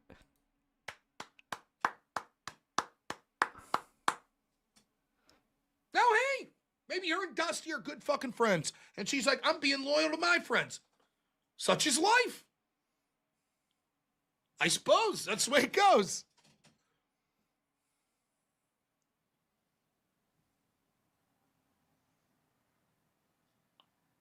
Would I accept the peace offering of $10,000? Sure. But it's not up to me.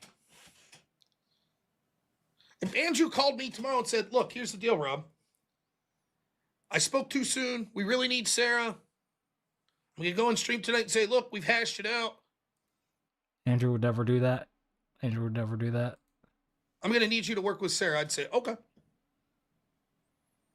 I can do that. I'm not going to sit here and tell you I'm going to have fun. But that's okay. Yeah, I could be a fucking professional. I've worked with people before that I'm not the biggest fan of. No problem. Because I respect Andrew. And I would do that. But of course Andrew's not going to do that. I know that. But I would do that for Andrew. So if Andrew's fucking, like, you send him $10,000. Now, she ain't going to send $10,000 and it's tongue-in-cheek and funny. Stop.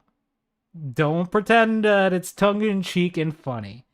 It is not tongue-in-cheek. Like, obviously, logically, $10,000 if she's doing, again, just set our fucking, because Andrew Wilson's claim is that they're bringing tens of thousands of dollars to Sarah's channels a month. Let's just go with a low estimate of 100,000. If I'm bringing in $100,000 and I lose 10,000 of that, that's still $90,000 in my pocket. That is not tongue-in-cheek. He actually wants those $10,000 because it would put a level of control on him that he could be like, look what I could do. That's it. Don't fucking play around and fucking try and make it about that. What the fuck?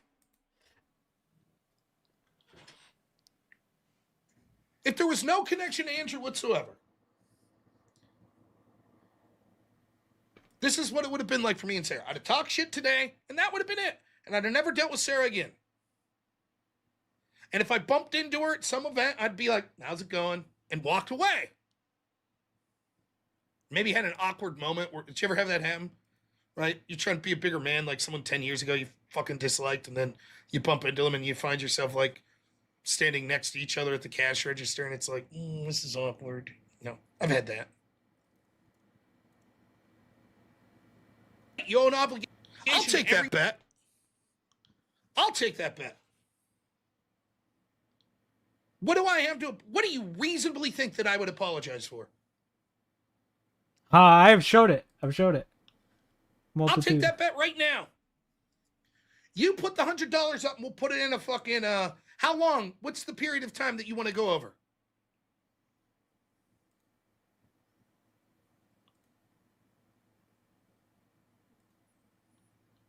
Fuck, you got more than $100? It looks like there's probably 100 people that will take that bet right now. What am I going to apologize for? Because she said some of the cringiest shit I've ever heard, talking about how I ought to know not to mess with the power of the Panelverse, and I came on and fucking made fun of her and said she's a shit fucking mod, all which is true. I'm not Andrew's fucking handler. Andrew do what he wants. But you are Andrew's bitch boy. Just to be clear, you are Andrew's bitch boy. I ain't apologizing for a goddamn thing that Andrew does. You're his little fuck pig, okay? Just remember that, Rob. Don't you ever fucking step out of line. I have Andrew's back 100%. So why would I apologize? What possibly do you think I would apologize for? All right. So I just wanted to show obviously, again, more of the double speak, disingenuous framing. What should I apologize for? He knows he fucked up over at Chirpies. He knows that he's been framing the fucking Sarah thing as no big fucking deal. But he knows that if someone tried to big time him like that, he would have gotten pissed too. So, like, this bullshit of what should he apologize for? Yeah, that's fucking stupid. Like, you were causing waves and Sarah's fucking shit, and then you obviously both work for the Crucible, but I don't hear anyone bitching to you about fucking being like, you should be fired. Your job should be taken, Rob. But that's because, again, you got to end your lunch. And you pick up his suitcases. So we can't fire the intern. That's the reason. Simple. Not complicated. Let's keep going. You want people around you that if a better offer comes around, they're like, yeah, fuck these people. We're going to go with the other side. We're going to go talk shit on them in public. That's the other thing. It doesn't just show the willingness, but it shows the stupidity. I can't stress this enough. She did it in public. You did it in public. Oh, you know what? It's been long enough in the stream. Fuck it. It's been long enough in the stream that we'll show it one more time. One more fucking time. It's because I think it's important. Let's go back.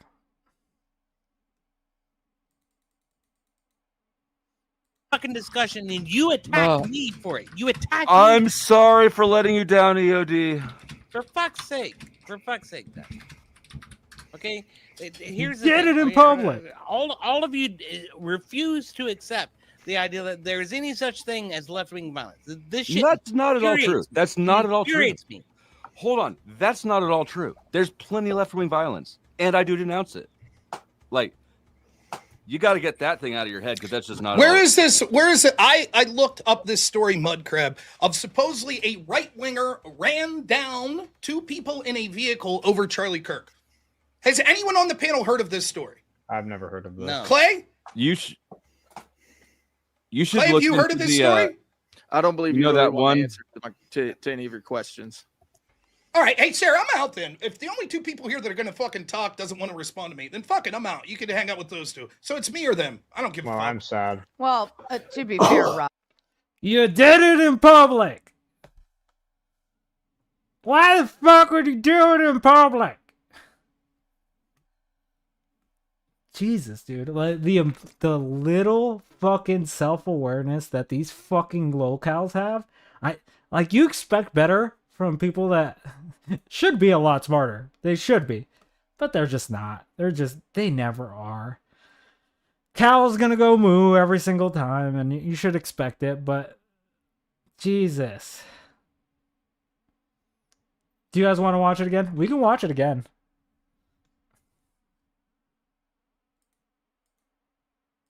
Let's watch it one more time. Let's hit that replay. I looked up this story, Mudcrab, of supposedly a right-winger ran down two people in a vehicle over Charlie Kirk. Has anyone on the panel heard of this story? I've never heard of this. No. Clay? You should.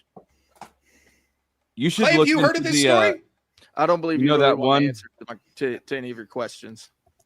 All right, hey, Sarah, I'm out then. If the only two people here that are going to fucking talk doesn't want to respond to me, then fuck it, I'm out. You can hang out with those two. So it's me or them. I don't give a fuck. I'm sad. Well, You did it in public. Wait, let's hear it from Rob. Let's hear it from Rob. That's the. She did it in public. Like, oh my god. Zero awareness of what the fuck that is actually happening. It is just this is just sad fat kid energy. I'm sorry, it just fucking is. This man has little man syndrome so hard that he's doing the thing that fucking accuses fucking everyone of not taking accountability, or all these fucking crazy men are fucking like, oh my god. Take accountability. Say, I fucked up in that situation. I know it. Which you did earlier. You agreed to it. But now you wanted to say, honestly, frame this shit. Why? Because now you feel vindicated because daddy came over to fucking help you, bail you out for a second because you were looking like an actual retard. That was it. That's it. You don't have to fucking pretend like it's something else. Being like, she did it in public, like it's some fucking fascinating thing. Like, that's the fucking stupid part.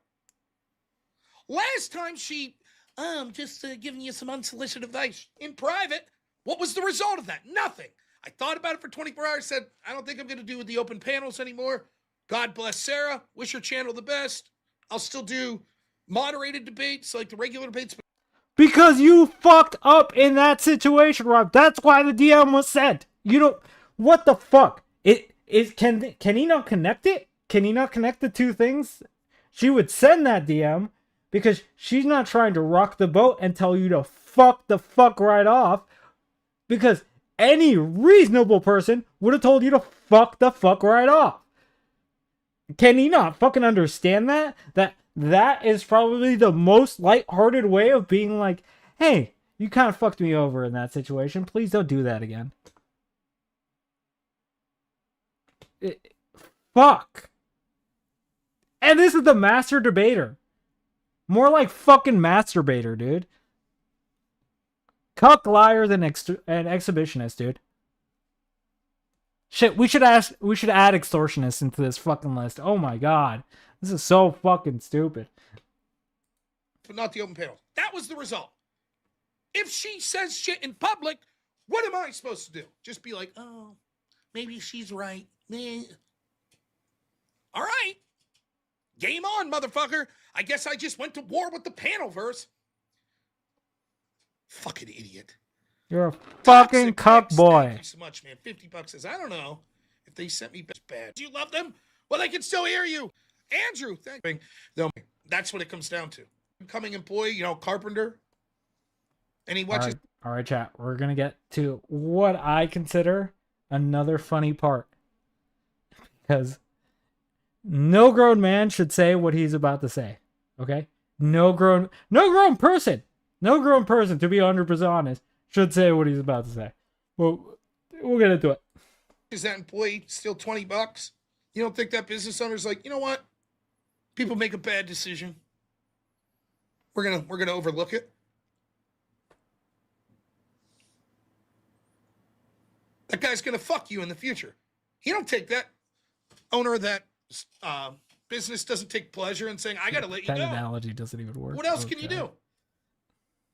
You might feel bad. Sorry it went this way. But it is what it is. And you're right. You owe an obligation to everyone else. Again, I can't stress this enough. Okay. Also, just a comment. This is the same group that will bitch about being canceled on Twitter because they get fired from the job for putting something on Twitter. That's the level of fucking shit they're doing right now. And it's always so fucking disingenuous. That's why I'm just the right does believe in cancel culture. They just don't want it done to them. That's it. Simple. No. It's not just the employees of the Crucible. It's not just Andrew's family. Chat, listen. Listen carefully. That's what my obligation is. Look, forget about Andrew. My obligation is I have an obligation to the Crucible. I'm an employee of the Crucible. My conduct reflects upon them. My top priority when it comes to sort of streaming and things like that's the Crucible. I stream noons, most weekdays, and then at 10 p.m. at night. If Andrew's like, Rob, I need you to get in a plane right now. You're going to fucking Alaska. And I'm like, why? He's like, give me one of those fucking cookies I like, then fly her down.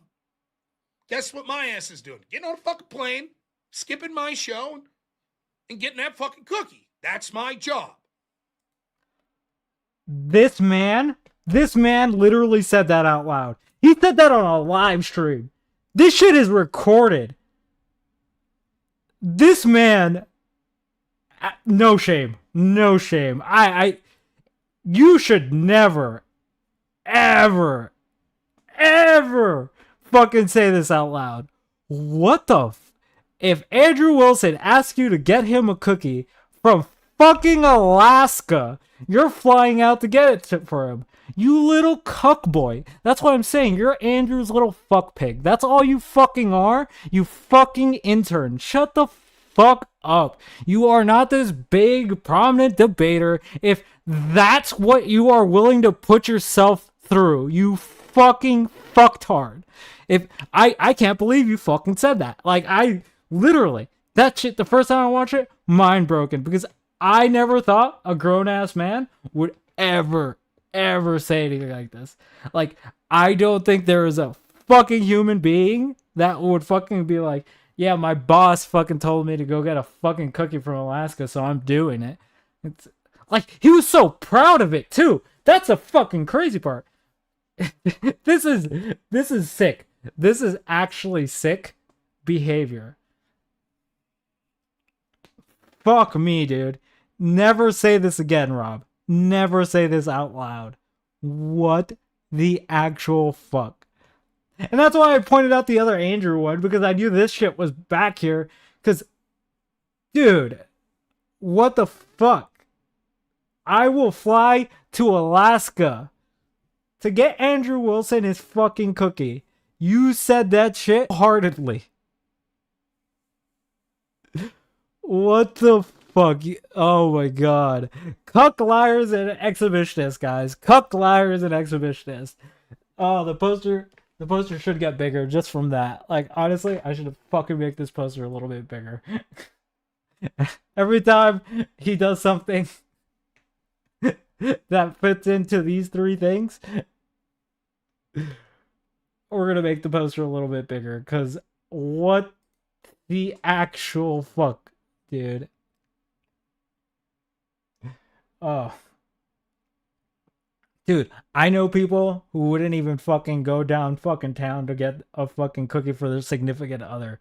You're fucking flying to Alaska for Andrew. Like, I don't know what level that is of cocksucker, but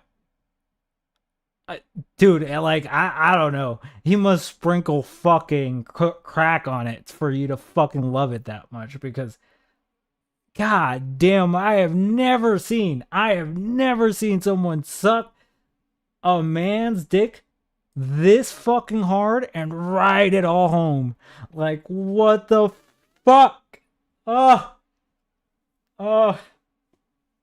this is gross. This is gross, guys. Don't behave this way. Don't ever fucking behave this way, chat.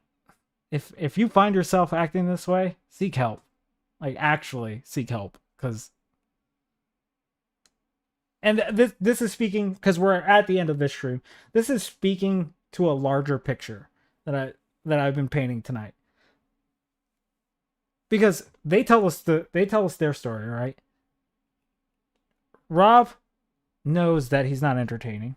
He knows that he needs people to bring him up. Andrew admits that he got Rob when he was at his lowest. Rob is a weak-willed individual that was targeted by the Crucible. That's who they will target. That's who fucking will. It's like, these people hump you out and make you feel nice, and then you're doing shit like this in public. What the fuck? Like, and if there's any fucking Crucible fucking people that want to fucking defend this, please, for the love of God, DM me, fucking come on the stream. I don't give a fuck, because this is not normal. I don't care what anyone tells me. This is not normal behavior. This should never be said by a person. But that's kind of the game plan. Why I don't take the Crucible seriously. That's why it's hard to fucking even take Rob Nor or Andrew seriously, because they do shit like this. They're dishonest framers. They fucking obviously have not. Andrew didn't even watch the fucking shit to actually make an actual assessment. So yeah, no. Why the fuck would I take them seriously? Like, their opinion matters very little to me, and it should matter very little to most people, because honestly, this is sick. This is gross.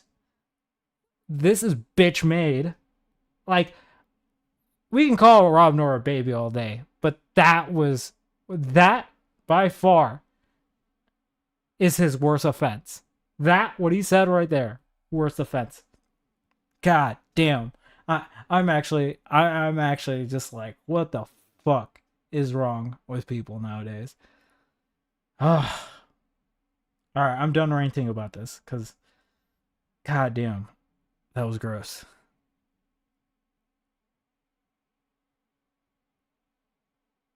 No, Fluzzy, don't do it. Don't do it. It's a trap. That's how they get you in the cage. All right, let's move on to the very last stream that we're going to be reviewing, because it's the last time that we see shit like this. All right, so the next day, and fucking Rob does another stream about this. For some reason, we just can't fucking stop. And he does this call-in show and fucking talks about it some more. So we're going to go over that, show a few things, and that'll be the last stream that we review tonight. So, if you've watched all the way through, by the way, I think I've presented a pretty good case on why these fuckers are weirdos and fucking cucks, liars, and exhibitionists. Okay? I think I've done a pretty good job. Yeah, the next rant will be in like 15 seconds.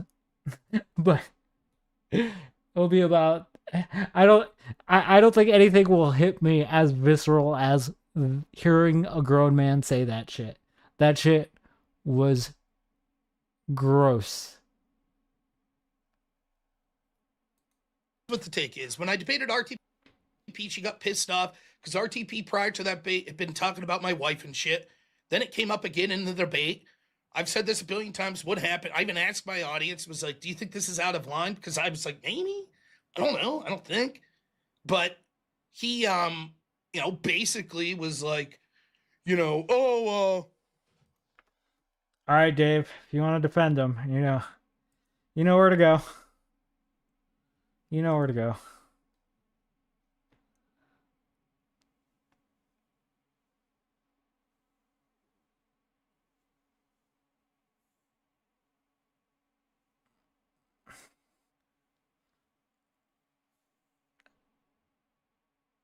Honestly, Dave, yeah, I was gonna get to that at the end of the stream. Andrew, behind the scenes, from my understanding, has always been really. Hi. What up? I'm Dave. Yeah, I was responding to you, but yeah, I know that Andrew behind the scenes has always been fucking nice to people. He will talk to people way below his class, which not a lot of big streamers will do, right? Like, there's not a lot of people in his echelons would do. So, like, I'll grant him that. But what I'm saying is, you cannot disagree. What we just heard Rob Nor say is literally fucking gross. I'm not here to defend Rob Nor. I'm here to defend Andrew. Like, because Rob Nor feels this level of beholdenness to him or whatever, does not mean that Andrew requires it. Because there are plenty of people where I've seen him go on channels and stuff and just ask for nothing, but go on to like some tiny channel as small as like Speakeasy when he was at like 100 people. Yeah. And so even my channel, like, if I would have asked him, he would have came on. I have to give that a little bit of credit here. Yeah. Andrew is the nicest guy off stream that you will ever meet. Like, he's so meaner off-stream, and on stream than he is in DMs. Like, he's for sure. the Andrew's most chill guy ever. Yeah, his persona. So I have to online give him a is little lot bit of meaner. defense here. Yeah, his persona online is. Yeah, I can't let you just have a full shit on Andrew's session. Well, no, the thing is, Andrew even says it like it's leverage. That's what he has on people. Did I miss the Lotion Gate thing, or are you not going over it? No, what are you talking about? What's Lotion Gate? The bottom right corner of your screen. I don't see anything there.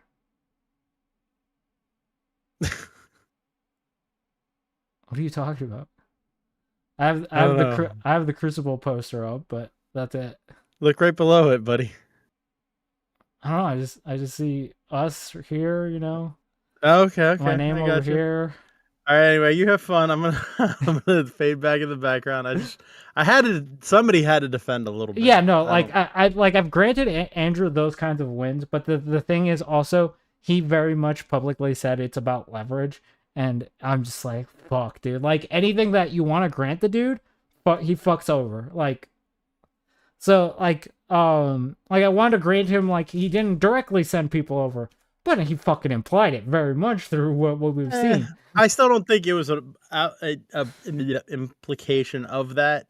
He does that every stream where he just, like, says something funny and then sits there, lights a smoke. True. Plays some music and racks in the money. Yeah, it's but then what he does, when you see the chat being like unsubscribe, like the correlation is going to be drawn there. That's the you can't control the chat.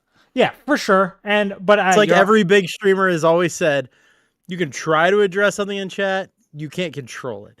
Now, granted, he probably could have been like, "Hey, no, I'm not asking you to unsubscribe." Yeah.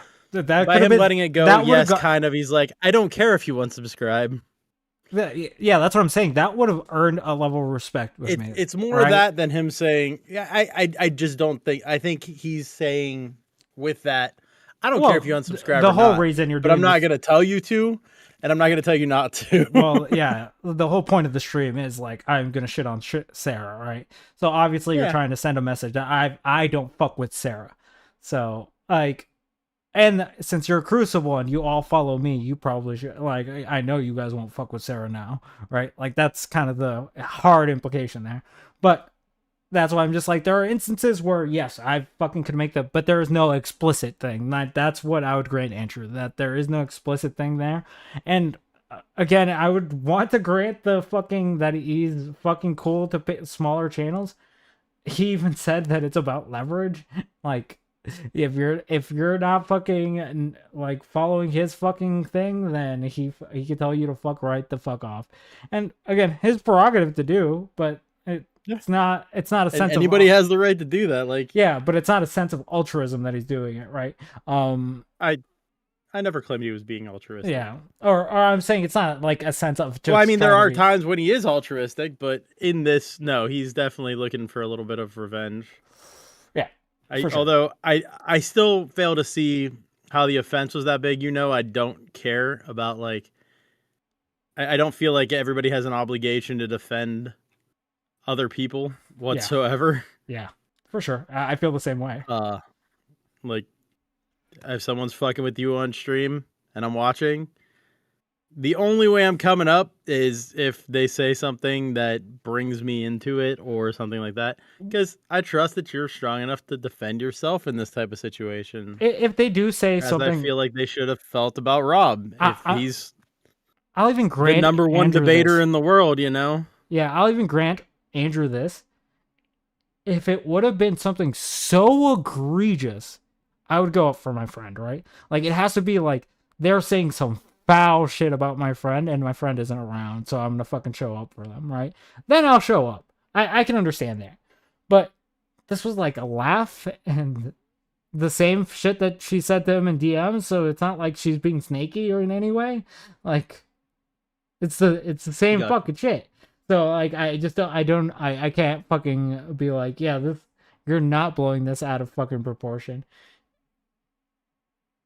Yeah. Like, this is fucking, and also that, please help me understand the I'll Fly to Alaska clip. Please, for the love of God, help me understand that.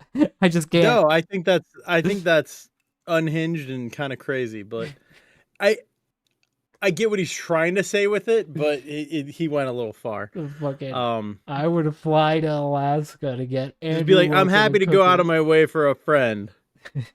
Enough said. Now, I'd fly to Alaska for a cookie. That's a little weird. Oh, dude, that's some cult shit. Like, I'm not even gonna lie. He That's just took it too far. That's some cult shit. Yeah, that's like ride or die to the next level. Well, anyway, I'm going back to cooking. Okay. You have fun. Bye. Yeah. Bye, bro. Yeah. But yeah, like I said, Andrew, yes, I've heard that he is very nice in the background. Very helps out smaller streamers, blah, blah, blah. But when he says it's about leverage, then I just can't grant him the smaller streamer part. He's probably pleasant to talk to, and I wouldn't doubt that, but I after watching this framing, I just don't know if I could give him any credit. At least in this particular situation. Maybe there's another situation that I can look at that might fucking frame it in another way, but there's no other way to frame it like that. That's why we went through all these clips. That's why I pulled them all, because I needed to fucking be able to fucking be like, yeah, everything I say is being backed up by their fucking words, not mine. I'm not making assumptions. They can ask for the clip and shit and blah blah blah. It's all there. I don't have to worry about some criticism of bullshit or whatever. So let's continue. Yeah, I assume no woman would want to be with you. And I'm like, so you're married? Oh, your woman's not there anymore? I sleep with a bunch of women. Do you have kids? Yeah. Then you shouldn't be bragging about sleeping with a bunch of women. Powder You should Dusty settle down and get a viewers? mother. How you guys doing? Thanks for the raid, Flo. If you haven't been watching, we have been giving all the context to every fucking little thing that has happened during the Sarah shit. So,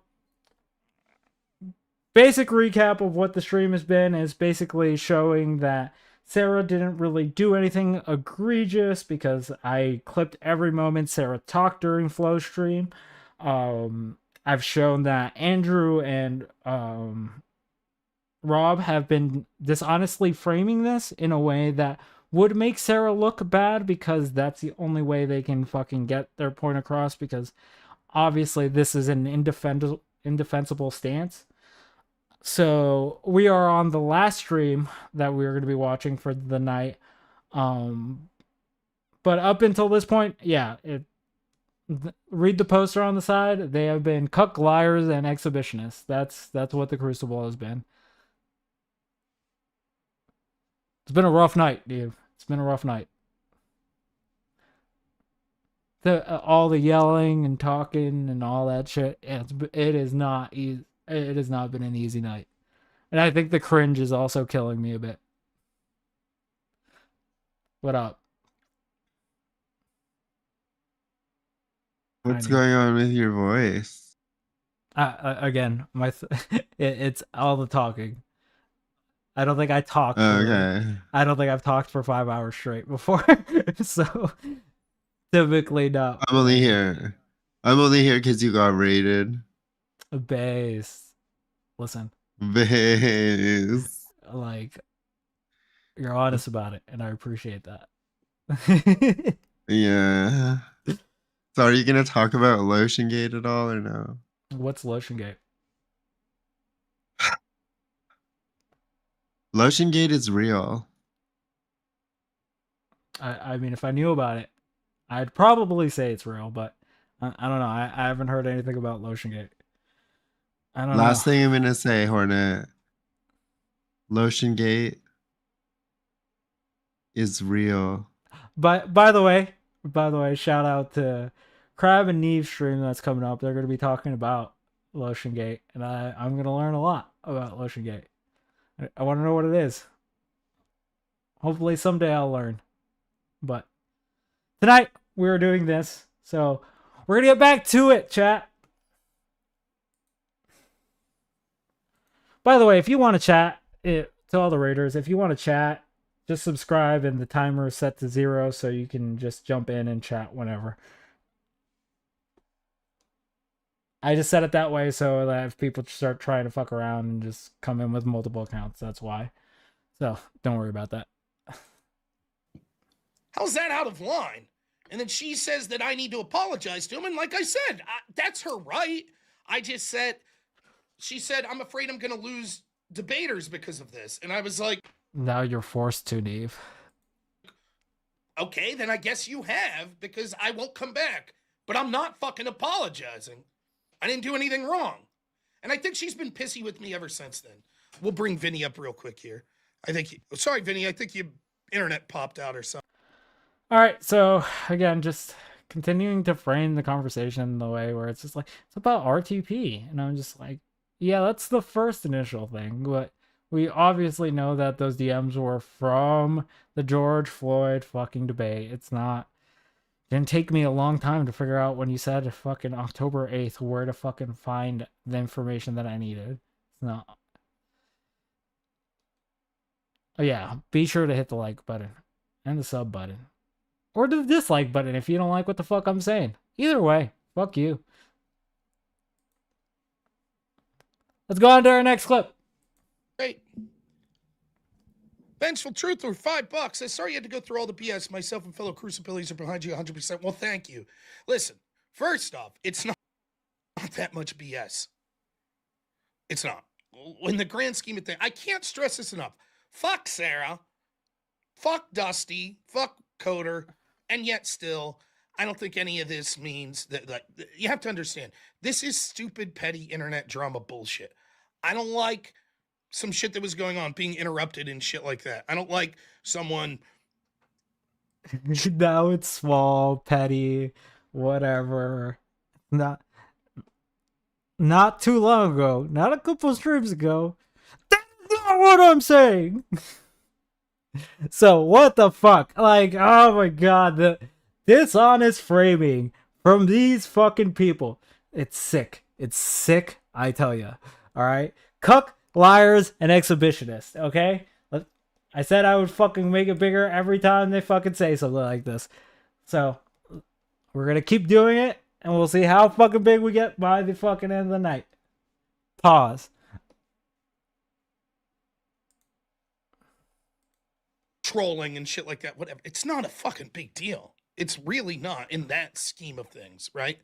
So I've gone through what I go through now here is 1,000. I don't want to say that. I used to, when I did home health care with adults with disability, you would not believe how stressful that could be. Like, fucking insanely stressful. 3 or 4 trolls coming on to fucking troll my show at the end of a show while Sarah sits back and laughs and then tells me, you know, that I fucked up because I didn't Oh my god, not a big deal. Not a big deal, but still harping on it. Fucking 2 days later! And they're still talking about it. Honestly, we could have added more clips because they're still fucking talking about it, and it's fucking maddening. Not a big deal, though. Remember that, chat. Not a big deal. Petty. Really. understand. I'm ready. Get ready to cringe again. I think he doesn't know the power of the panelverse. Oh shit! Not the panelverse! Oh no! Oh, Not the fucking God. panelverse! Beware the panel. He doesn't run afoul of the panelverse.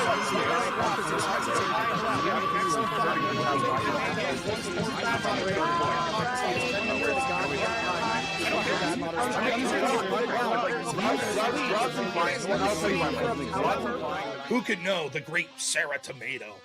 The power she Thanks, David wields, Wayne. the power of the panelverse. All right. Yeah, Nuxus, like, they missed an opportunity. Like, they could have made a good fucking joke there, but they decided to go with that clip, and I'm just like, fuck, dude. Oh my god. It literally cannot get worse. It just cannot. It cannot get worse. It just can't. It can't get worse. It can't get worse. But the march continues. So, actually, I think that's enough of that clip. Yeah. All right. So we reached this portion.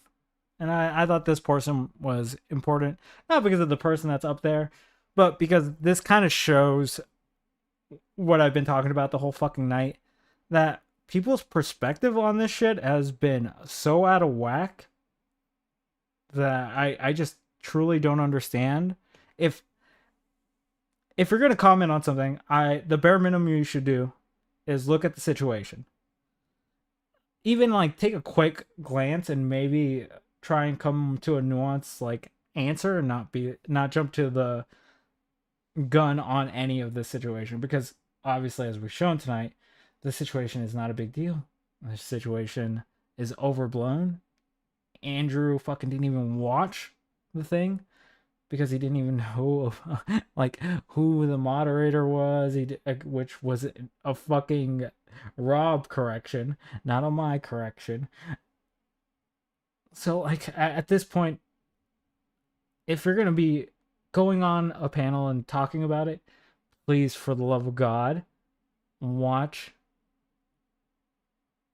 the fucking streams.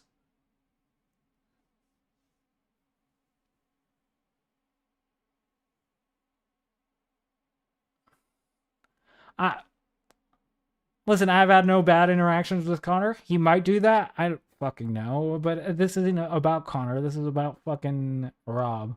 Like, if someone could be worse, cool. Not really talking about who's the worst in the situation.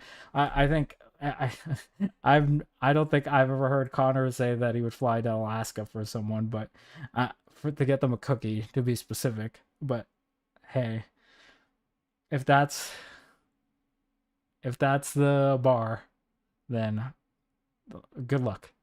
Good luck.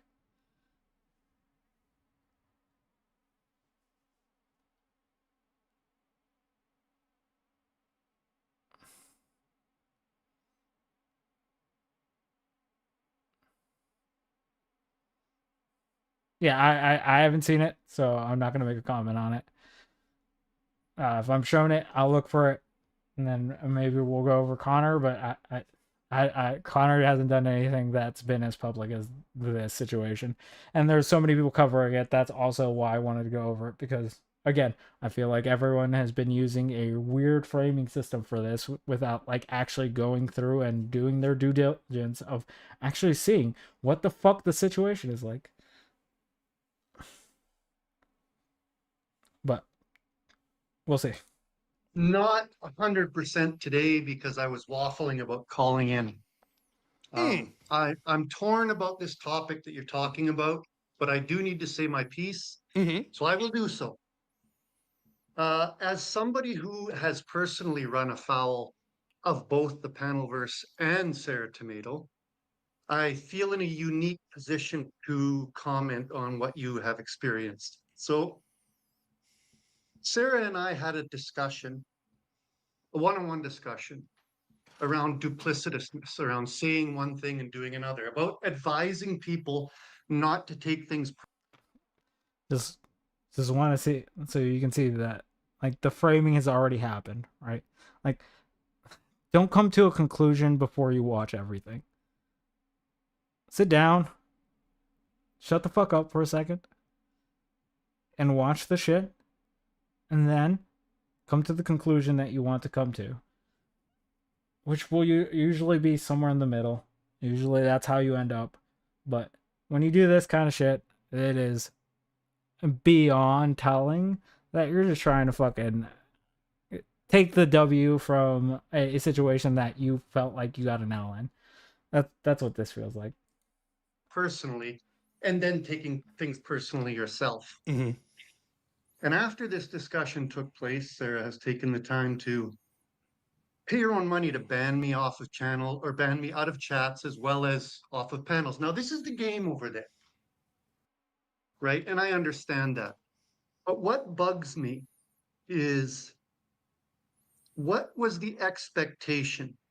I mean, what I'm trying to talk around is there is a culture. Sarah mentioned the power of the. What up, Joe? We I don't know if you've caught any of the stream, but we have dissected this drama with I think the number of clips we've gone through at the moment is like 72. So we have done our due diligence. We have shown everything we need to show, every side, everything that could be used. Fuck, if people want to fucking want my list of sources, ask for them. The only source I won't give you is the Andrew stream, because you can go fuck right off if you think I'm giving you that. The panelverse. She's actually being quite astute. There's a culture over there that most people don't understand. And you had one of your trollers mention me specifically when he came in and trolled and said, old Joe says, you know, that we're negative over there and that, you know, Rob Knorr has a healthy channel. I'd like to correct the record on that if I could. Sure. My statement was that the place is sick, not just negative, that it's a place that breeds dysfunction.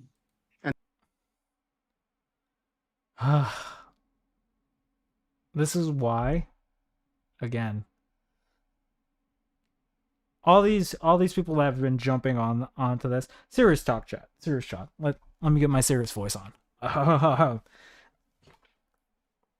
This is why when I heard everyone talking about this, I've heard people's opinions on this, heard people talk about it a lot, and I sat there. I was gonna stream about it the very first day, but I had something come up, and then at that point I was just like, you know what, it would have been too soon. Let me watch everything, let me see how everything goes before I run to an assessment that I could be like, fuck Rob Knorr or fuck the Crucible, right? Because they could have been in the right.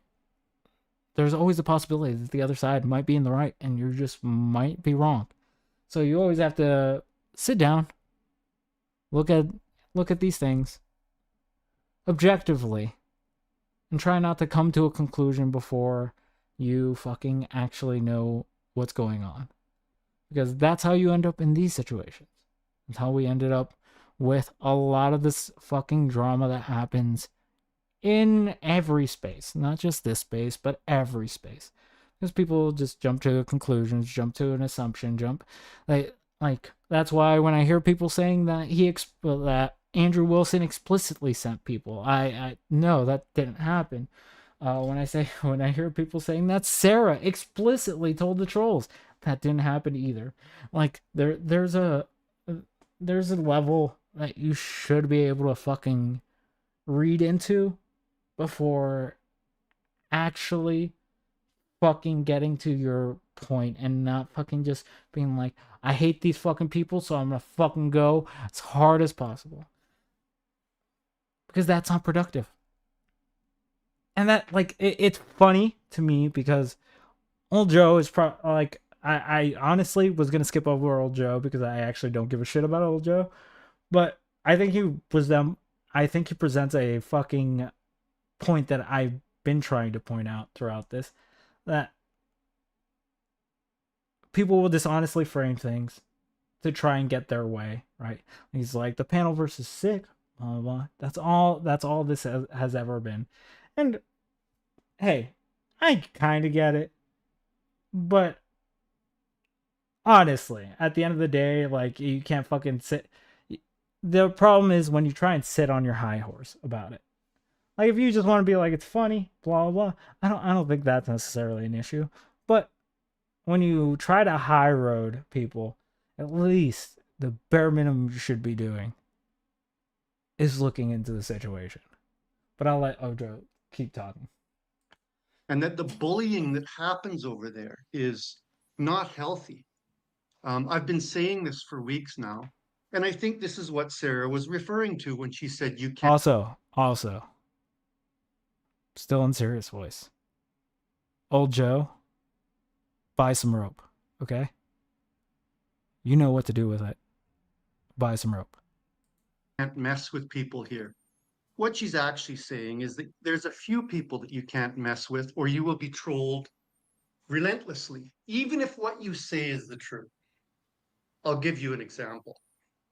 There Are people over now saying that what happened to Sarah was not damaging to her channel? They'll convince themselves of that. It's a disaster. She's still bleeding subs. Now, whether I agree with that or not, the point is that what has gone on has cost Sarah dramatically financially. And even to admit that, through no fault of her own. To be clear, through no fault of her own. Like we have pointed out tonight, through no fault of her own. It's literally two people got butthurt and made this into a big deal. That's what happened. What up, Dennison? is a problem within that context. So what I'm saying, Rob, is when you consider how you react to a scenario, and when you consider how you react to being overtalked, Jordan Peters. Honestly, chat, quick question for y'all. Because I've been making the poster bigger as we hear anything that would be considered cuck, liars, or exhibitionists. Does Old Joe warrant an extension on this poster? Let me know. Thank you. Has a great saying. He says the left has no limiting principle. When have they gone too far? Now, all of these people that are criticizing your reaction to that debate, at what point do you have the right to walk away? When can you say, this is enough, enough is enough? I make my living doing this. A lot of you don't. You're here as hobbyists. For me to be here with somebody. That is enough, Dennison. That is enough for me to extend the cuck, liars, and exhibitionist flag. We might reach the top of the fucking screen, guys. We don't know. Actually, we don't have enough clips. I think we won't make it, but I also introduced that super late into the stream because at this point it's just having fun because I think I've shown the case pretty well. Shouting and screaming over top of me is not worth my time. Would they agree that that is a legitimate statement to be made at some point in time? And if so, when is that point in time? That would be the question I would put to them. Yeah, and that's the point I'm struggling with. As you know, I've talked about this in the show, even going back a couple weeks, even with the debate with Destiny. Like, if you like, I'll play this clip real quick. Now, I encourage everyone. Here's the thing: I am subjective. Small flex from Rob right there. Nice, nice. Right? So let me be clear. You're getting one side of the account from me. If I say, I debated Old Joe and the moderator was Andrew Wilson, and I thought that Old Joe talked over me the whole time. Like, maybe that's true, maybe not. Maybe because of my bias or whatever. But I'm clearly approaching it from a perspective that's like, you know, my own. It's my own sort of bias. It's my own. But the problem is, if yeah, that'd be fair. I'll grant that. Like I've been saying that the whole fucking time. But the problem is, you went crying to Andrew Wilson about it. To the point that you leaked DMs to Andrew Wilson about it.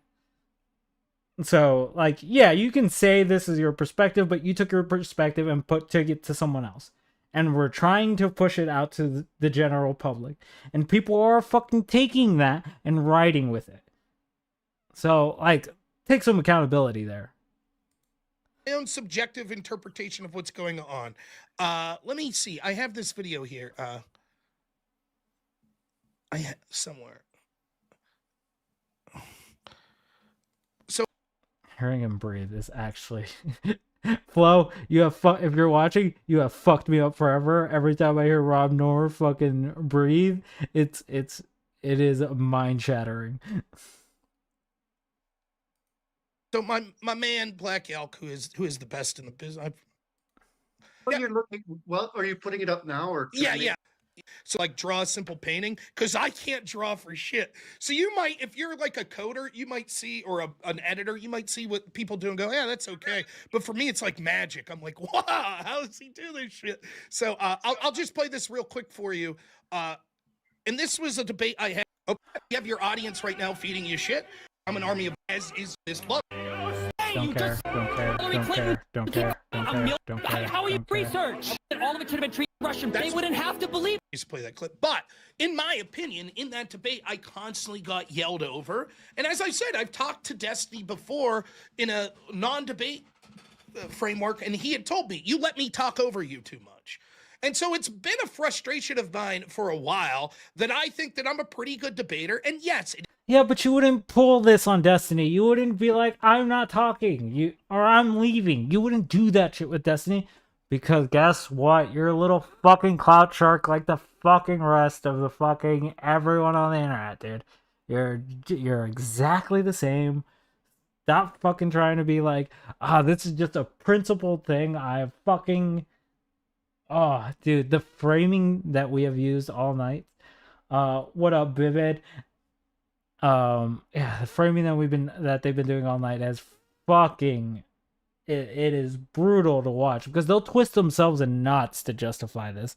And that's kind of the part that I needed to fucking really get out here, where it's just like, fuck, I need to show at least every clip so no one can say that I'm fucking trying to fucking persuade one side or the other. I just came to the conclusion while watching all the fucking streams and clipping all this shit that, yeah, the offense that was taken was small. Something that Andrew's within his rights to fucking be like, yeah, I don't tolerate that, but it's still small. It doesn't make it a huge fucking thing. And like, I just don't think he had the facts of the matter even 100% correct, but it's still his prerogative to work with whoever the fuck he wants to work with. So, hey, that's on him. But it's on us to fucking be able to criticize that. He can't stop me from criticizing that. He can't stop anyone from criticizing that because ultimately it was a shit thing to do. it is true. I'm used to more of a formal debate style. But I don't think that means that I have to be limited to a formal debate style. However, sort of the ability to talk over each other, and it's one thing to have a little interruption here or there, but it becomes this constant drumbeat, right? And I notice it a lot of times when I'm doing these bigger debates. The difference is, when I'm debating Destiny, there's value that I get out of it, even if I know that this shit's going to occur. But what's the value I get if I'm just on an open panel? And Joe, you've been talking to me for over a month. You're like, Rob, I don't think you should do these anymore. I don't understand what value you're getting out of it at this point, because at this point, it just sort of becomes a troll fest. And what's unique is you have... Because the whole fucking time you've been saying you're blacklisted. You're saying you are the most blacklisted person. So any panel that would have you on is a benefit to you because you're blacklisted. That's not a hard line to draw. Oh God. It is. Let's keep going. Because I have been repeating myself a lot tonight because it's hard to fucking get through all this shit. I had no idea that I had received a message from Sarah in the background that said, and I'm quoting, it said, let's see. The panelists subconsciously see your trigger points and zero in on it. They do it to you every time you're on. You're an easy target.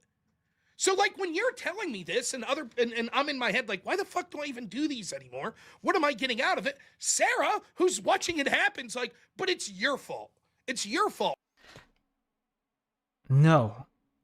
She's saying that you're reacting to it. That's the part that's your fault. Not that the panel goes to shit. That you're reacting to it. And you keep bringing this to Sarah. Rob, I don't know why Rob keeps doing this.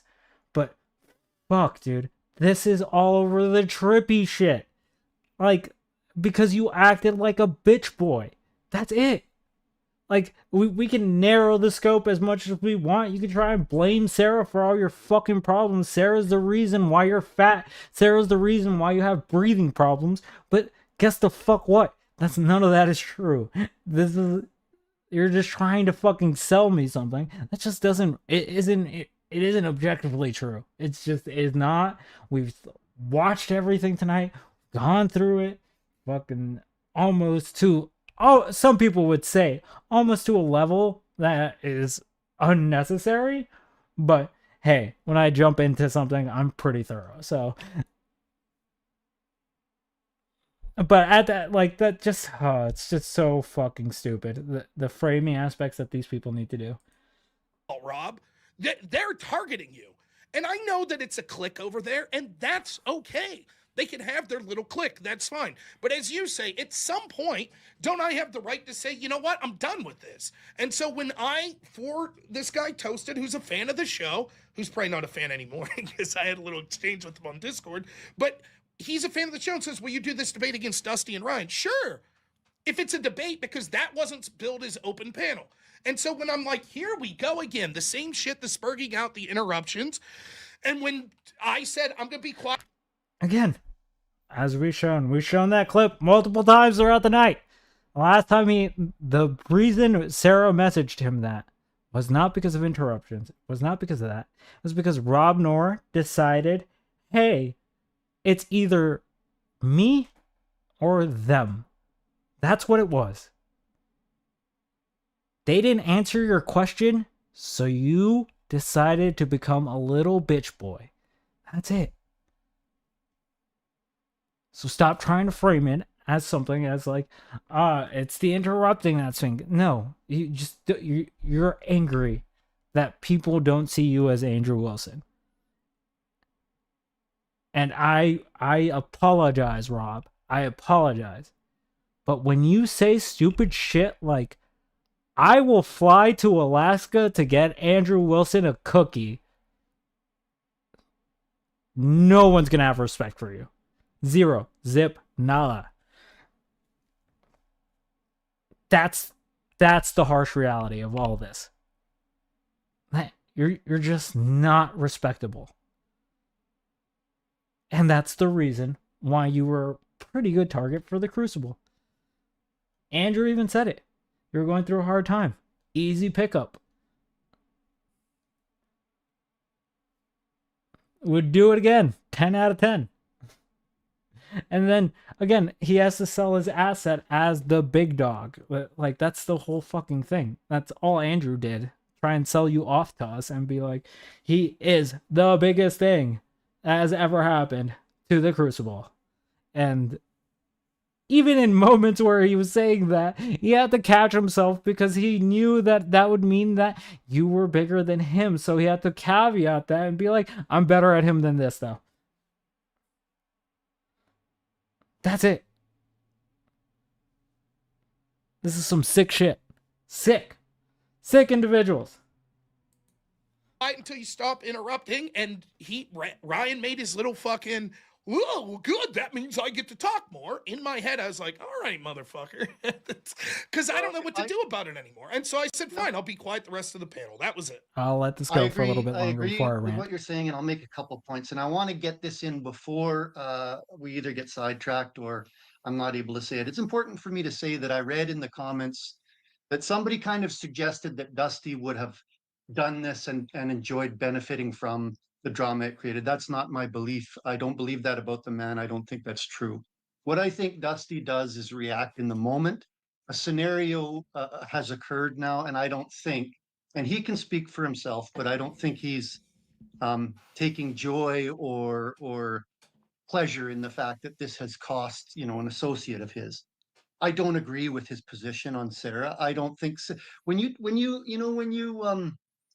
read that message out, it was jarring to me because I've had more interactions with these people than you probably know. And Sarah does not live her own life that way. And this is just my opinion. People can disagree with me. I believe that was demonstrated in our private conversation, not private, public, on panel that we had. That it's easy to tell somebody, oh, don't take things personally, but harder to do it yourself. And I think that when Sarah talks about It's really not. It's really not. Oh my God. Listen, if your ego is easily bruised on the internet, I'm sorry to tell you, you probably shouldn't be on the internet. Let me repeat that slowly for you so you really get that through your fucking skulls. You probably don't want to be on the internet if feelings get hurt. Got it? Got it? Okay, let's continue. The power of the panelverse. Let me get a little philosophical here. I think what she's referring to is this shield that exists around all of them, that shields them from any kind of real independent thought and real objective reality. It's a world that they can create in that place where they can be anybody they want to. And I'm Oh my god, dude. Hearing that after what we've gone through tonight, I feel, dude, honestly, this is a simulation. I'm in a simulation. And I'm just being fucked with. The person playing as me is just fucking with me as much as he possibly can. And fuck him. Because they can be whatever they want to be. I am the world-class debater. I am the shit. More entertaining than anyone. Star of the Crucible. Ugh. I'm partially guilty. My name isn't Old Joe, but I'm up here under an avatar. And as you've pointed out, I don't often show my face. There's appeal to that, but there's also a danger. And so, Rob, in coming back to your reaction, I think that at some point, this is extremely difficult for me to do. At some point, you're going to have to disregard what these people think about you because they are a very I just want to point out the irony right now that this is exactly the same message that Sarah sent him. He's saying the same exact shit, just on repeat. Fuck, dude. It is. It's like, you shouldn't care what these people think about you. Oh, fuck me. No, we're not watching more of Old Joe. You know what? I was going to watch the whole interaction, but no. This is too much. This is too much. Like, oh, this was just to prove a point that people's framing has always been fucking off. That's all I fucking grabbed this one for. So, like, that was to prove that point, but that wasn't even, like, part of the drama or anything. I grabbed, like, a couple people's and then selected one. But let's continue on, because the irony behind some of these is too much for me to handle. So, Gio, if you don't mind, real quick before I bring you up, we'll deal with this for a couple seconds. So you went through a name Okay, so Landry comes on again. Let's listen to it. change, right? No, To come up. no. That's yes, you did. You did change your name, yes or no? It's connected to my Facebook. That's all it is. Okay, but you this is a separate account than the one that you called in trolling the other day. Sure, yeah, but I believe that if you hear me out, I don't think that I'm not just a troll. It's not all I exist to do here. So I believe I did call I'll give him you a once couple before. minutes. Well, no, I think it's unfair to, because this is what I believe happened, right? I didn't know much about you. I didn't know sort of the dynamic that you hold. From all I could tell, you were a standard conservative. I still don't know that much about you, but I know a ton more than I did initially, right? So for me, the ammo was very limited, right? But I'm curious, is this a space that, you just have an open dialogue with anyone about anything except for things that might be offensive, or is this kind of a place to be tested? Now, listen, we'll try this out, right? It has to be within terms of service, right? Like, so obviously any calls to violence, racial slurs, shit like that, homophobic slurs, that can't be there. I think even those of you that are trolling understand that, right? That that's too much. But I don't mind people that want to insult That's fake and gay. me, this, that, and the other, or disagree with me. What's I've the difference often between trolling and insulting? Well, trolling would be like when a group of people are on a panel together, right? And they're intentionally coming over, being intentionally disingenuous, like that guy that had the cowboy hat on that was like, Yeah, fuck that guy. Okay, nonetheless, I don't but then you're admitting, right? You're on there admitting like, oh, we'll get him next time. We'll have a song or something like that. And You know we'll what do else I good. admitted? I admitted that we did horrible. That's I what know I'm you saying. did, which is hilarious. You did do horrible, but you acknowledged that you guys were Oh my god, they didn't get it. He doesn't get that Landry was joking in that moment. I should have grabbed that clip, but I didn't think it was relevant. Ugh. Fuck. trolling. Sure. So here, but the full story. Then what's is the this. point? Why are you asking me the definition? Well, no, I'm just okay because I just wanted to know your clarification. But what happened was I got a text, to jump on. It was pretty late. I was about to go to sleep, and then I get a text. Hey, can we get the Pillsbury Doughboy photo? Because people they Who hit me up texted for you? David Wayne because Flow State said it. He said it out loud, and then David Wayne heard it. He's just And this is a producer of Dusty's show. He's not actually a producer. We're just fucking with him. A mod or something.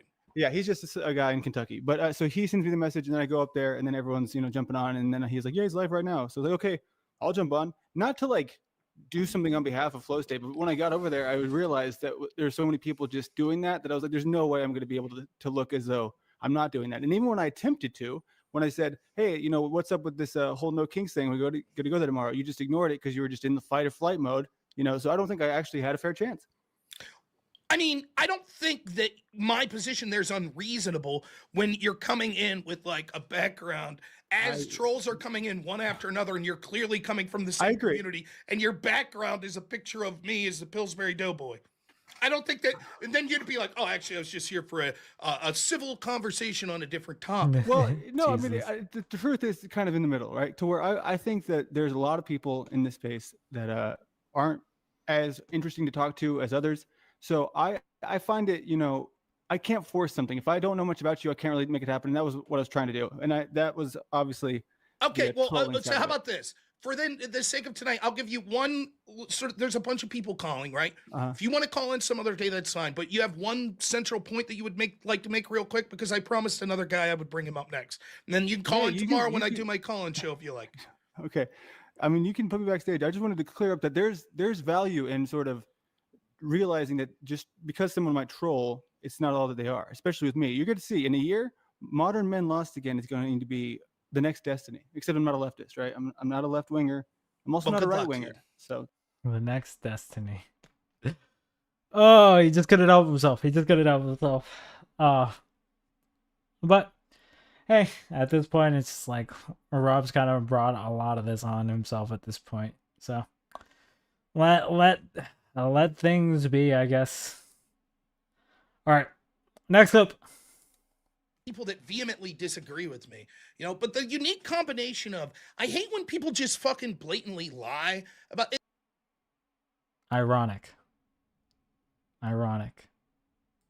It's like, what's the point? Like, if I said to you right now, I'm like, hey, King Jeffy Joe, I think you're the dumbest person I ever met. And then we debate for 2 minutes. And you're like, yeah, I don't understand how that qualifies. Where have you given any proof of something dumb I've said, that I'm the dumbest person you ever met? And I'm like, I never said that. And you're like, yeah, you just said that 2 minutes ago. This shit is so meta. I like, when I watched this, when I was going through all these clips and I watched this, I was just like, this is too meta. It's like, where did I lie? It's like, fuck, what? It's like, I hate liars. Cuck liars and exhibitionists. Crucible. Check them out. I'm like, no, what are you talking about? I've never said that. Huh? Like, that shit annoys the crap out of me, because it's like, at this point, what's the point of a conversation? What's the point of ever talking to you again? Now, everyone could slip up and say, oh shit, did I say that? Oh, okay. Well, all right. I didn't mean that, but no. And that's what I'm saying, Crazy Mama. It's insane. Like, when I watched all this and I was like getting the clips together and putting everything in like a file, it was like, Jesus Christ, when I saw, what the fuck did you just say? Like, I hate disingenuous liars. I hate people that frame this. It's like, yeah, you can make a mistake here and there, and that's fine. It's just like, what the fuck?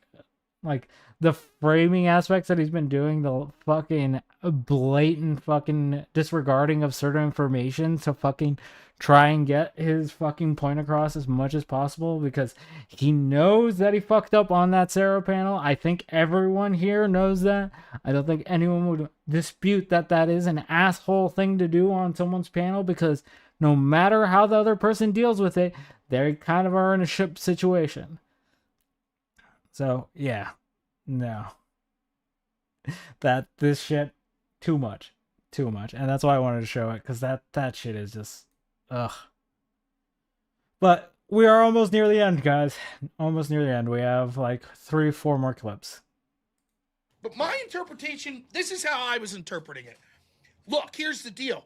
The topic doesn't really matter. It's just an excuse to get you four in there and then let the fucking shit hit the fan, right? And if Dusty wants to be like, I think you fucking lied about saying, this, then so be it. And if What does he think shit hits the fan means? Like, yes, obviously, if things are going to be that fucking chaotic like you're describing, people are going to be talking over each other. Ryan wants to say, Trippy, you fucking suck, because I barely knew Trippy. So I didn't know if these two had history with Trippy, but I didn't get a reading from any of that meant just spurg out and interrupt. That's not the reading I got. It's like, go at each other, fucking go ham, go hard. But nope, didn't expect the spurg. Like, what the fuck kind of logic is that? Rob needs a helmet. We've come to the conclusion. I'm writing it now. Rob needs a helmet. Someone give him a helmet. He's gonna hurt himself out here. Reading I got was the topic might not really matter, and the moderator's going to allow like personal attacks and shit like that. That's not what you just described. He can't even just stick with what he just described. Oh my god. Nope. Just nope. All right. Last of the fucking this show. I think that the big mistake number one was taking the debate. I should have known, given the situation with Dusty that week, though he did call in and sort of apologize. I should have known, though to be fair, it was Ryan, not Dusty. So yes, and I'm open to, even with understanding the fuller context, that some people are going to be like, yeah, but still, it wasn't the worst interruptions of all time. You could have stuck it out. I guess that the comment that Ryan made that was like, well, good, I'm glad you're quiet so I could talk more. I was like, all right, motherfucker, like.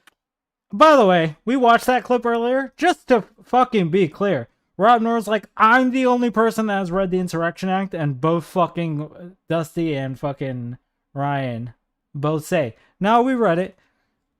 Flo says he read it on stream that day.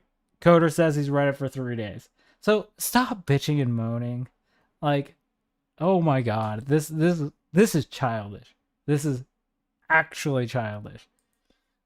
And that's the conclusion I came to. And the problem is, once you come to that conclusion, you can't backtrack, because then you look like a real bitch. So if like 25 minutes later I come back, I'm like, ooh. So it's like, well, and he asked to come back. He asked to come back. What the fuck? Oh my god. Nope. I think Rob has dug his hole enough. I think I have proven my point. This motherfucker asked to come back, and then fucking pulled that stupid shit. That's what happened. He knew that he was gonna look like a little bitch boy, so he fucking decided to troll. They just fucking, oh my god. That's so stupid. It's so stupid. Oh, okay.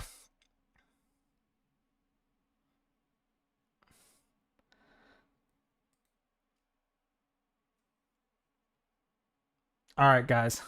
We're gonna listen to this. And we got one more clip. Two more. Wait, actually.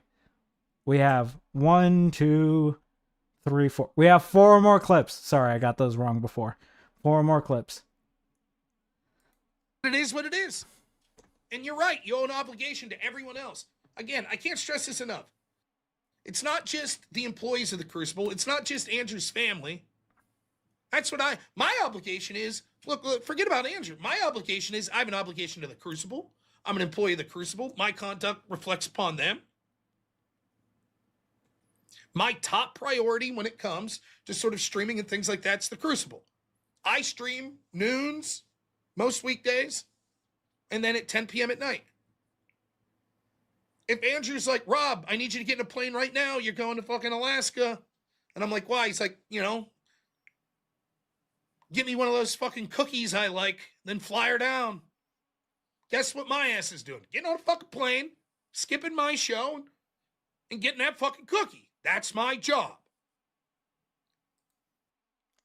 Yep. That's his job. That's his fucking job. Fucking A. Okay. Let's keep going. Yeah, that Crazy Mama. I played that. It legit brain broke me the first time I heard it. I was just like, "What kind of grown man says this shit?" But I already ranted about this one. It was. I just needed to show it again because, oh my god, it just shows that Rob Noir is a weak individual. He's just the weakest motherfucker in the planet. What up, Lobster? All right, let's do this clip. Night. Not as many people watching as last night for two reasons. One, because I ran against Trump. And a lot of people are probably tuning into that. The other thing is because I didn't have Destiny's name in the title. Because I'm blacklisted. Oh no. Oh no. Thank you so much, Jarhead. You killed Linga Bro. Thank you, man. $50. Oh no. Sarah's blacklisted. Oh. This is the stupidest shit, dude. Oh, okay.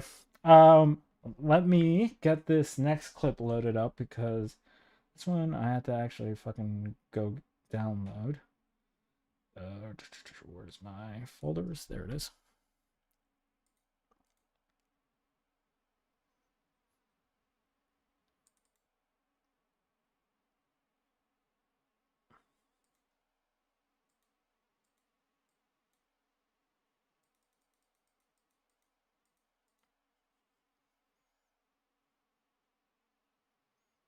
All right. Let's watch Sarah's response to all of this situation.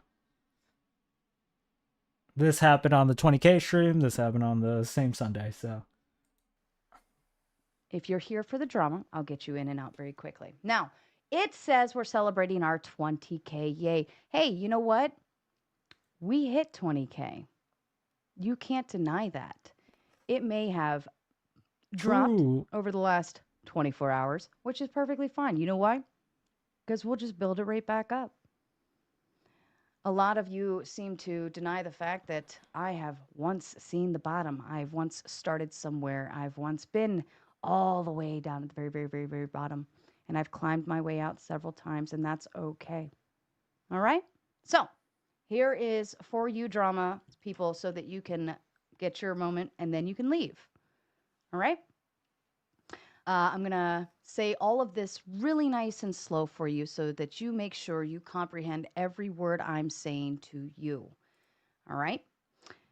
First off, if you want to know how you can run faster, you have to let go of a lot of baggage. Okay?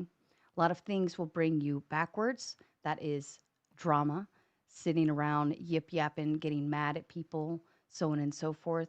We don't have that baggage here. Okay? So if any of you don't want any of that, or I'm sorry, if you do want any of that, it's not coming from here. We are a debate platform, and that's what we do. I am nobody's property. None. Nada. I belong to nobody. I'm nobody's property. Neither is my platform or my channel. It is mine and mine alone. I've done this all by myself as far as building it and working on it and doing all the things and networking, so on and so forth to get myself here. I am nobody's property. I have my own opinions and critiques. I'm allowed to have them, and I will have them, and I will say them freely. I have friends in this space that I chose. I chose them. They're my friends for their own reasons. You don't have to like it. I go on panels that I want to go on, happily, willingly, and freely. I defend myself, and I defend my friends. My friends. Not everyone who comes on my panels are my friends. You are not entitled to my loyalty or my friendship just because I invite you to do a debate. I work hard for every stream putting it together, and I deal with a lot of bullshit just trying to put them together. I moderate at the best of my ability while still allowing room for the debaters to breathe. That is my end of the bargain. That is where my obligation stops. I came from the panelverse, and the panelverse supported me even when I only had silly videos and witty banter to offer. The panelverse keeps all of the bigger channels going. They literally keep it going. That's how news spreads and spreads fast. I have a platform that welcomes any and everyone, but that does not mean I owe loyalties to any and everyone just because they come here, and the same goes the other way. I am not, nor have I ever been employed by anyone on YouTube for my channel. I do not have any contracts with anyone for my YouTube channel. I owe nothing to anyone on YouTube except the words, "Thank you for coming on the show tonight. That was a great debate," along with a lot of my patience. That is all I owe. And that's how I've always done it. That's how I will continue to do it. We will never turn into an echo chamber because all of your opinions are welcome here, even if I don't agree with them. My panelists are welcome to utilize my platform as much as they want, so long as they don't disrespect it while they're here or after they leave. This is Mater Nation. We will grow bigger and stronger. Please send wine. We've got some fucking work to do. Now, there it is. Now you can all leave. Based as fuck. Okay. There's multiple ways that she could have responded here. I think this was a good way to handle it. It's grown up. It's the most responsible way to be like, hey, yeah, fuck you. But because honestly, at the end of the day, as we've gone through every fucking clip, we dissected this, guys. You sat here with me, and we dissected this to almost every level that we could have possibly dissected. And I think we have come away with the conclusion that this was a big fucking nothing burger. And again, yeah, I agree with Brer Wolf there, where it's like, yeah, this was a purity test. And obviously, if they want a fucking echo chamber, then that's how you get one. The reason why Sarah is appealing to someone like Andrew is because, guess the fuck what? Most people don't want to walk into a debate that has a biased moderator against them, right? Most people want to walk into a debate and be like, okay, that person's unbiased. Which is why I don't think that there have been times where I've criticized Sarah to be like, okay, she's giving a lot of room for Andrew here. And to be fair, as like from a content creator perspective, like I get that because it's a really big channel that comes on and it doesn't need to, right? So giving that person a little bit of extra room, not necessarily the worst thing in the world. I see that as just fucking doing your channel like the right way. Obviously, right? Obviously in debate she's a lot different than she is on like just letting Andrew like jump on a panel or whatever. But that's always going to be a different thing. Yeah, I don't think there's much more to say to this situation than a lot of people have framed this in the most dishonest way that I've seen it, including Rob, Nora, and Andrew up until this point, because again, the clipping that they did for that shit, get someone else to clip for you, Andrew. It would be so much better if you had like context and someone fills you in like, hey, Trippy was just the guy that was like, hosting, but the moderator was the person in the corner that piped up, went to help out Andrew, to help out Rob Nora with one of his points because Ryan said something and then Nova decided to jump in.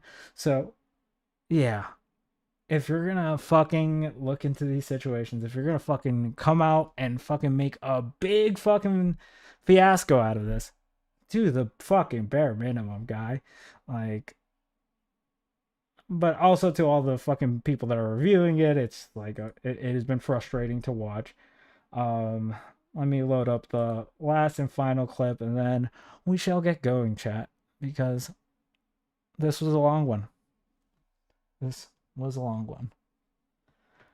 This clip is brought to you by Sean Gaming 2. Go sub up to Sean Gaming 2.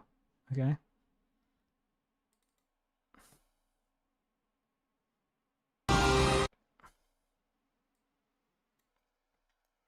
Because they've been cringe all night, so I'm gonna force them to watch something that they're that they can cringe at.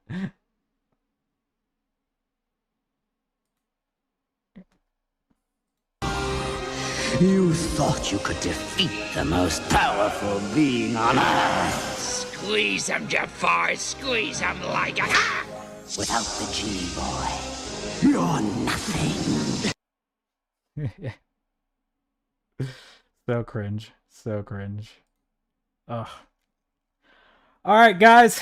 With that, unless someone wants to come up and comment on something, then I'm probably going to be ending stream.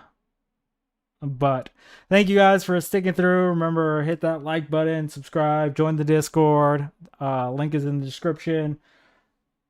Do all the things. Do all the things. And yeah, thank you. Thank you very much. Yeah, Andrew and fucking Rob should just stop being little bitch boys. And that should not lead to more of any of these incidents happening. So with that, chat, I'm gonna head out. It's been a long one. Thanks for coming, and see you next Tuesday.